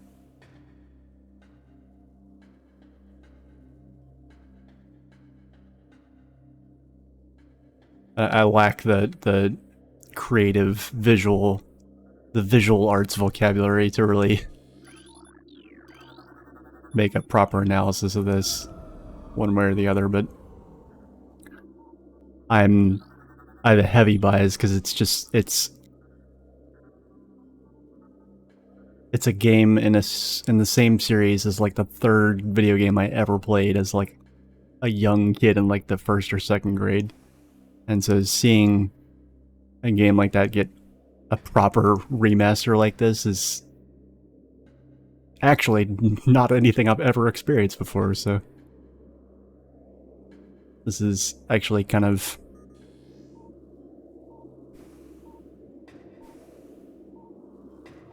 a unique experience for me anyway. Alright, let's see it.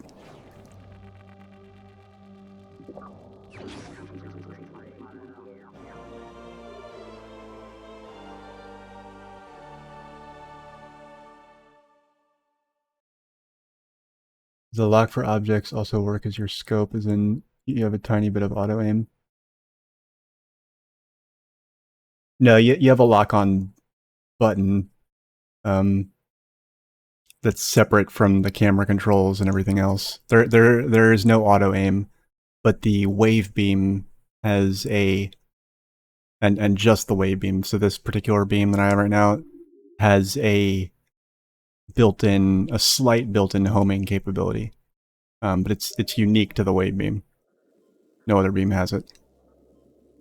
Missiles have it, but yeah.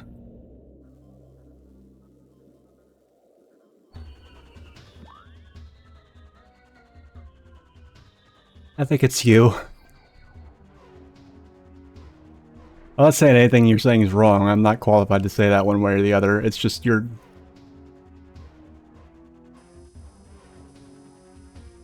Any negative critique you have of this game visually, no matter how well intentioned or constructive you intend it, it's gonna fly right over my head because it's just my plebeian uncultured ass is just like, look at the colors. So you'll have to forgive me. Oh my god. Oh, that's interesting. That is... okay. That's interesting. It's kind of blurry. I mean, it seems blurry.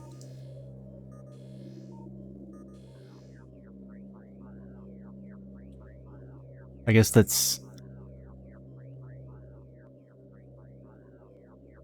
huh.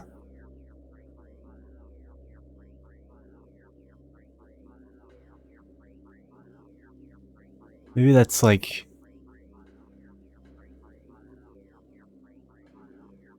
can't tell if I'm just like looking at it wrong or what.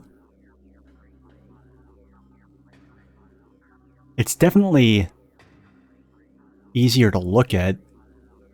Like, it's easier on the eyes. Like, it's not anything that seems blurry. Okay, so the stuff that seems blurry is stuff that has no heat signature, actually. So it actually doesn't even really matter that it's blurry, because it's not anything of interest. The stuff that has any heat signature whatsoever is actually pretty crisp. I'm noticing that. And I guess that's... The thermal visor from the original had much more contrast to it, which actually made it kind of harder to see with. Whereas this is actually, even with the kind of fuzzy effects added to things that don't have a heat signature, it's... I would say this is actually strangely a little bit, not necessarily easier to see with, but it hurts my eyes less to look at compared to the original.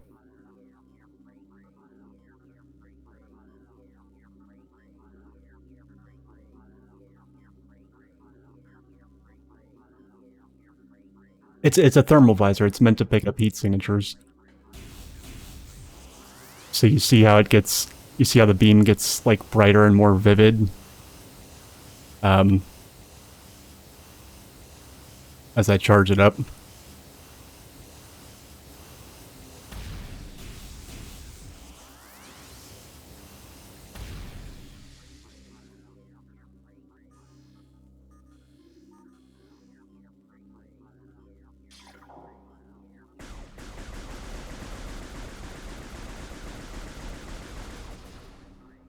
The thermal color scheme is a little different too.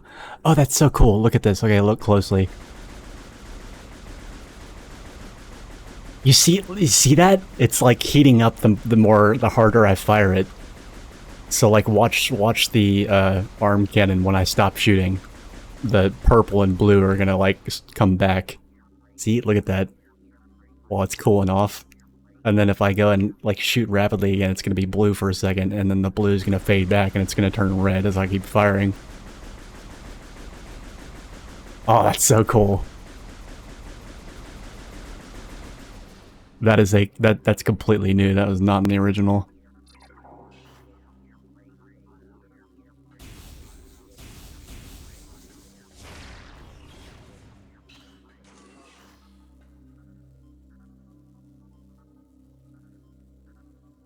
Yeah. No, it was... I didn't know what to make of it at first, because I was like, all this stuff is so blurry, what is this? And then, like, once I actually looked at the stuff that the thermal visor is meant to show you, I started, like, getting it. It was, not gonna lie, it was slightly off-putting at first, but then as I started to, like, kind of take it in more, I was like, oh, actually, this makes perfect sense.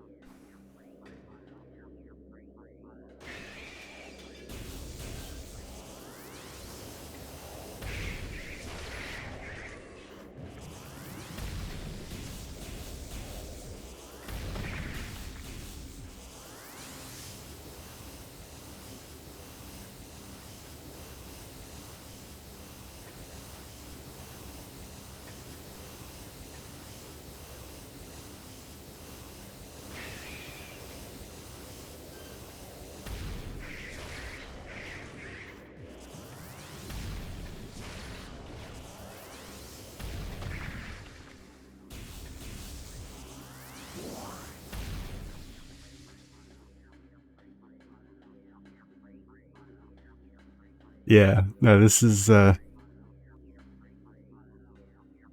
it's...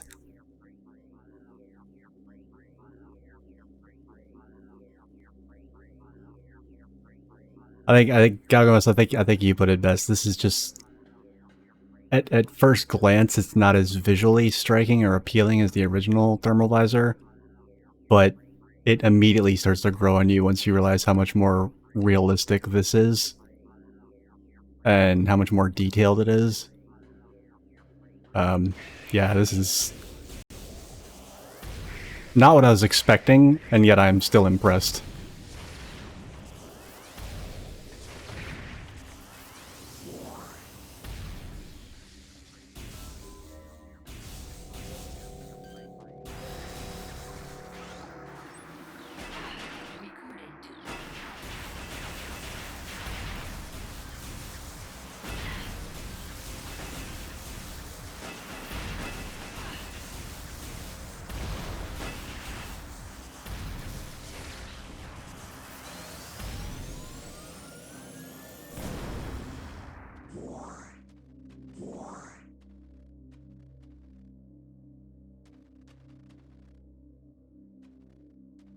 This is so cool.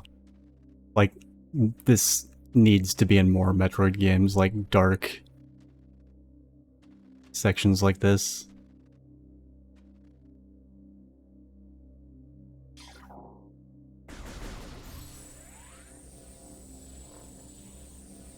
Also, this banding, the horizontal beams of light that are shooting out of either side. Not the ones that are kind of rotating around, but the two static ones directly to the left or right of the shot. Those were not in the original. And I don't know what they are, or what phenomenon they're indicating in terms of light and energy, but they look cool.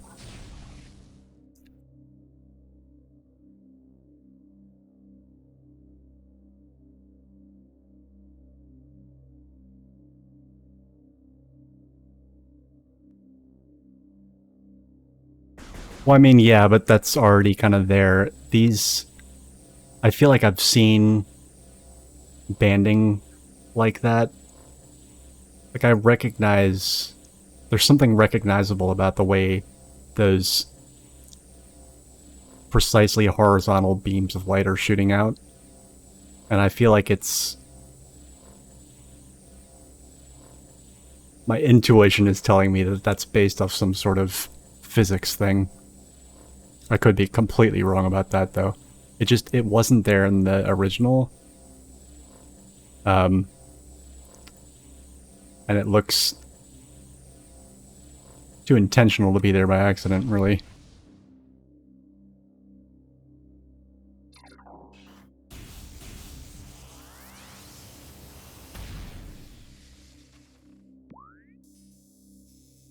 Okay, I'm not playing on an emulator, so I can't just make save states.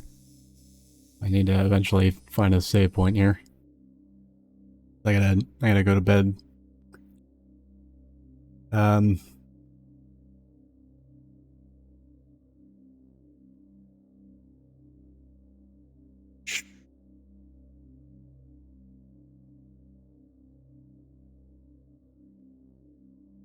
that the thermal visor?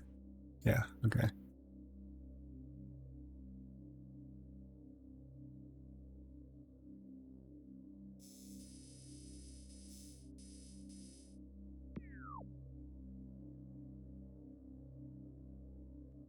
You know, just 75 missiles, 6 energy tanks.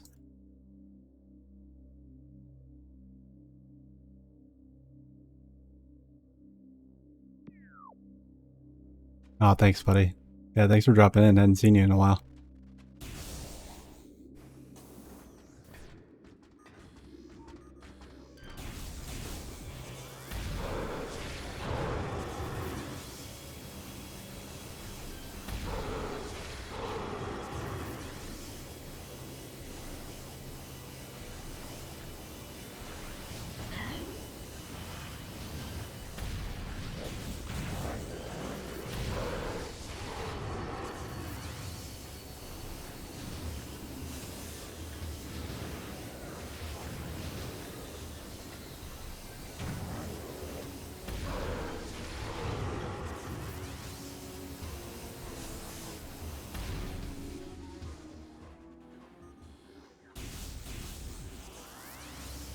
Shit. Where am I? Oh, okay, I need to jump up here.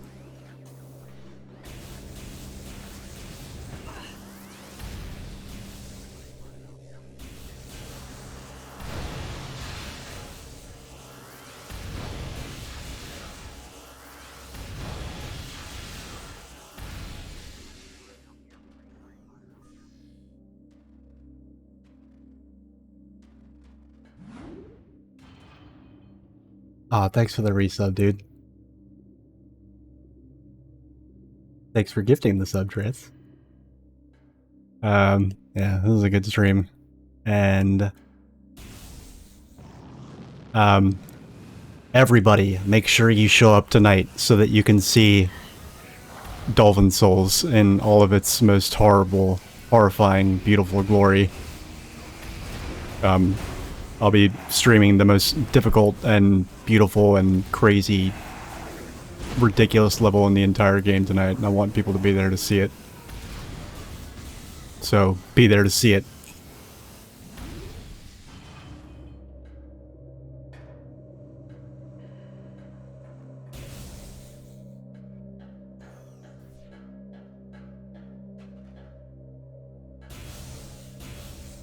First, they give you a room once they showed you small.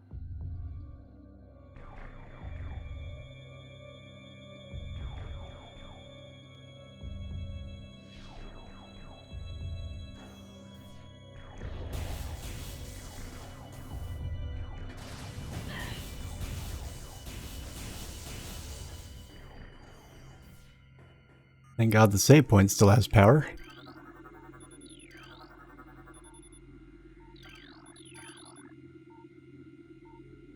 Astrogation officer? What is an astrogation officer? Interesting. Alright.